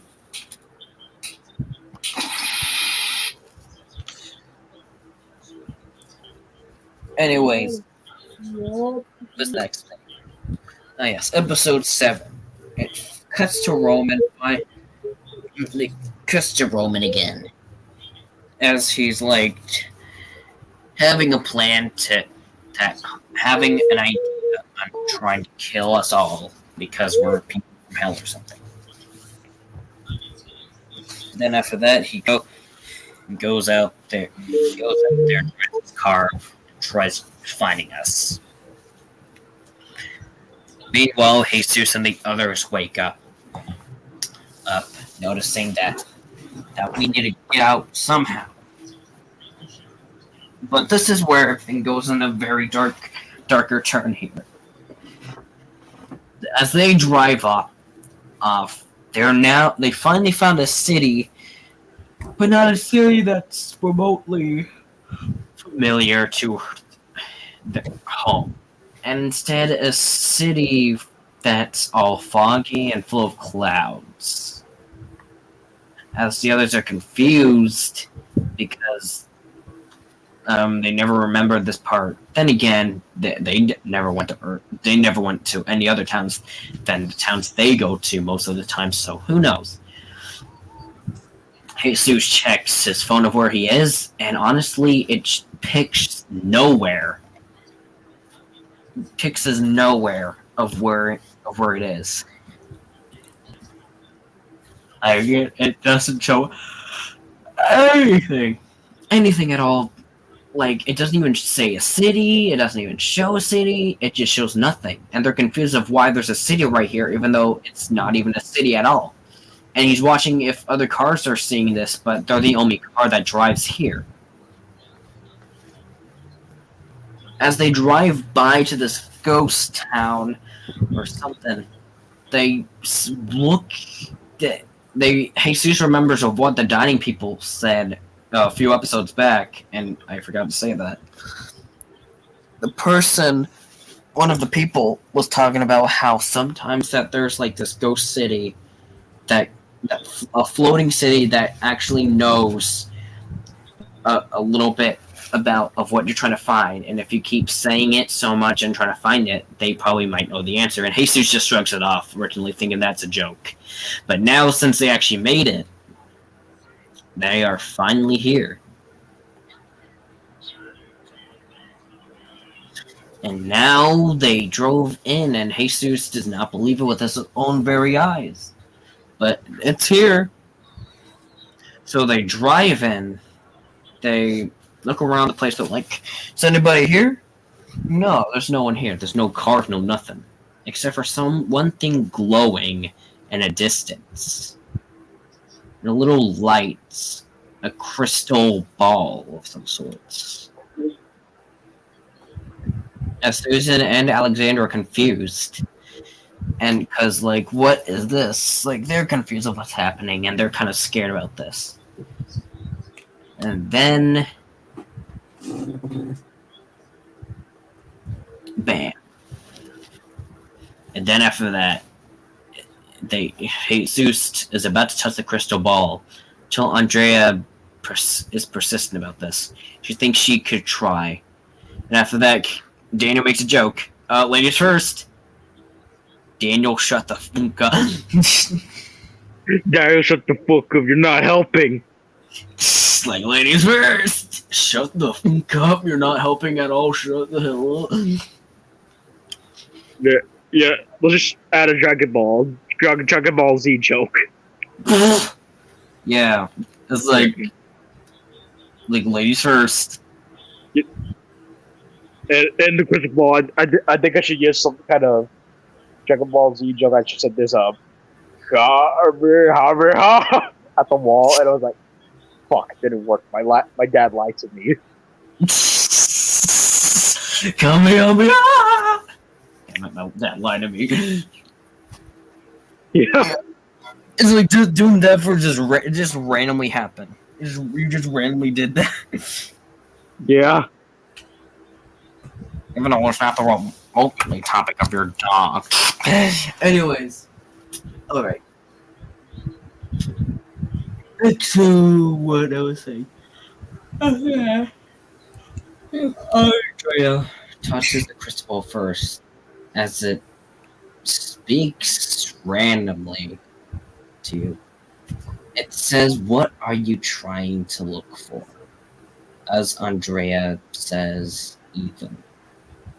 And then it explains, "Middle name and last name, please." And she says, "Laying corpses."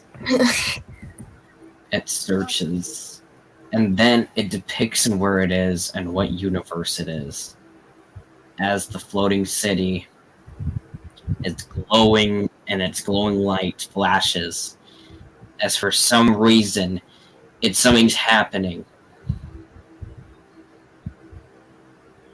As luckily for Roman, just in time, finally getting what he wants, his daughter. And since his hitman is not going to kill her off, he's going to kill her off for himself. So he's about to shoot. Until after that, it just goes fade out. It just fades out.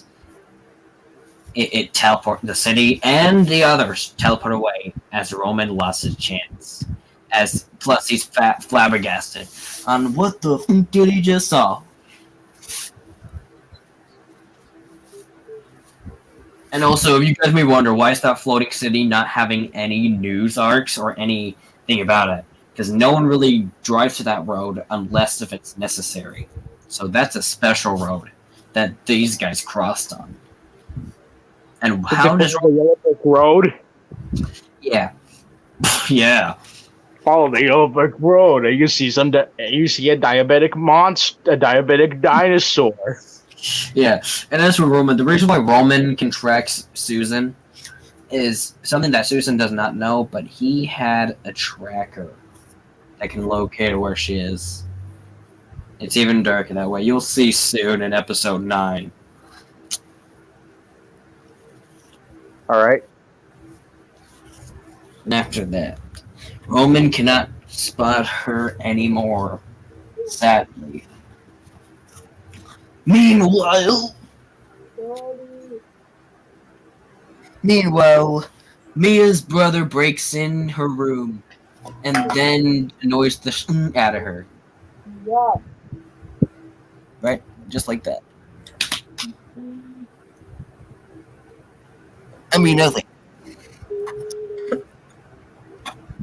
Anyways. Where was it? Oh, yes. To the left of that. Bugmaster's dad broke in, screaming at him. Wait, wrong story. What?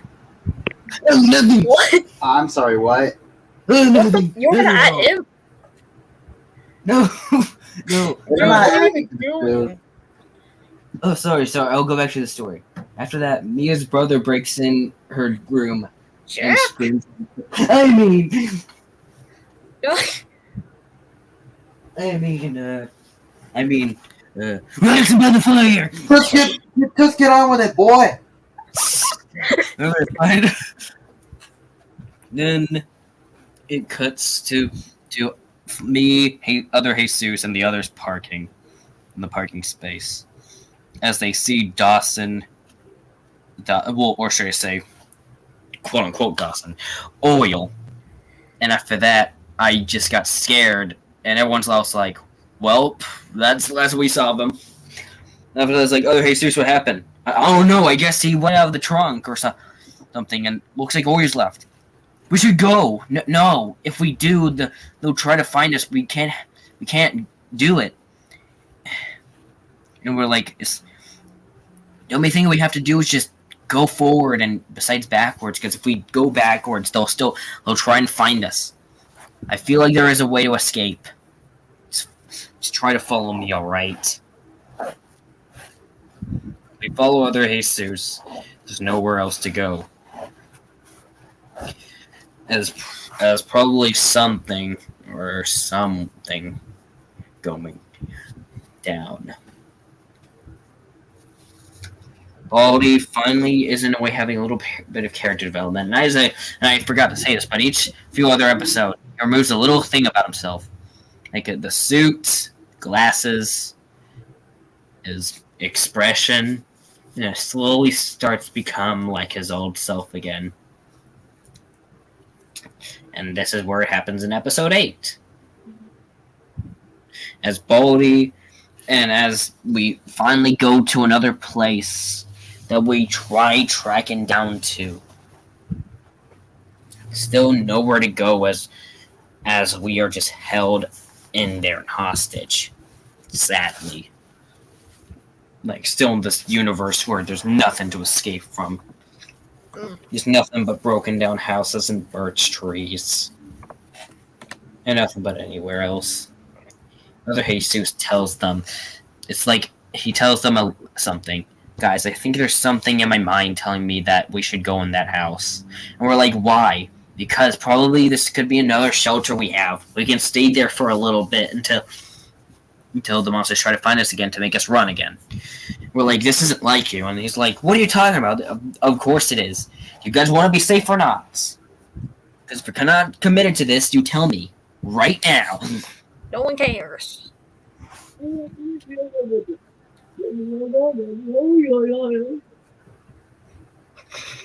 How do you say shut up in Spanish? Cállate. Cállate! Alright, did it work? No, it just made her laugh. Damn it. Why are you doing this to us? Who knows? Yeah, I tried.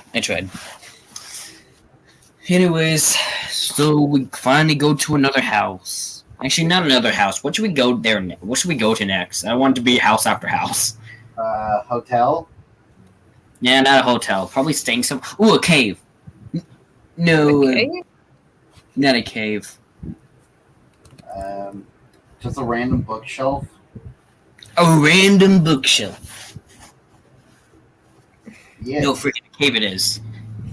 After that, we go inside a cave. As there's nothing about. Nothing that can actually stop us, I guess.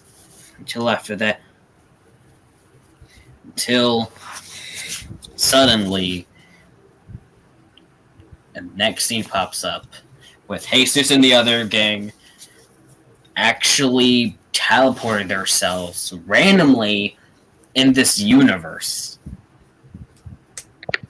As for some reason, Jesus is confused, like, how did we got here? And now they're seeing like a whole other thing with this whole broken down place, all in flames and fire.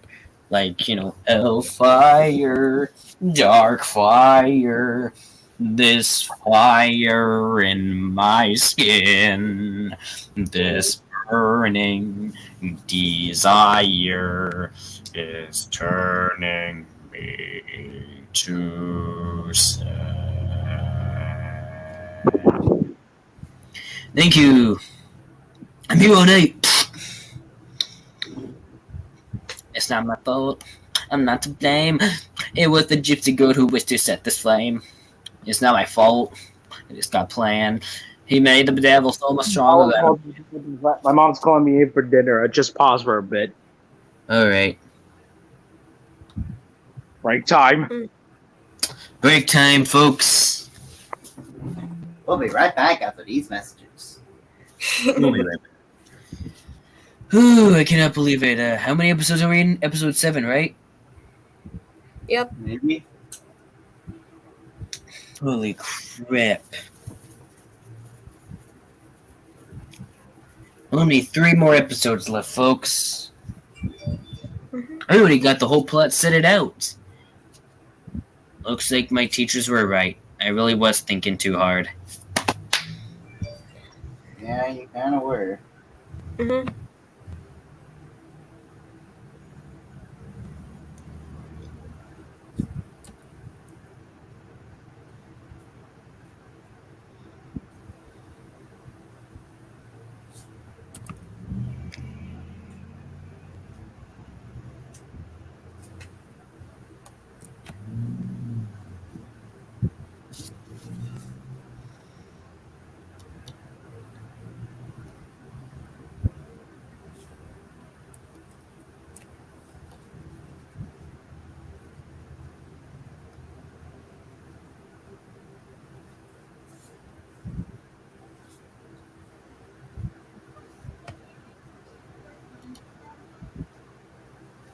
Hold on.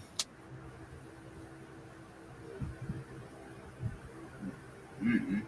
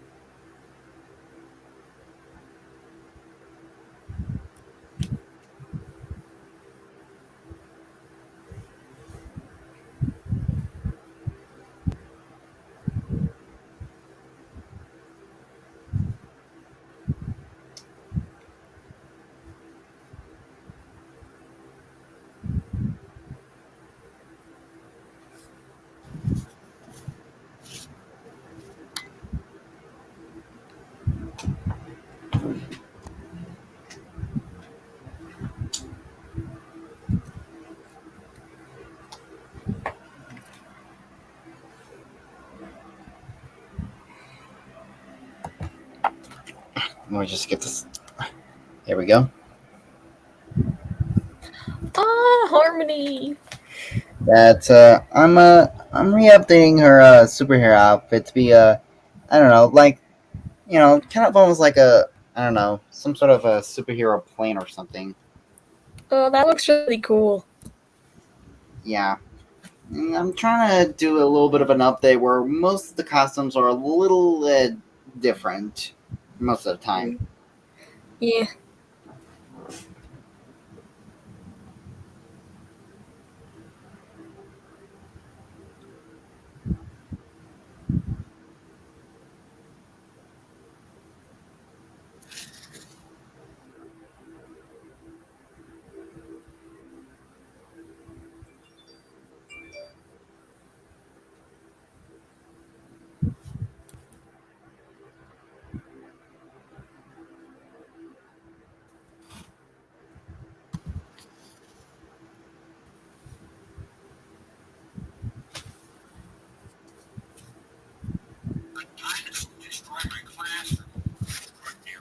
No normal child can have had access to that type of genetic technology. There's only one logical explanation to this.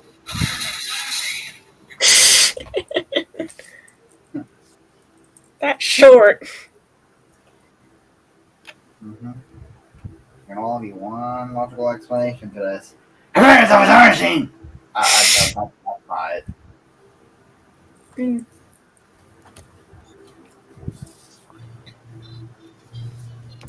Anyone else? Does anyone have any requests on what scene Baldy should say next? The tape recorder, Tape recorder? What do you mean? like he's recording something about playtime having fairy godparents. Oh, it's like fairy godparents. After all the years of searching, I finally have proof of the existence of fairy godparents. Yeah. All right. Oh god. I think I still have it right here, right? It's like fairy godparents. After all the years of searching, I finally found proof of the existence of fairy godparents. Yeah, that is something that would work. Hmm.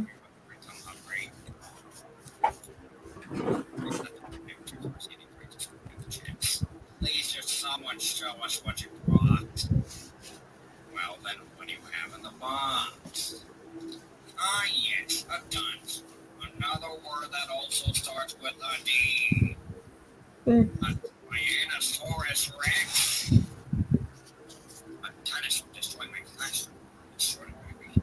No normal child could have had access to that type of genetic technology. There's only one logical explanation to this.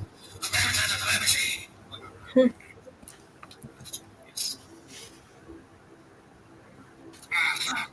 I got it. Since Playtime has a very bad case of blindness and memory loss, in that case she has very good memory. That's all right, Miss Playtime. No more. Anyone, however, would like to work with your fairy god, I mean parent, clean every day, don't have mental parents. First thing tomorrow, after school. Fine.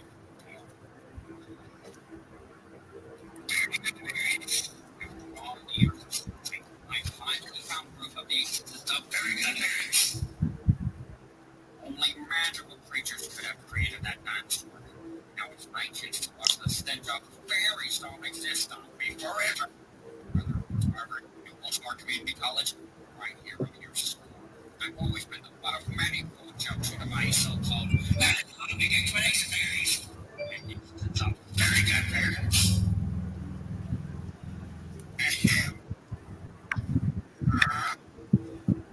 Now that will all change too. First I must prepare. To the bowling game. Here.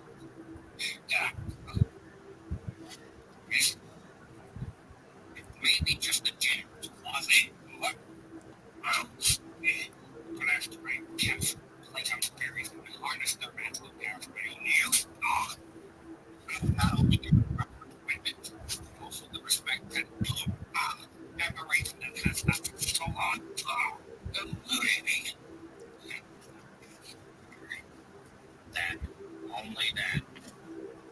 that coming from? Playtime stop here will never be able to escape the ever-relevant eye of my very fighter. There, here. And if my very origin traps are found, where they truly are.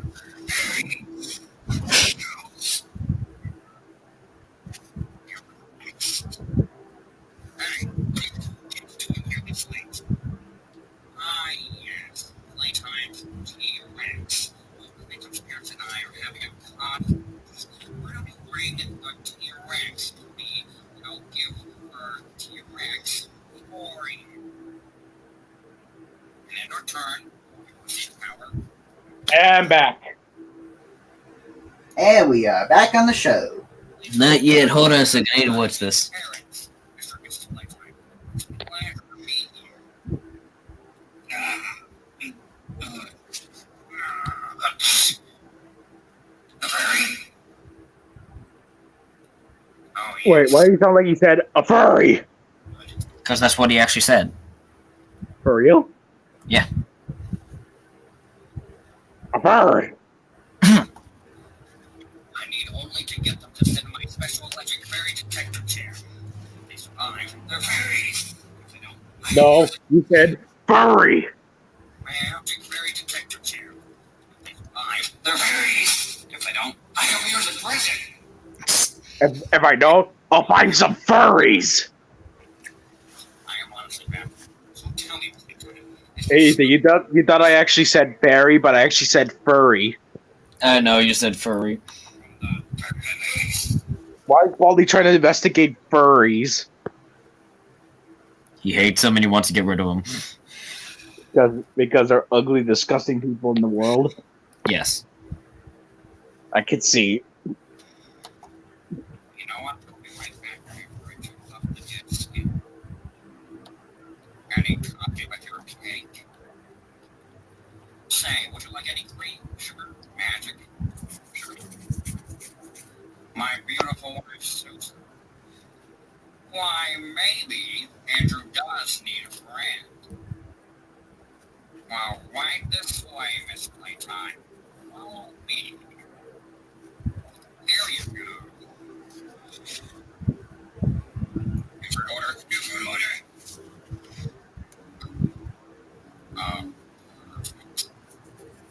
Give her to me.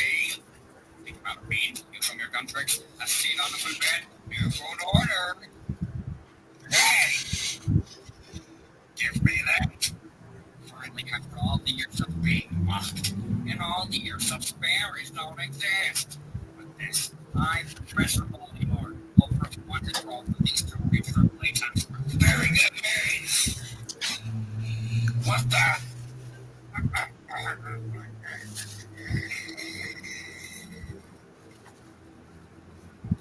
Well, I have to. One day, Playtime. One day I will finally get some very good.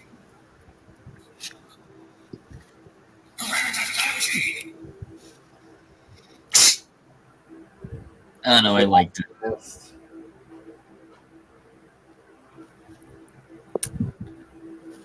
Anyways, now it's time to go back. And we're back! Sugar, magic, sugar. And we're back. Anyways, where were we? Where they make it to the universe? Yes. Yes. And you forget of where other Jesus... Okay, I'm going to describe the scene where other Jesus and Ethan are driving, so we're just going to skip that part. Because I'm going to remove that because I don't care, because like we don't need them right now, because we show them just more places, it's going to get annoying, so these places is good enough. Anyways...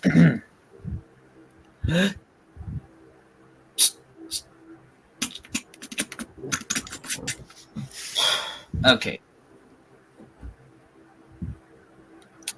Alright, let me think of what I was going to say next.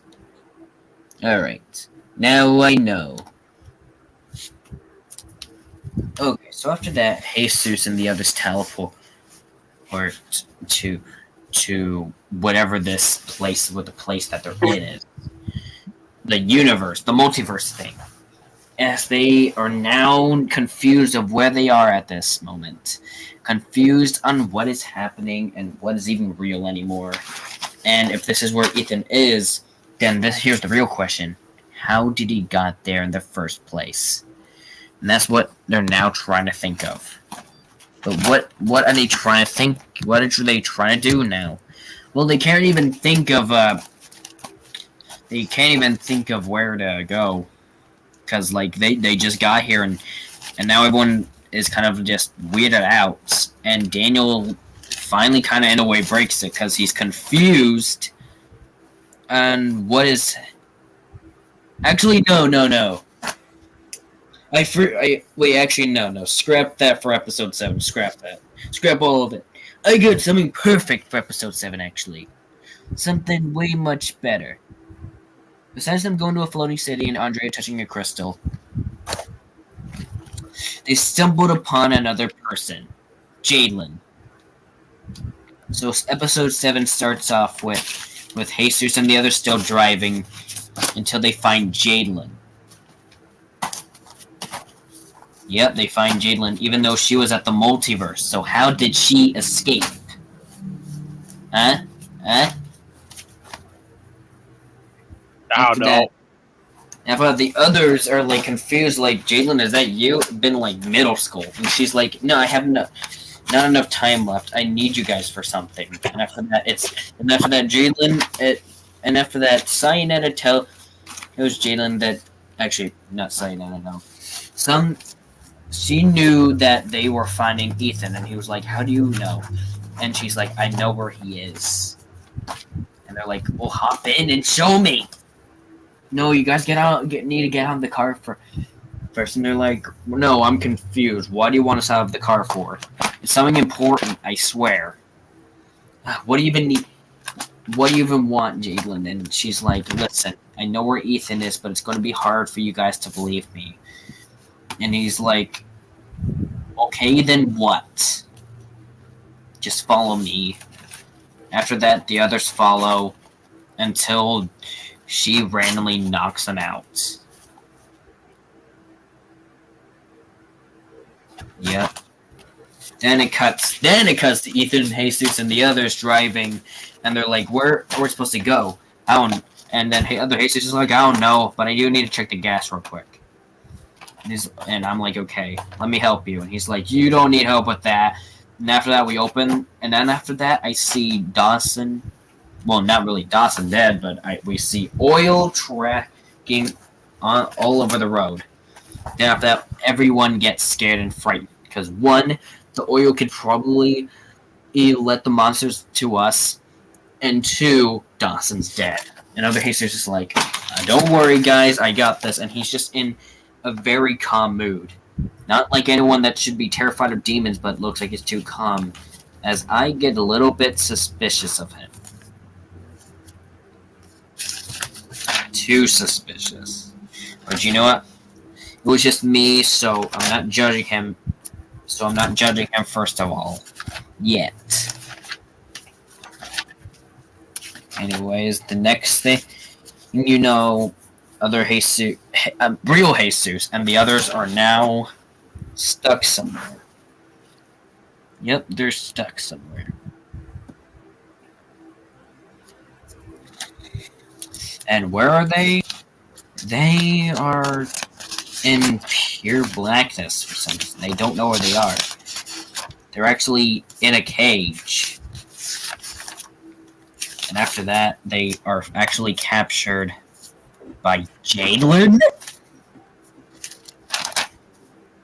Yes, the real plot twist to this whole thing is that Jadlin was actually also working for Cyanida.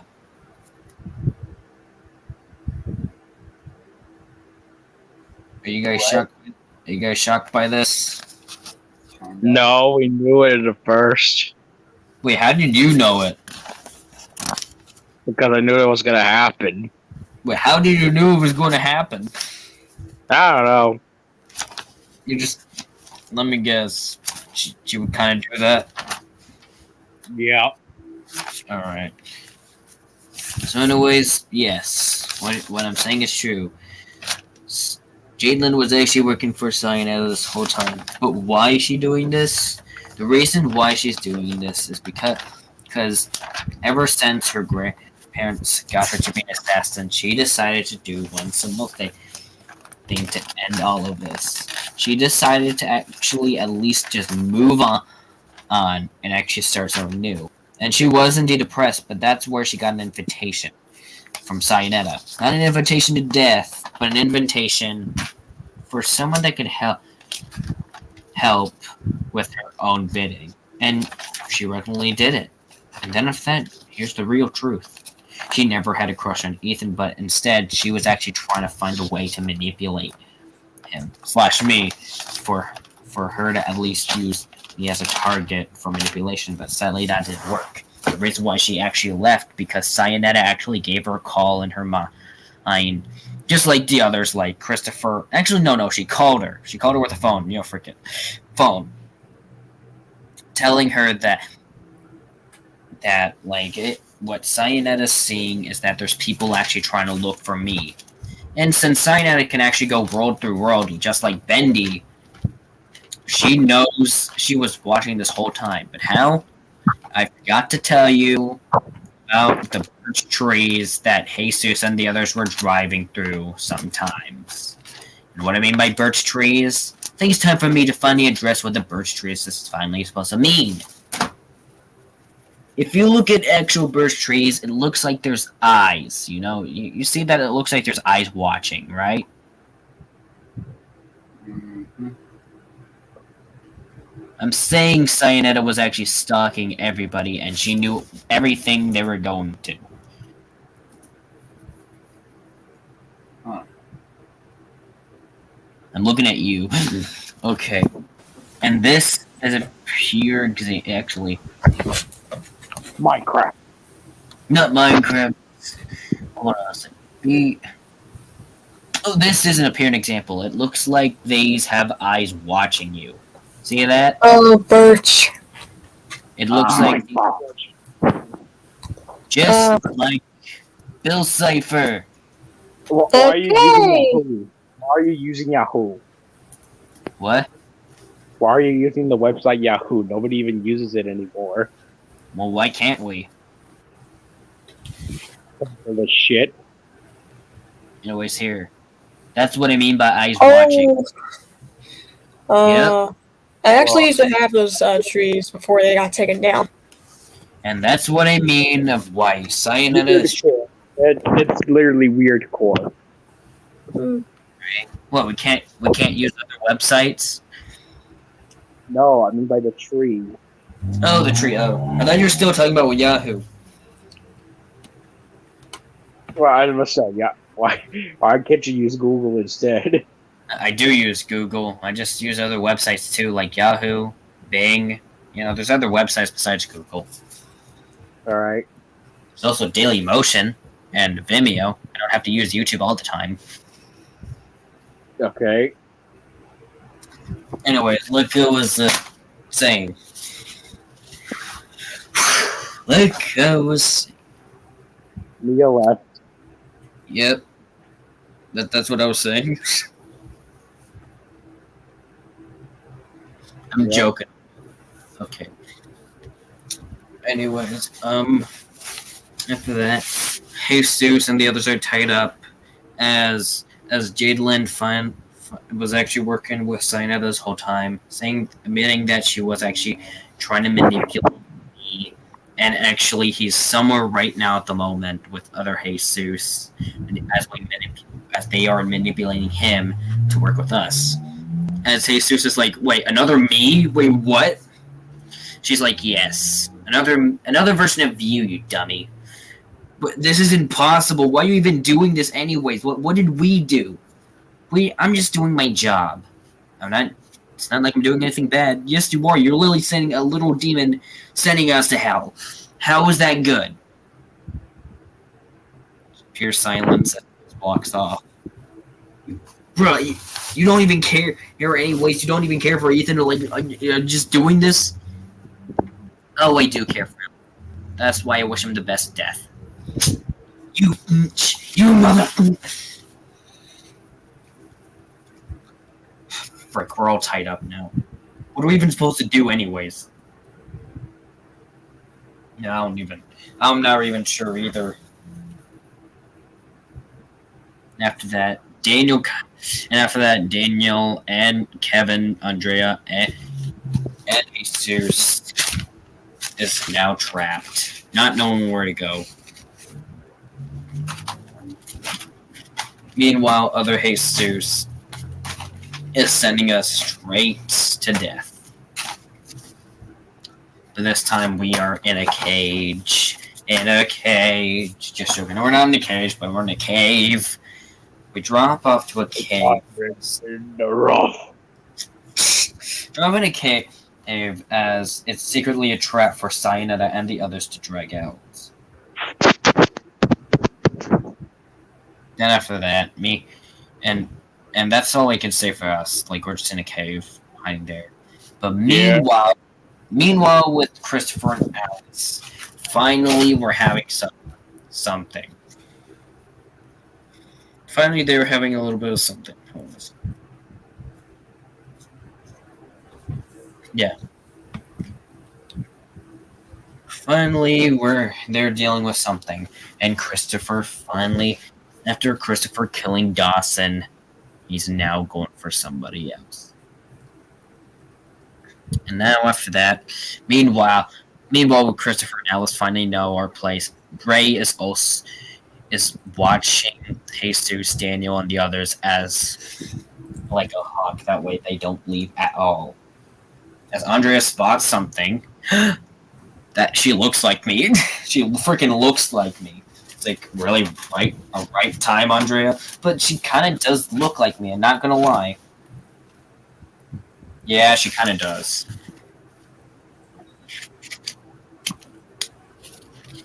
She really does look like you in a way.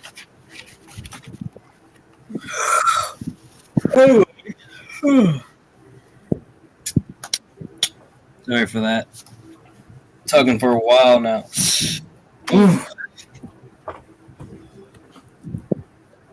Anyways, Ray just watches them like a hawk. They will not leave her sight immediately. And Jesus and the others are just trapped in there as other Jesus, and Ben and the old man and Baldy are in that cave just waiting for something. And the other Jesus telling us to wait. And we're wondering, what are we waiting for? It's like something, just don't worry one bit. After that, Baldy tries to cheer everybody up because it will be just fine since we'll be out of here soon. And after that, Baldy's actually having a little bit of hope in his life for once. Thinking to himself, I think everything's going to go good. After that, he kind of sensed something a little bit wrong with other Jesus for some reason. And he whispers to me about something, saying that other Jesus is not really acting fun lately. And acting kind of strange. As I'm confused of what's to talk about. And we were thinking we should run away for it. And so after that, me, Ben, and the old man was thinking, we need to get the frick out of here. We need to get the hell out. Hold on.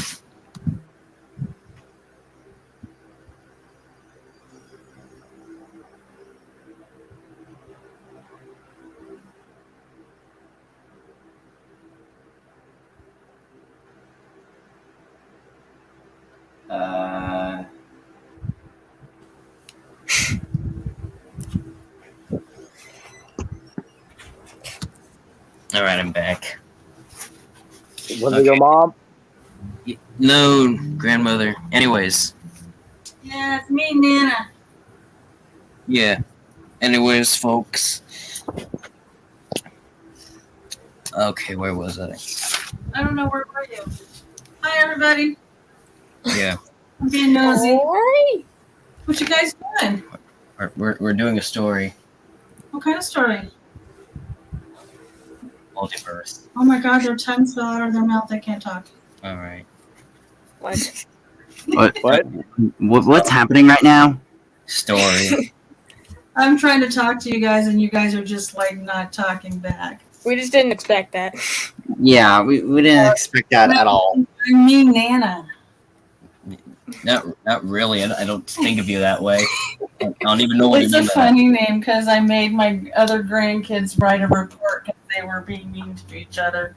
So they said, so I always say I'm mean Nana, even though I'm not mean. that. All right. If I was mean, I would have beat him. Ooh. I don't believe in that. Yeah. Anyway, have fun with your play. All right. Okay, where was I? If you don't clean up the room, I'm taking pictures and showing them. Anyways, where was I? The whole I don't know, Cyanida watching thing. Oh yeah. Okay, so Jaden was since Ray's watching them like, I guess the others are just tied up. Oh yeah, Baldy, yeah. As Baldy tells them that something's off, that something is off about other Jesus, and thinking that they should actually make a run for it. As I'm like, yeah, you're right. Something is off. We're waiting in a cave for no good reason. And sadly, other Jesus hadn't really even planned this out. But then again, what else? After that, we ask other Jesus, hey, man, we gotta go somewhere. And the old man is still having a fun time, not knowing what's happening at all, sadly. After that, we decide we should drive off, and leaving the other Jesus behind, and that's what we did, without other Jesus knowing until after when he saw the car drive off. And he's like, frick. Christopher, then Alice walk in, as other Jesus is like,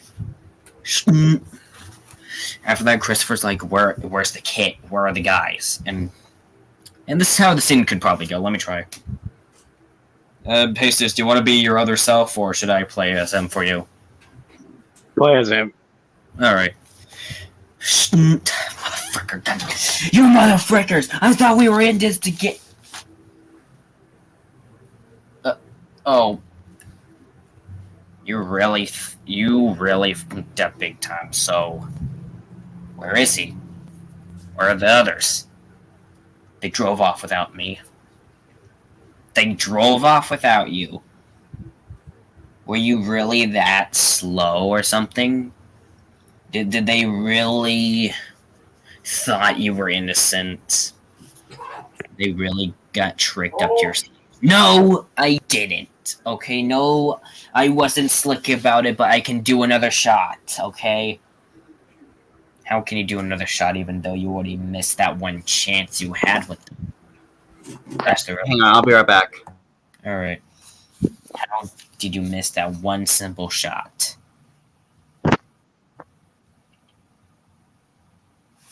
I can't explain. No, you cannot explain. Do you know why? Why? Because you already f***ed up. You already f***ed up. Yep, you are definitely screwed. Listen, just give me another chance, okay? Okay, I can stop these guys. Like, just look at them. They're idiotic. Alright, fine, but if it gets more longer and impatient, I'm afraid that Cyanida will be more hungry than that. Damn it. Damn it indeed. Now do your job, sloppy. After that, other Jesus carries on. Wait, hold on a second. Do you guys have a car or something? At least. You really think we have a car? You're hopeless. You're hopeless, child. You're hopeless. I'm just asking if you guys have a car or something. Maybe. But it's only used for other purposes. Cyanida is using it for now. Enjoy your time. Come on, Alice. Let's just look for him. Yeah, but honestly, should we just eat him? No, we're not supposed to eat our people that's helping us. But I'm hungry. You know, if you're hungry so bad, eat some steak or something. Alright. After that, they walk off.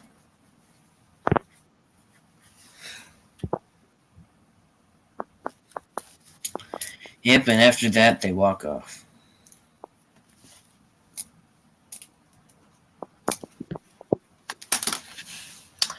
Okay, let's see.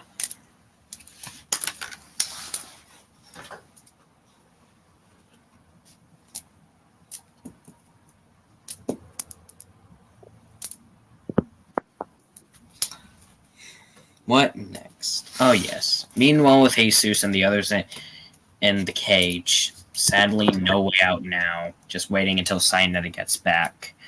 They just are helplessly wanting to get out. Oop, looks like another person broke a rule. Remember the rules, kids? I don't know who this blue person is. Exactly. What was the rule? What was the rule, everybody? What was the rule? Hey, give him a break. He probably doesn't know the rules. Yeah, you're right.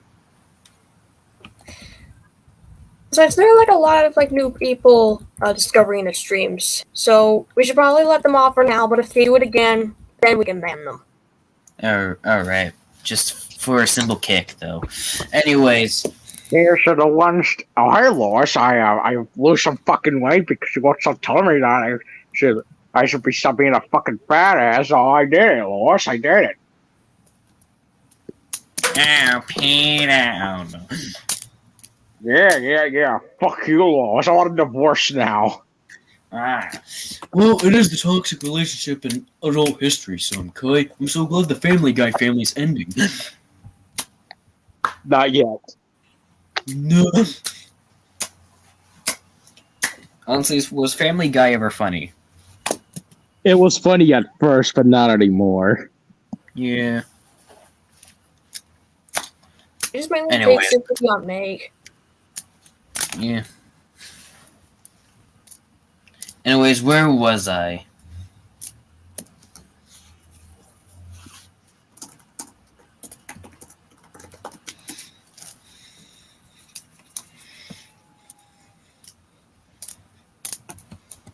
Anyways, where was I?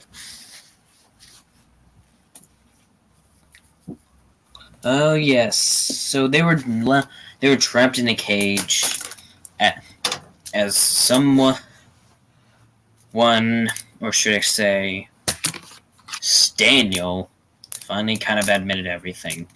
And this time it's going to take almost everyone off. Daniel was helping the gang start the prank this whole time ever since episode 1.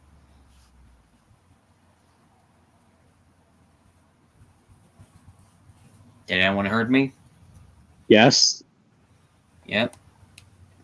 Daniel was the one that also helped the gang to start this prank to prank Ethan. The whole story was that he was friends with that gang also and wanted to prank Ethan, just a small little prank. They just sang a little song, and they were the one dressed as that demon thing that chased after them in the first place. And now he regrets the whole thing because it led to Ethan go missing, and it led to all of this to happen. Now Susan and Alexander are trapped in this too, and now they're all here. Honestly, hey, and now the blue guy on the YouTube, cause now I can like he's tough enough, dude. This is YouTube, not reality. Anyways, Jesus, how would you react if Daniel actually said that? I'll just say, I would just punch him in the face.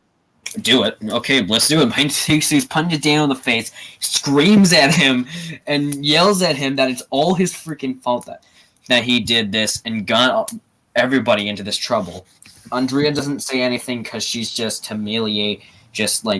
done with Daniel's bullcrap as well. Kevin is also pissed about this, but doesn't even say anything because Jesus is yelling at him for him, as Jesus is just done with Daniel. He's done. He was the one that started the whole entire prank, and he was the one that did all of this in the first place. that led to all of this happening. And now Jesus is saying it's all his fault, and Ethan's probably dead because of people. And now he's living with the consequences. Daniel regrets what he did, and in a way he should have been more serious about the situation, and he thought it was just going to be a little bit of a road trip until it was a bigger problem than it needed to be. Sadly. It's honestly stupid of how it went off.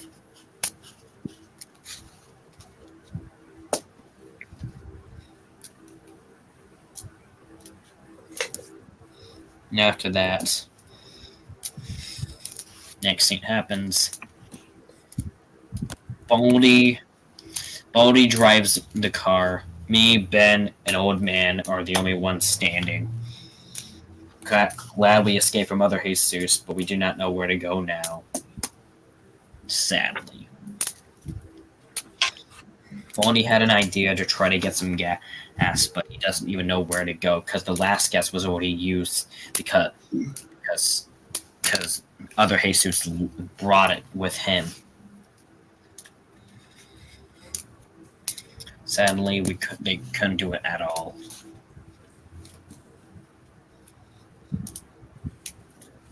And now Baldy, finally, after Ethan actually encouraging Baldy a lot of times to be himself, Baldy finally let go of his ego and let go of every single problem that he had.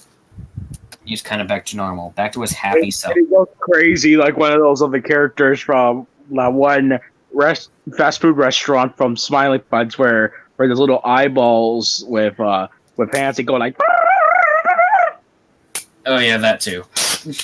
In a way, yeah, that could be funny. And after that, we're kind of happy. The old man's like, "Old man, old man." Yeah, let's get married. No, I'm gay. Wait, I need him straight. What I said, you idiot. No. This is weird. After that, Baldy is in a way finally free. Finally is their depression cured.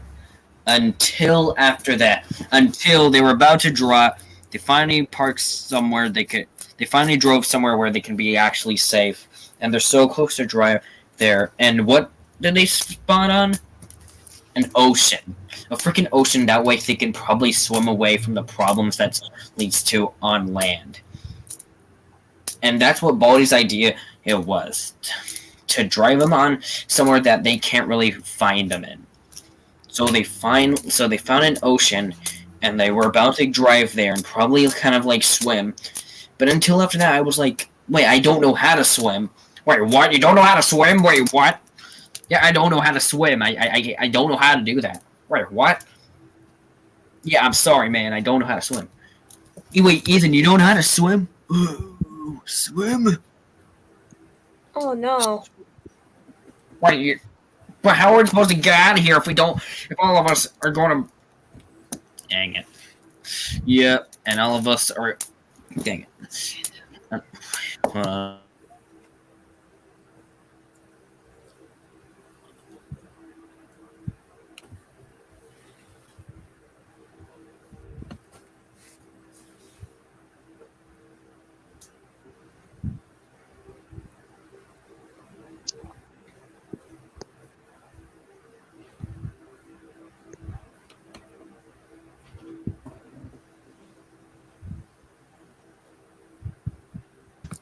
Okay, I'm back. Anyways, after that, Baldy is completely shocked and now scared because, like, most of us can't swim. There's an old guy that probably can't even swim due to his age. Ben can obviously swim, and so can Baldy, but sadly not me or probably the old man. Actually, I do know how to swim. Wait, really? Yeah, but that was back in my mid-30s. I'm sorry, you guys, that we have to go all through all of this, but we can all do this as a team. How can we do it as a team? This was going to be the perfect plan. We could have swam to another island. We could go to safety. Probably we could try our best, I have a great strategy for us to try to at least swim our way out. Well, then which island should we go at? Like, which plan? What is the plan then? I need to think of something. The old man has a strategy, and for us to all go, we're all going to have to ditch the car. We're all going to have to use the car for a boat. Are you insane? This is the only thing that kept us driving. Well, we are to go into an ocean. For all of us at least to live, we gotta at least sacrifice the car for us to go to the place we need to go. That literally sounded like something from Onward. Yep. I have a question though. Yeah. If we're going to use this as a boat, and since it solves the swimming problem, what object should we use for us to mow this car boat thing? Does anyone have any suggestions? I got it. You can use a few of my legs. I don't really need them. Wait, what? Wait, what? No, but you can use my legs. Wait, you can use your legs? Yeah. What, you want to use my arms? Actually, which one do I need? Take off the leg and the arm, alright? Just take off that one, because you need the leg for something in the arm, too. Alright, try not to lose it, alright? Obviously.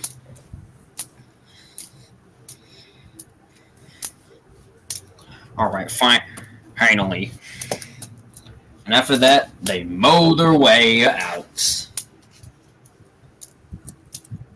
But sadly, even though that Christopher doesn't have a swimming power, he can breathe underwater. And luckily for him, he saw them go nearby. Sadly, Alice can't go underwater. But luckily, Ray can float. And luckily, he can go under.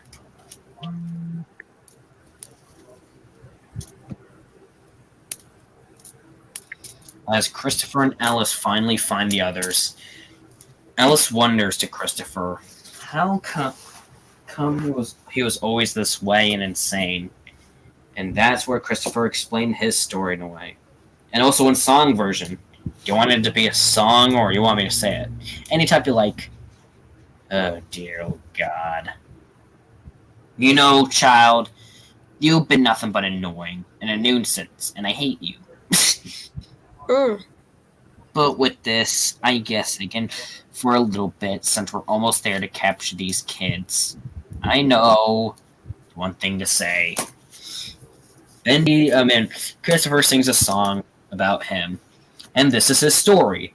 He was once a carpenter that was also in a beach, and he was friends with a walrus. A walrus and a carpenter, obviously. And he was roommates with the walrus. But sadly, he doesn't really give him any respect, and he only cares about himself. Eating his food away as the carpenter works day after day, as he doesn't even care at all. Every single time he tells him to do something, get a job, the walrus tells him, I don't have to do that at all. And always use that same word as an excuse every single time. If that the carpenter does his job to pay the rent, one day later, his job was not good at all because his carpenter job now had to transfer to another place that he can't even drive to. Now the carpenter has no job, and all the money was used on food because the walrus was hungry, and that's what made him tick. He lost his job, he can't afford rent, his roommate sucks, and his only thing was to kill him. Because honestly, he couldn't take any of this anymore. So he killed the walrus, put his body in the ocean, and after that, bam. And what's even more cooler, I was thinking for this, is for when he's singing, he can probably go under the ocean as he tracks down Baldy and the others. As he sings under the ocean. Alice is like, well, go get him, Tiger. And then After that, Carpenter swims out there, or should I say run, swim, whatever he does, and chase after them. Meanwhile, the others finally found an island, and they finally get to sleep since they are in a way at rest. Until the next morning, me, Ben, and the old man wake up out of our little shelter, but for some reason, Baldy's not here. Baldy's gone. Not even in that car. As we're kind of worried.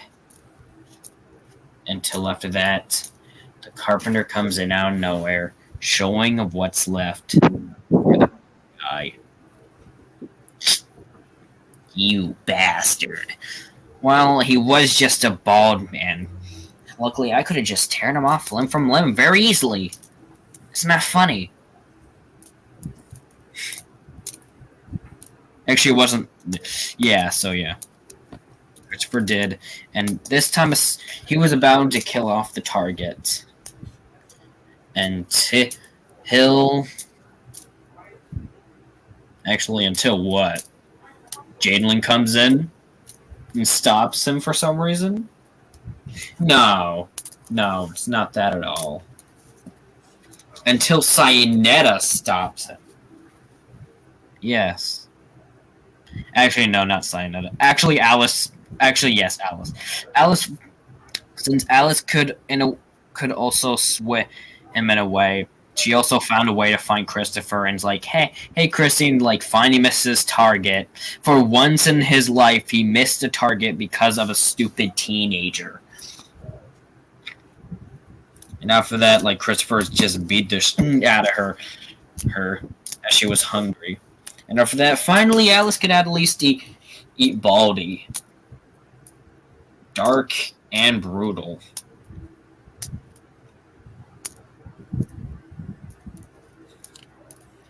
Yep. Meanwhile, we finally escaped, grabbed his legs, and drove off. Hey, the legs are the best part. Oh my god, you know what? Frick this. Dang it. God damn it. Hold on. Hey, Google! Shit, it doesn't work. What? Hey, Google, what is the weather? Your mother. What is the weather? Your mother. How is that my mother? How is my mother the weather? Because she came earlier. Holy shit, what the What's the weather today? Your father. Are you saying my father came back from the milk? Oh god, why did I have to say that joke? That was messed up of me. Anyways, meanwhile, during Jesus and the other people's time. Actually, yeah, so after that, Baldy's officially dead. And be right back, gotta go to the bathroom. Alright. Okay, what's the next? And after that, time for episode 8. Right? Episode 8? Yeah. Okay. Yep, finally. After that, Ethan and Ben went to shelter. In a way, they kind of went back to the same place they were before, but this time without Baldy, Dawson, Jadelin, or anybody else. Sadly, Ethan can't really even take it anymore since he's lost that many people. As Ben and the old man was the only there for him. The old man tells him that probably it is best for us to at least stay here and just wait until we all die. But at least we died together as a team. And I'm like, I barely even knew you guys. But yet you guys were in a way kind of nice to me. Yeah, at least I try my best being nice to other people. It's just that people never really treat me nicely ever since. They always took me as a pedophile, even though I just love the kids. Always wished to have them, but never had the chance. Really? Yeah. It's never the same. Always try to think of great strategies. Was also once a judge. But you know what? Never helped ever since. I don't know which universe I'm in, but the Earth I was Fact. in was black and white. That's depressing, but why? I don't know. Just no one liked me anyways. Just thought of me as some sort of weird pedo. You really kind of are a pedo. How? You literally stalked a kid for fairies. What are you talking about? You mean that guy? Hey, the Game of Fairies? Yeah. Oh, wait, where's the fairies? Up here. They're up that depresso guy. Oh, thanks. And that's basically the old man's story. Of that people never really enjoyed him that much and always thought of him as a creep. And the only enjoyment that he actually did have was, you know, having a family that would actually talk to him and that would actually hang out with him. And I feel like in the other episodes, when I actually make a script of each episode, I will indeed add the old man being friends with the others. So don't get me wrong, I'm definitely going to add that. That's nice. So I'm going to add like a little bit of a relationship to me and the old man, but also to other people. But also going to add the same relationship to me and Ben as well. After that, the old man, me, and Ben are just looking at the sea as we're just still in the same place, just waiting until we're finally dead. Until other Jesus comes out. And after that, I yelled at him. You. And after that, like, basically other Jesus is like, you guys came just in time. Where the hell were you? Why did you guys left me? And we were like, we were uncomfortable with you. You lately. We know what you're kind of doing right now. And let's just say Christopher also told Ethan, Ben, and the old man that other Jesus directly betrayed us. So, of course, our suspicion was right. And, of course, we were mad. And, obviously, we just wanted to pay back at him. But I just yelled at him and said, since I never took violence as an answer. And almost forgot to tell you, in each episode, in the first episode, I will not be swearing at first, but until after that, every single time my character grows, I kind of swear a little bit more and more until I, lost it. Kind of like, character growth. Alright.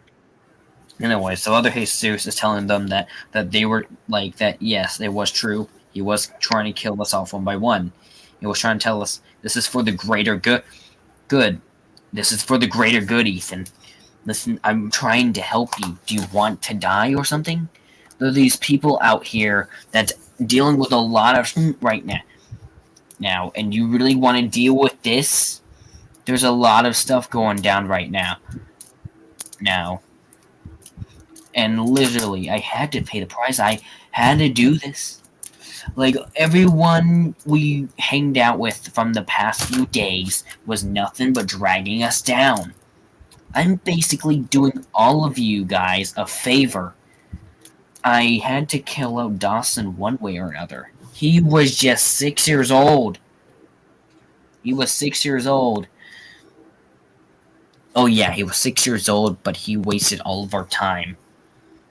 As for Bodhi, he's no different. Where's he? That's right. Christopher came after him, obviously. I wonder how he's doing. Shut the hell up. Listen, all of these people died because that's their fault. They came here in the first place. Just like you. You're, like, listen of what you're saying to yourself. The Jesus from from your universe, you have, like, everything that you wanted. A+, every single good grade. Your parents love you and have money for your scholarship. But here's the other thing: people are making fun of you because of your race, and after that, that you end up depressed. So you're also in the same place as us, bucko. So who are you telling me about this? And same with you. Everyone here is also depressed and also had to go with the same experience. Everyone had to deal with something terrible in our lives that led us in here. And you think we are no different. You're no different either. You motherfucker. At that, other Jesus is just speechless. And that's where he strikes a punch. But till after that, I just grab the punch, throw him down on the floor, and just leave him there. As other Jesus tries to attack, we try to fight him. The old man is getting scared as he also tries to stop him. As he tries fighting until after that, Cyanida finally came in out of the deep blue sea, watching us. Even though it was a lovely ride, folks, I feel like this does have to end because of one simple thing. It is kind of getting old by the fact that you guys are just fighting over the littlest thing. And plus, I'm getting more impatient than ever. So you all coming with me. Jesus, the debt is off. What do you mean? I thought I get to be free. You know what they say. Cross fingers. You bitch. And after that, Cyanida kills other Jesus with fire. And the reason why she's keeping 3 of us alive, because she has something special for us, because we, let's just say, are special to her. So then she kidnaps us, I guess, and then puts us in some cages. And you thought this was freaking family friendly? There's gore in this film. What, I can't think of anything. My other self say, I thought it was gonna have a Phil Frank reference where I remembered from something from Frank where it's like something like, oh, the creature's like the saying that fucking spamming charging God. That? Okay. Yeah, my charger is spamming a lot. Oh. Yeah, okay. I was gonna say, I thought it was gonna be some kind of reference to Filthy Frank where saying like, oh, you will now banish it forever. And the guy just gives out the middle finger, he just gets banished by poofing away. And for that, other Jesus steps from fire as Cyanida takes him away. Yep. She got something planned for 3 of us. She then puts everybody. Then after that, Cyanida goes in as Bendy is as Ray is just watching them. As Cyanida's like, Ray, we got a few other people here that I want you to watch. Specifically them. I want Ethan all alone to myself. Please and thank you. You guys better not escape. After that, she just only brings me alone. After that, meanwhile, Jesus just regrets everything. Meanwhile, with all of that, he's just completely upset with everything he did. Even though he didn't really do anything, but he's just upset of what's happening and that. He hates Daniel now. He doesn't even want to call him as a friend anymore. He's just completely upset because his friend is now about to die because of this creepy demon creature. Jalen betrayed everybody. And which got Jesus the courage to actually break the cage and actually punch very hard due to all of that anger and stress. And let's just say, meanwhile, in that time, he was mad as Red was actually trying to calm him down, as Tom is like, punch the cage.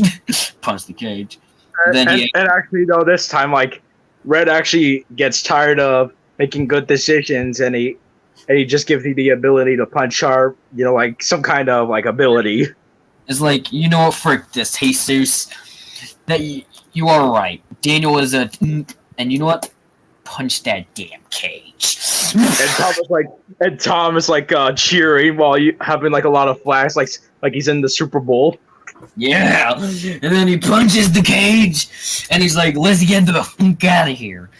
And then Ray just is, and then after that, Ray notices. She opens her eyes, revealing a white phantom on one. And after that, she chases after us. And then after that, Jesus uses his self-defense and punches this woman out of here. After that, he locks the door and gets out. They try to find a way to go into each door to each room, but sadly, this is a damn mansion, so they can't even get out. Until after that, they found another room with a piano playing on it by a piano playing. What? Are you gonna add a Super Mario 64 reference? No, what? Wait, that was a Super Mario 64 thing? Well, yeah, originally because the piano thing where the piano comes to life and Mario just gets scared. But no, I'm not doing that. Over that, Jesus opens the door, seeing none other than Bendy playing on the piano. Oh. After that, Jesus is like, "You, where the hell is that? What do you mean? Where is that weird demon slender thing? You mean Cyanida? Yes, where the hell is she? She's gone somewhere. What do you mean, where is she? Why is she even doing this in the first place? What does she want from Ethan?" Jesus just grabs him. Answer me! I don't know what she really wants from him. All I know is that she just goes out in a way, just whisk unsuspecting people into her own clutches and kill them for her own enjoyment. She got all of us here so we can do her bidding. I never wanted any of this. I was just a troublemaker kid back at that time. I don't want this anymore. What? I'm just a kid. Then why the hell did you agree to this? Why the hell are you doing this to countless of other people? I don't know. I thought it was... I did not expect other people to die like this. I don't know. Well, you could have. And now my friends out there dying all because of you and these people and these other guys out there. I don't know how to help. You could help me by finding where Cyanida's room is so we could finally stop this once and for all. Alright. Meanwhile, Ben is just scared about this whole thing. And meanwhile, the old man is like, I'm an old guy.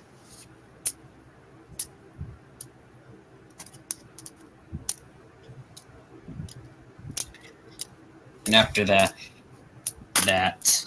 Cyanida finally has me in her clutches. And now, time for episode 9! Yes. Finally, 2 more episodes, guys. 2 more episodes! Woohoo! Ooh, episode 9. This time, episode 9, besides it being like an episode of what's happening, it goes on to a flashback. Cyanida has me all tied up, all ready for the ritual. She put on a pentagram with a circle and a star, and gets ready for the thing. Until after that, I finally spelled out, what in the world do you want from me?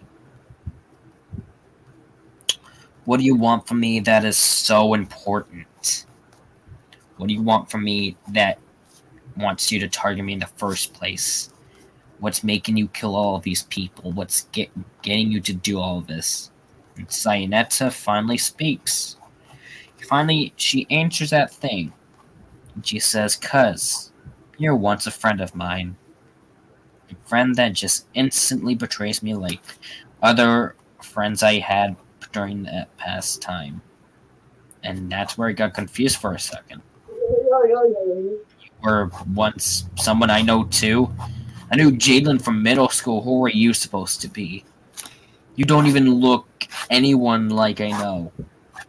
And that's where she takes her guts and spills it. It's me, Soraya. Then after that, I just shake my head. I am utter disbelief that an old friend of mine turned into a demon this whole time, hunting me down because what? This is basically a flashback story now. Meanwhile, with Christopher, her, and Alice, as they try to track me, as they're going back to the mansion, also trying to hunt me, also trying to hunt the others down.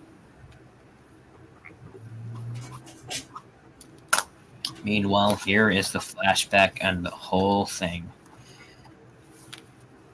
After that, it starts off with me in a summer camp when I was little. Let's just say this was back at this is back at 6th grade. After that, I knew somebody, and her name was Soraya. And after that, we were best friends the whole way through until after that, one fateful day. One fateful day, she takes me away. JK, no. So we knew each other in 6th grade summer camp for a little bit, and then she became a classmate in 7th grade. And after those years, it was completely fun until after that, I became more of distance from her. I left her alone, and I began to have other friends as she was left out. She asked if she had any time for me, but I said no.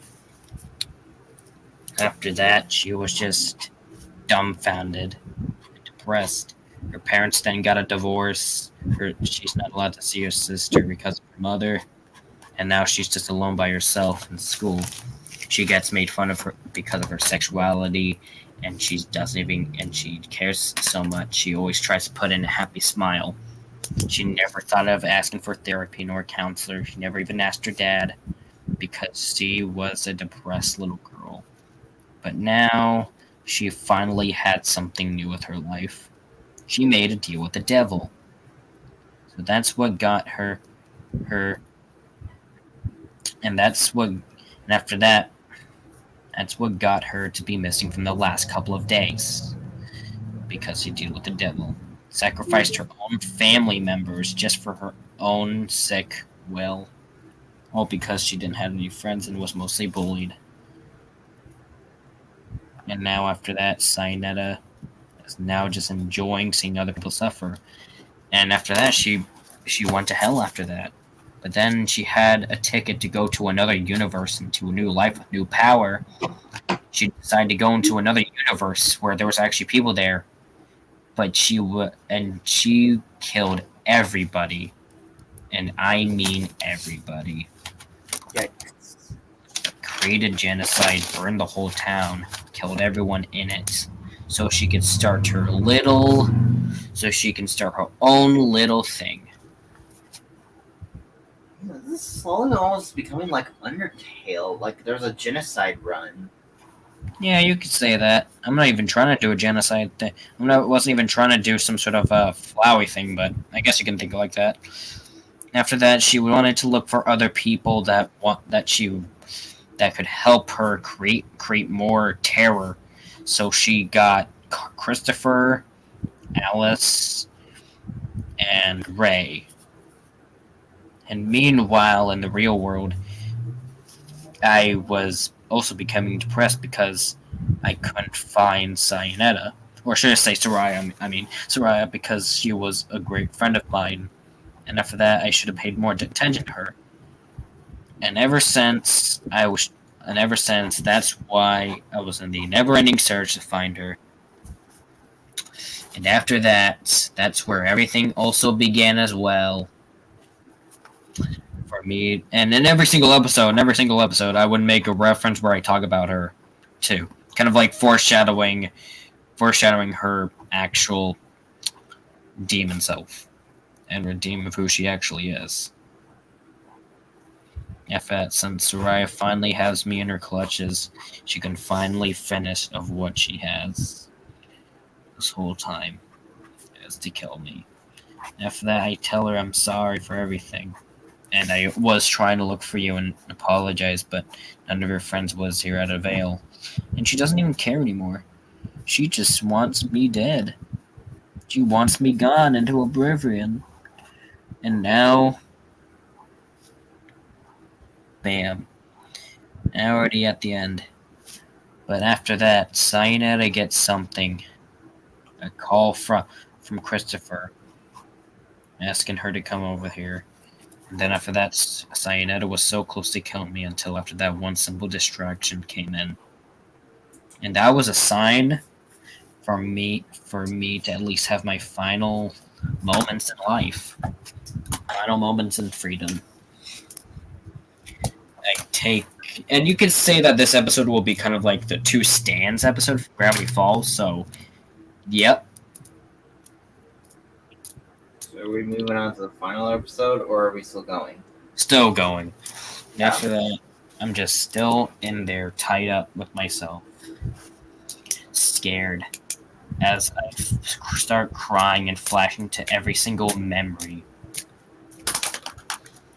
Crying every single memory that I have with Soraya, Ben, and the others. And speaking of, meanwhile, with Ben and the others, Jesus, Kevin, and Daniel and Andrea still trying to get out of here. And so is Alexander and Susan. Susan is getting scared as Jesus is like doing a manly thing. He's like, hang on me, babe. What the fuck? Yeah. Anyways, after that they're trying to find a way to escape this and try to find me as other stuff is happening. After that, Cyanida got to Christopher as Christopher explained that the job is done. They killed Baldy, and she's like, excellent. But now you gotta try. Now we gotta just look, trying to kill those the people that came in the first place. Please and thank you. Great. Finally, can actually do some killing. Meanwhile, Christopher opens the door, noticing that they are gone, and he's like, Cyanida, I think we have a problem. What is it? The others, they're gone. But how? Like, God damn it. Yeah, after that, for once, Cyanida is just finally done with this, and she's just wanting to kill us. And now she's just done being patient. She is officially gone over this and finally done. Meanwhile, with Christopher going out there, finally the others finally found me just in time, and we all escaped. We all make a run for it as all of these monsters are trying to look for us one last time, as Christopher's just getting his gun, shooting in every single angle that he could to stop us as we dodge every single bullet. And that's when Jesus has an idea. And Jesus, can you tell them this idea? I guess. Alright, tell them. Wait, about the idea? What was it again? Dang it, I'll say it. So Jesus has an idea to actually stop these things and distract it. By using the power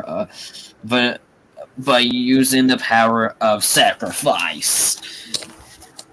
JK, not sacrifice, not literally sacrifice, but it's a plan. So This time, Jesus yells at Daniel. Daniel, do you know one way to actually redeem yourself if you actually die? And he throws Daniel, and he's like about to get killed by Christopher. Until after that, Ray stops Christopher, and he's like, "What the hell are you doing?" And then Ray wants to kill him for herself because she hadn't done anything yet. So she takes out her mask, about to bite his neck and suck his blood.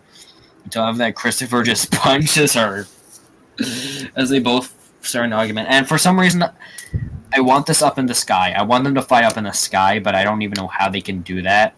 Does anyone have any suggestions of how we can do that? I don't know.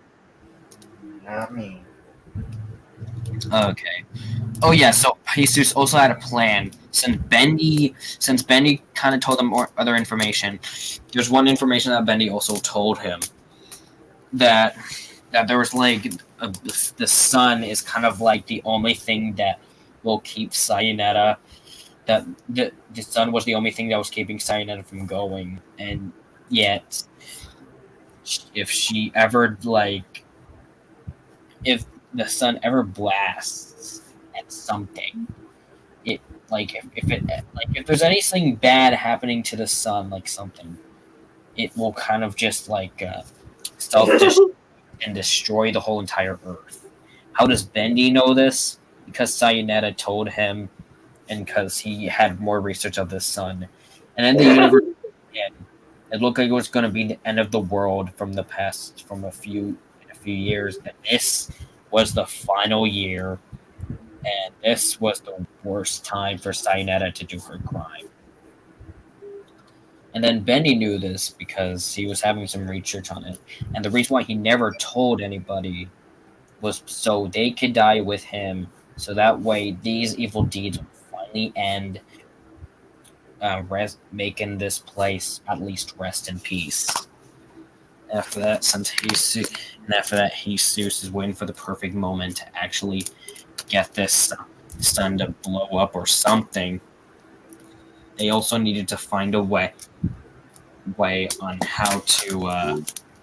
They also needed to find a way on how to get Susan, Alexander, and the others out. And no, Jesus is not sacrificing himself because that would be stupid. They're pretty repeated. Yeah, pretty repetitive. So instead, he just got Daniel in danger, as in the middle of the sky, Jesus and frick it. Since Bendy tells him it's slowly about to be the end of the world, and there's going to be scenes that's also foreshadowing the end. And probably let's just say this is half of the final day, before it's the end. Everything floats up as Christopher and Ray tries to stop them. Christopher's wondering what the hell is happening as Ray does not care and only focusing on the target. Then Ray tries to kill Daniel as Christopher punches him. It's like, no, the hell you don't. No, the hell you ain't. Yep. And after that, Ray, and also not to mention, Ray is immortal. So I'm telling you this. So after that, Ray's coming after Christopher after missing that shot. Christopher doesn't care, and so he's willing to actually kill his own friend. Well, he never really cared about anyone actually, so never mind then. And after that Ray plummets down, tries to fly back, but sadly lost grip. Stupid little shadow. Crap. After that, Christopher tries coming after the other ones, grabbing his sadly lost ammo of his gun, and grabs another weapon that he has, his trusty old giant hammer. That's not a gavel. Oh man, I thought it was a gavel.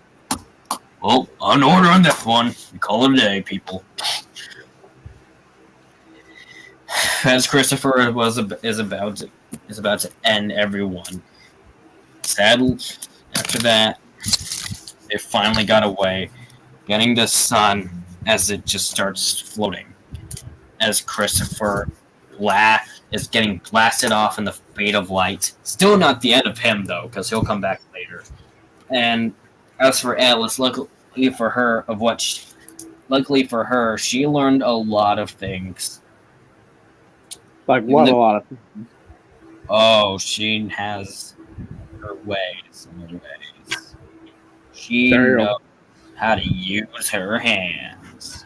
She finally got to use her hands instead of using a fucking knife. She has a grip, I'm telling you. So after that, we were about to escape and try to find a way to escape.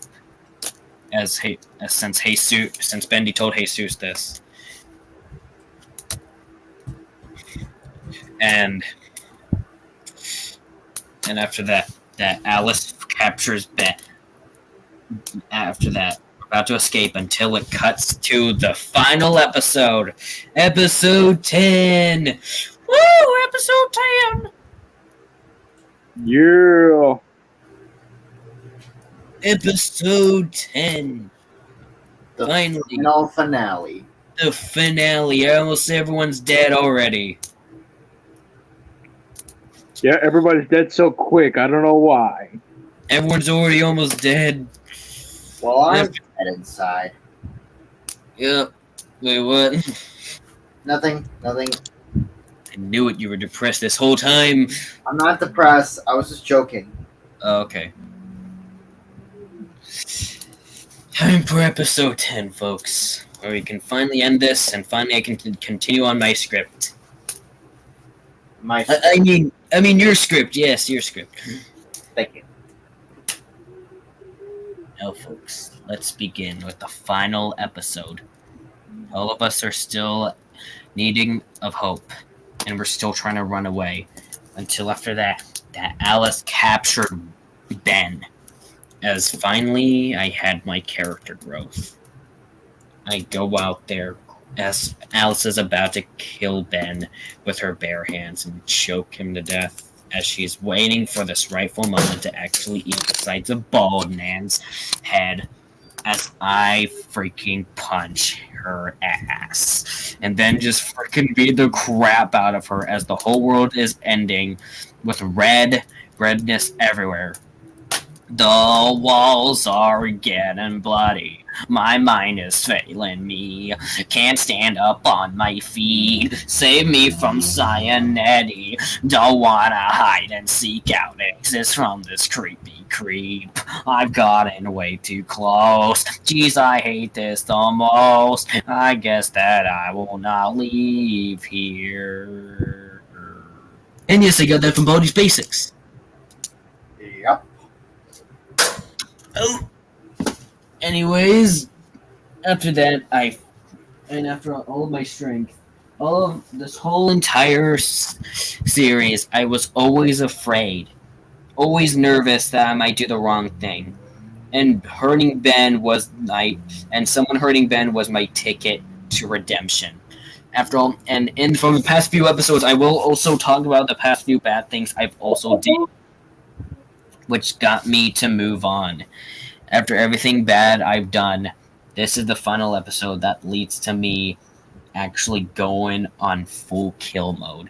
So I go out there with all my might and beat the crap out of Alice, the angel, the so-called angel. After that, I beat her, and then I freaking defend Ben as any one way or another. And then finally she died as I just bashed her head against a wall. Or you could say that. After that, since she's finally dead, I hugged Ben, and I made sure nothing bad ever happened to him. Meanwhile, as Jesus and the others try to go to the sun to go to the exit, we try following as well. As the others went through. As the others went through, there's something I should also tell you about Cyanida. Meanwhile, while Cyanida was and ticked off. This time she was thinking of grabbing Bendy to help him. But this time, besides Bendy actually helping anymore, this is going to be the final scene we see of Bendy. Cyanida opens the door, telling Bendy to get up here and help. And besides him telling Bendy that in a nice fashion, she's actually sounding very demanding, besides she was before. Not knowing that Bendy is in a dark shadow. Then after that, she looks at she looks at Bendy's desk that's in his room, and it's a sticky note that says, "I'm sorry, I'm sorry, but this is too far. This is the end." She then opens the light, yelling at Bendy, screaming at him. Why did he do this? Why did he betray her? When she opened the light, turned on the light, it shows Bendy hanging himself. Oh. Yikes. Oh, dear God. How can he hang himself if he doesn't have a neck? His neck is invisible. Oh. That makes sense. Lord. It finally shows Bendy dead. Not in a cartoon fashion, but just very depressing. As Cyanida cried in all of her tears, a pitch of anger, as she still blames that person. She still blames Ethan. I swear to God, another Mickey Mouse reference. I swear to God, why you why you bring what do you Mickey, don't you dare wave it. No, don't you dare. Yeah, exactly. You go home. Go home. We're talking about Bendy. We are talking about Bendy, not sad Mickey. We're not talking about me. We're talking about Bendy. We're not talking about that rat. I'm sorry, Mickey. I'm sorry. I'm not trying to be rude, but we're talking about Bendy. I'm so sorry, Mike. No, it's okay. Here, how about this?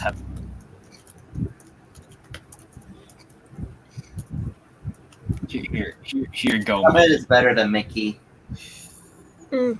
Here, have a Goofy plush. Have a Goofy plush, man. Have a Goofy plush. I finally go to Tokyo, man. Yep. Hey, Seuss, it's Mickey. It's Mickey, everybody. It's Mickey. Wait, who the heck is that? It's Mickey. My Wait, God! is it the TikTok one? No. Wait a minute. What? Wait a minute. How did you get here? How did you find our live stream?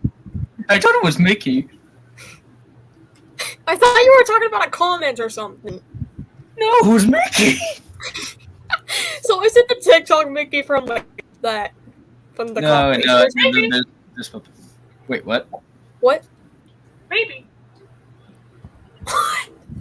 Okay, Ethan, do you know who the heck that is behind the Mickey thing? It's just Mickey. It's just Mickey. We're talking about Bendy. Okay, first of all, how did you find our StreamYard?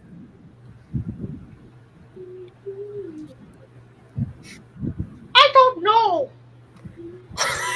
Then what are you doing here? You don't know me. You've never seen me before. Oh. Well, it's nice to meet you, Mickey Mouse. The name's Flingle the Bagel. You must have known me because your friend Goofy voiced me in the 2008 one. Goofy. Bill Farmer. Yes, I know Goofy, and I hate that TikToker, Donald. Oh yeah, Bob. Well, because I did very well. Last time. Remember? I can stay at his house. Like, what is happening right now? Why is your mouth? I don't know, Trooper, but. Too close to the camera. Too close to the camera. Your nose is way too close. Stop! Stop it! Boy! See, don't worry, folks. It's just Mickey Mouse. Wait, why is Mickey Mouse here? Oh no. Okay, I'm getting weirded out by this. This is priceless.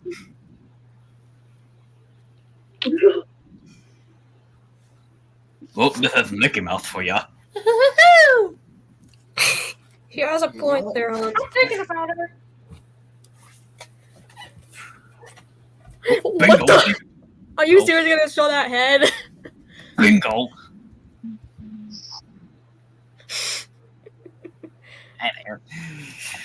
Excuse me!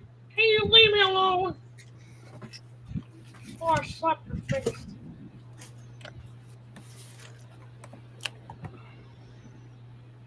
I hate that guy behind me. Wait, why is Gumball here? Gumball, let's He's actually an idiot behind me. What is even happening anymore? I have no idea. Are you looking for views? My gosh! Even I'm confused. You're so confused. Because your Why- name is LOL. L-O-L. It's not really a name. Sorry about that. I forgot to change my name for a second. There we go. Wingle the Bagel, that's my name. Wait. And that's what it looks like. That's what. What is happening? My gosh! My goodness! It's still a work in progress. Oh yeah! Uh-huh.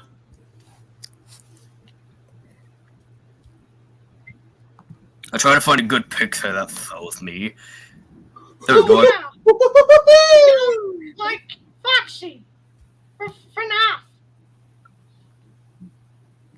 There we go. I found a perfect image that looks like me. Oh! It's a dog! Is that Pluto? Well, no, Hey, Pluto! I'm not Pluto. It's, no, I know your friend. Pluto! That's not Pluto. No, I used to be That's friends not even with. close. Yeah, I used to be friends with your. Used to be friends with Goofy. You know, Oh, usually. you don't even look like Goofy. You look like Pluto. No, I'm not Goofy. I'm friends with. I used to be friends with him earlier. You know. No. Pluto. Like That's not even close. I'll take you for a walk. Hey guys, it's me, SpongeBob. Oh my God, SpongeBob! Why I told you to stay? I told you to stay in the basement. How the SpongeBob got here? How the SpongeBob got in the situation? There's no picture for him. Genius. Hi kids, put on your happiest faces because the banana split show's about to begin. Super, what are you doing to her? My gosh. That was That's perfect. real. Except for FNAF 2. No. It's not FNAF. It's the banana split. No. Maybe it could be Goofy. I told you I met Goofy before. Ugh. Oh, you're Pluto again. Okay, you must have known me from a Hanna-Barbera cartoon, right? I'm from Hanna-Barbera. You have the worst Pluto voice I ever heard. I'm not talking about your pet. I'm talking about, a Tigger. I'm supposed to be like a Tigger, Paul Winslow. Try to do it. Try to do Tinker. Well, Try to do him. what are you talking about? Tinker. Flago, I think we should leave now. I think we should go. I think this Mickey Mouse has not known who we are. Listen, at least You're from different companies. yes, we're the Banana Split. Yes, we are the Banana Split from the Banana Split show. I'm saying the ice cream. Not the Oh, you motherfucker! He has no clue who the heck you are. You motherfucker! Frick sakes! Hey, they're from different companies. Yeah, Are you from that TV show, Banana Split? Yes. That's what they are. The movie sucks. You motherfucker! Wait. The He's movie? talking about the horror movies, I think. Oh yes. Yes, the movie sucks. Looks like we Yeah, the horror movie does suck. Wait, scaring me. It's like my nightmares. Exactly. The movie's terrible. Yep. Ringo barely had a role. Did I have to eat ice cream in the movie? Is that You how? motherfucker. Can I watch Trees 3? Come on, let's watch Trees. We're not all about ice cream. We have cream pies. What would you like? Vanilla or ice cream? Banana What? split. Oh, you want a banana ice cream? No, banana split. Well, we're not that banana split. Well, listen, we are called the banana splits, but we're not literally ordering a banana split. We're not in a restaurant, no. Where's my banana split? If you want your banana splits, it's on the house. Can I eat you? What? How can you eat? Like ice cream? I'm a lion. I'm a lion. What, you want me to be goofy for you? What the? Technically. What the heck is that? I practiced my goofy voice for a long time, folks. What the heck was that? Trooper, how did you do that? I don't know. What? That's ugly. Remember Wilbur? Remember Wilbur just got eaten from a frog? You know, I think I need to get out of here. Well, you go for it, He said, Trooper. Wilbur! Oh, hey, Thorky. Listen, I don't even know what's happening either. This is people. And Mickey just appeared out of nowhere. It's chaotic. What? I didn't disappear. I said you appeared out of nowhere. I was talking to Snorky over there. Oh, okay. Oh, wait, that voice sounds familiar. Is that Justin? Oh. No, that's not Justin. That's not Justin. Who? What do you even think? Gosh! There's a puppet over there that's just standing on the floor. Oh, you! Wait, that old guy looks familiar. Wait, is that Marty's grandpa? Ethan, who is that? Yeah! His name is Frank. I thought he died. He's actually not dead. He's just sleeping. Wait, how did Frank appear? Oh my Frank god. is just sleeping. I knew it. It's a Jeffrey lover. He also had a son, Tommy. Stuff. Yeah. I'll get that fake Mickey Mouse out. I'll just punch him in the face. What Mickey Mouse are you talking about? The original! I'm the original, Dad. I'm saying the new one who has the different eyes as me. Oh, that one. Wait, hold on a second. Are you familiar with a guy named Jeffy? Jeffy. That's why I'm about to get him. Oh god, he's grabbing Jeffy. Oh no! Oh no!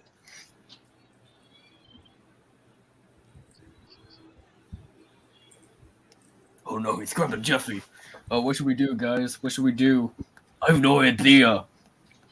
I think I got a better idea. Let's all do what Jeffy does. Oh. That's weird. Oh, you're smacking the diaper already. Alright. Just stop. That's too hard. Oh, you're gonna break your bladder. Okay, you're right. Yeah, you're gonna shatter your pelvis. Yeah, I thought I was the stupid one. I got him! No, you. Oh, thank God! I thought it was Jeffy. Hi there. Shut up, mister. Yes.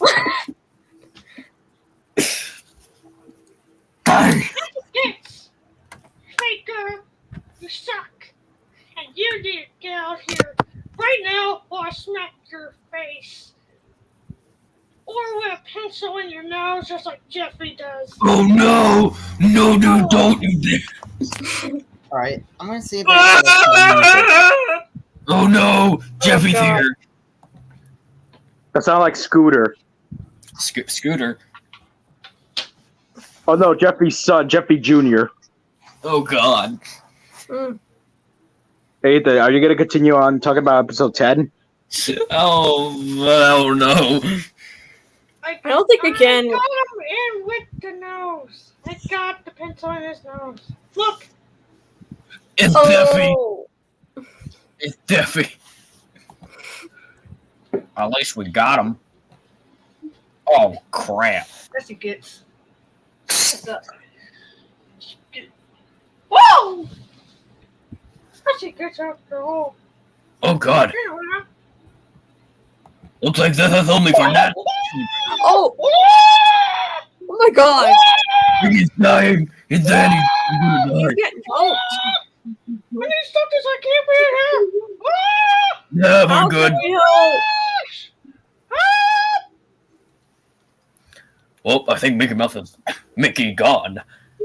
That was a terrible joke. Yeah, I think I'm losing it. You are losing it. You know something, children? I think one day I'll have my thank you. I'm still alive. Oh gosh! What a negative, Mickey! Get over here! Or 1920s Mickey or something. Does someone call for me? Oswald, thank God you're here. Wait, how did I got here? Oswald! How did I get here? You know Oswald from Treasure Island? Why? No, he's from Epic Mickey. No, I'm from Treasure Island. Listen, what do you guys want? Listen, we want you to thump Mickey Mouse over there. It's Yeah, just Mickey Mouse. pretty much is being attacked by his modern self. Fine. Full negative Mickey, get over here. We got another Mickey Mouse. Sure. Yeah, we gotta deal with another one. I fucking hate these. I know, same with me, but we're gonna have to deal with them one way or another. Oh, bullshit. So what should we do? No idea.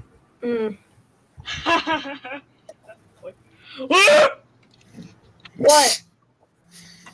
It's Mickey Mouse again. Actually, what is even happening?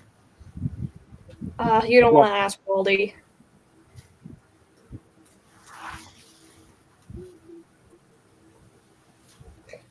What the? You're so close to the camera! Hey, pick up someone your own size, please. Pick up someone your own size, huh?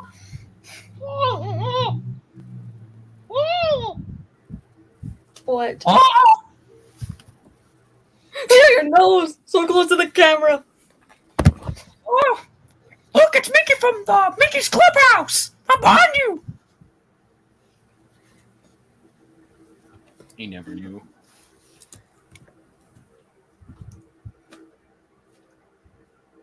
Anyways, back to episode 10. But first, I must do one of my daily spasms. What?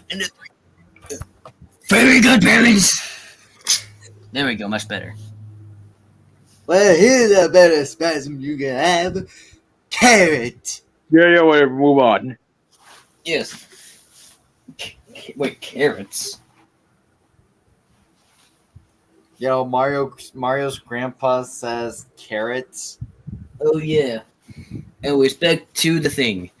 Okay, where were we? The final episode?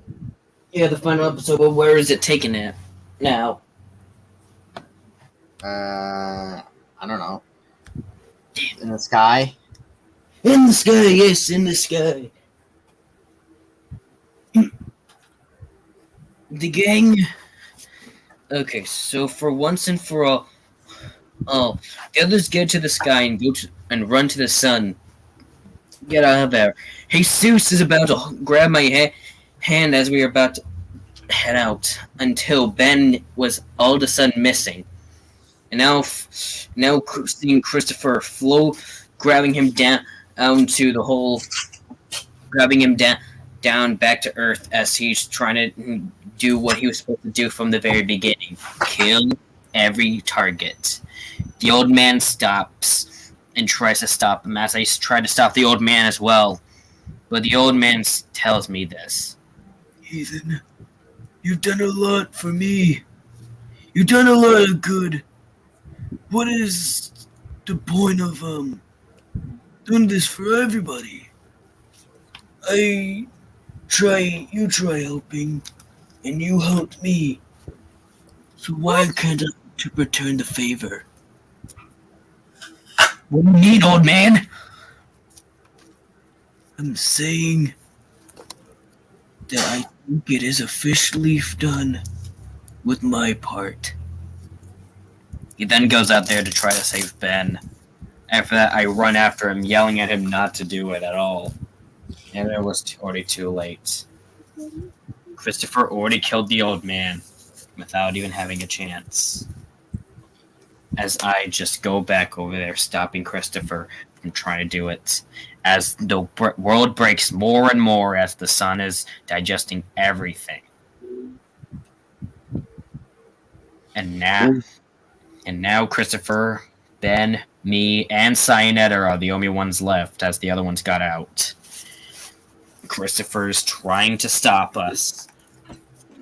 And then I'm about to kill Ben. Until after that, Christopher hears the mumbling shakes, and there's now a big giant earthquake happening. As Christopher falls down along with and if you guys want to know what happened to Jadelyn, there probably might be a scene where I drown her, but I don't even know where that should be at. So yes, she is also dead.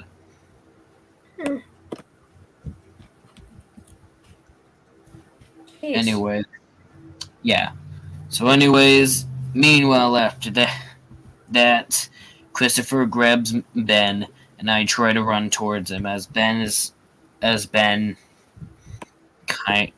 the ultimate sacrifice, because most of all, he always been there for me, but now it's time for him to at least let go of his fears. And now for the ultimate sacrifice. Falls down along with Christopher. Wait, what?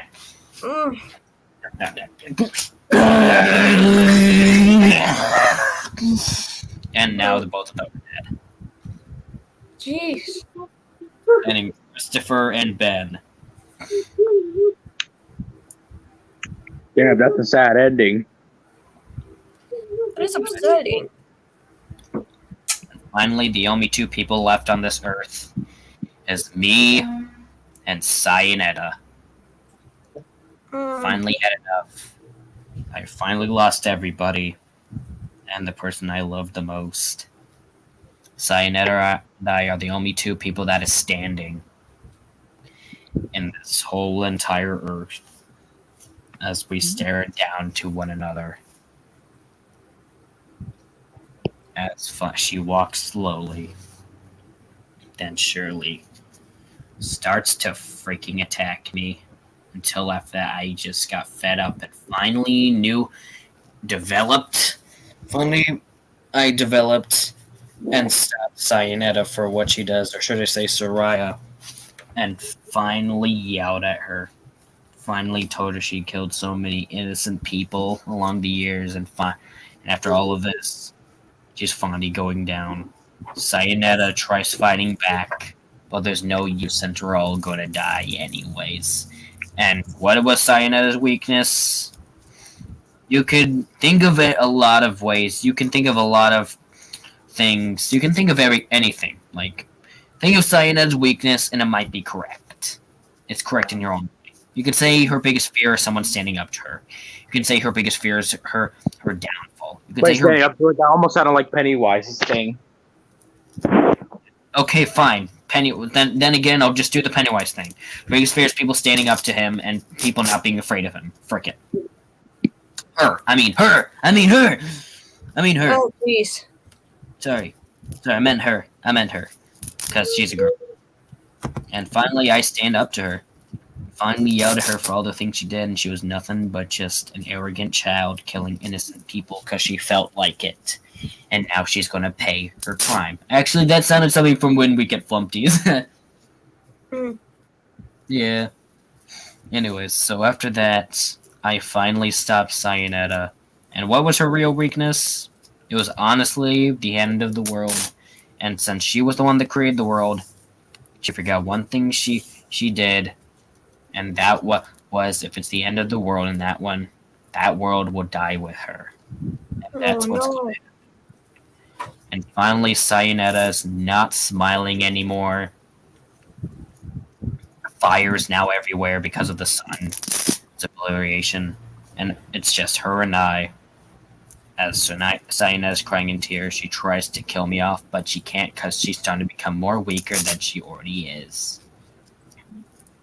Then after that, Cyanida yells that she spams the word "I'm sorry, I'm sorry, I'm sorry, I'm sorry." Ugh. After that, I said I do not forgive you for all of what you did to me and what you brought me here for. It's nice to see you again, but what you did was not forgiving. After that, Cyanida slowly starts glitching the closer she goes to the fire of the sun. She goes and goes and goes and goes and then glitches out, saying gibberish. I can do a backwards message if you guys request me to, I don't care. And then finally reaches out my hand, yelling out my name. As besides me doing anything, I hug her. Oh.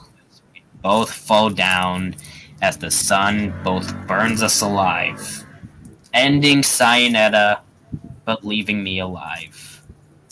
Oh. And after that, I wake up back at the warehouse, and everyone's back.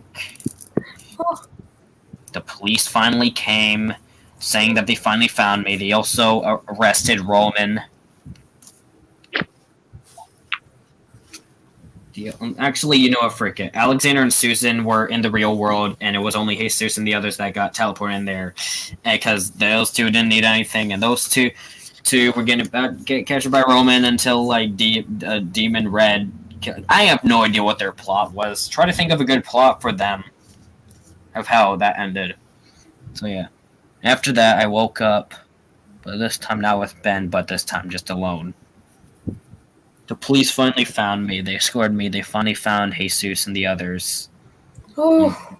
There's a lot of interviews and questions, but all I could say was nothing because I did not want to talk about it. Because if I explained the true answer, they wouldn't believe me of where I went through.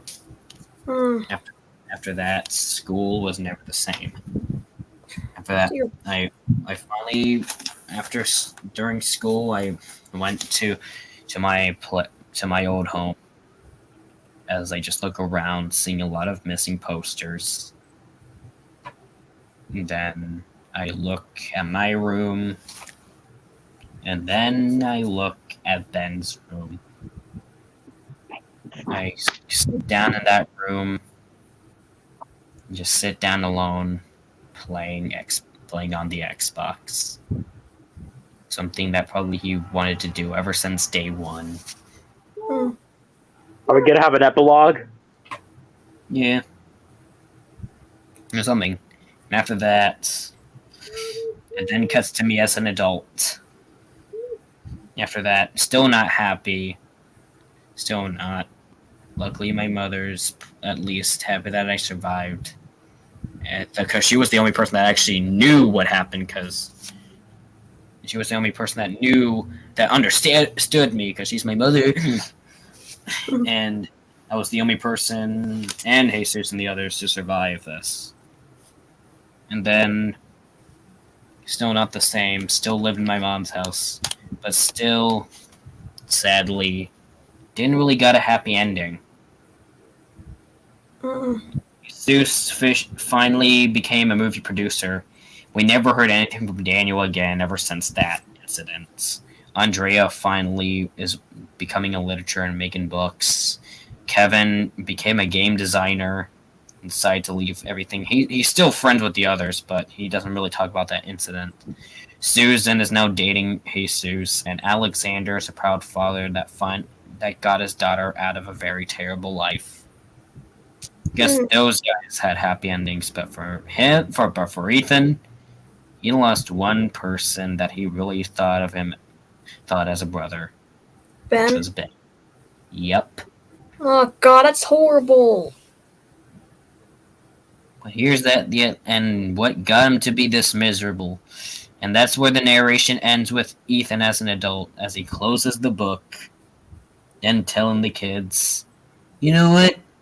That's only for natural children." Anyway, that's why I'm always mad at everybody. And that's why Ethan hates children in the end.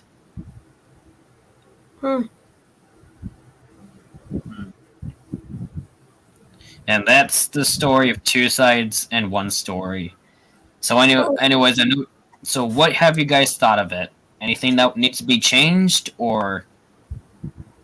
It is a good. Oh, it's a shame that you never got a happy ending. Yeah, that's actually depressing. That is a part of every other movie. Because, there's sometimes there's not really happy ending for any other character. But finally, Ethan finally did move on and finally accepted Cyanida from his depression, but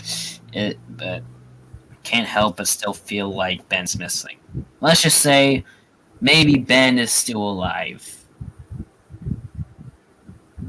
Unless it was hinting for another sequel. Not a sequel, no, I'm not hinting for that. Let's just say, in the end, there's a knock on the door. He opens it to reveal him. Oh, that Ben's back? Yeah. And that's where the Tra-La-La song from the Dickies plays. Oh. So how was... Wait, what about a better end credits on the scene? What about, instead of the Dickies Tra-La song, I've been thinking of this one song that I don't think anybody has heard about, called which is from the rock band called Blue Oyster's Cult, which is, they did a song about Godzilla, and they do have the rock song about it. I think you should listen to this song out. All right. Anyway, so what do you guys thought of the series? Anyone? That's pretty cool. Yeah, it is cool. Even though I may not have good taste, but you do you.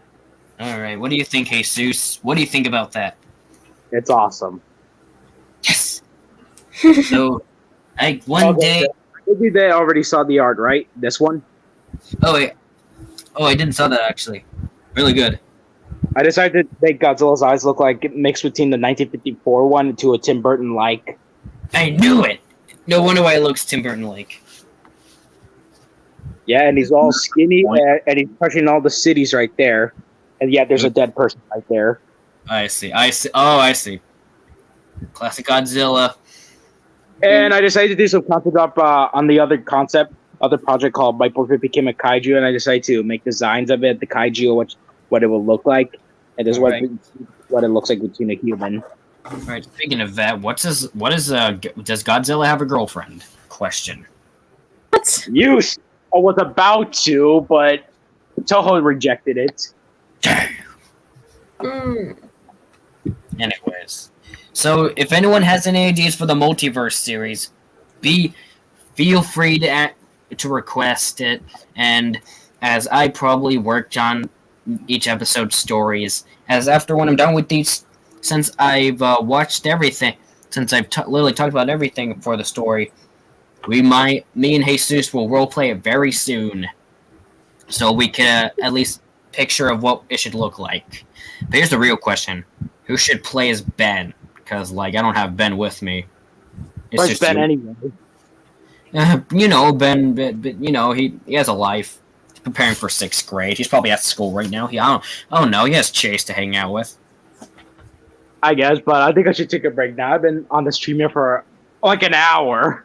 Literally, we've been in the stream for 6 hours.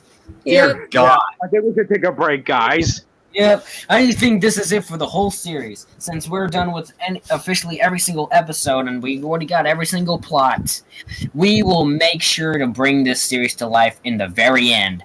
I'm never going to delete this one. Everyone, hope you all have a nice night, and everyone have a good day. Yeah. Hey, everybody.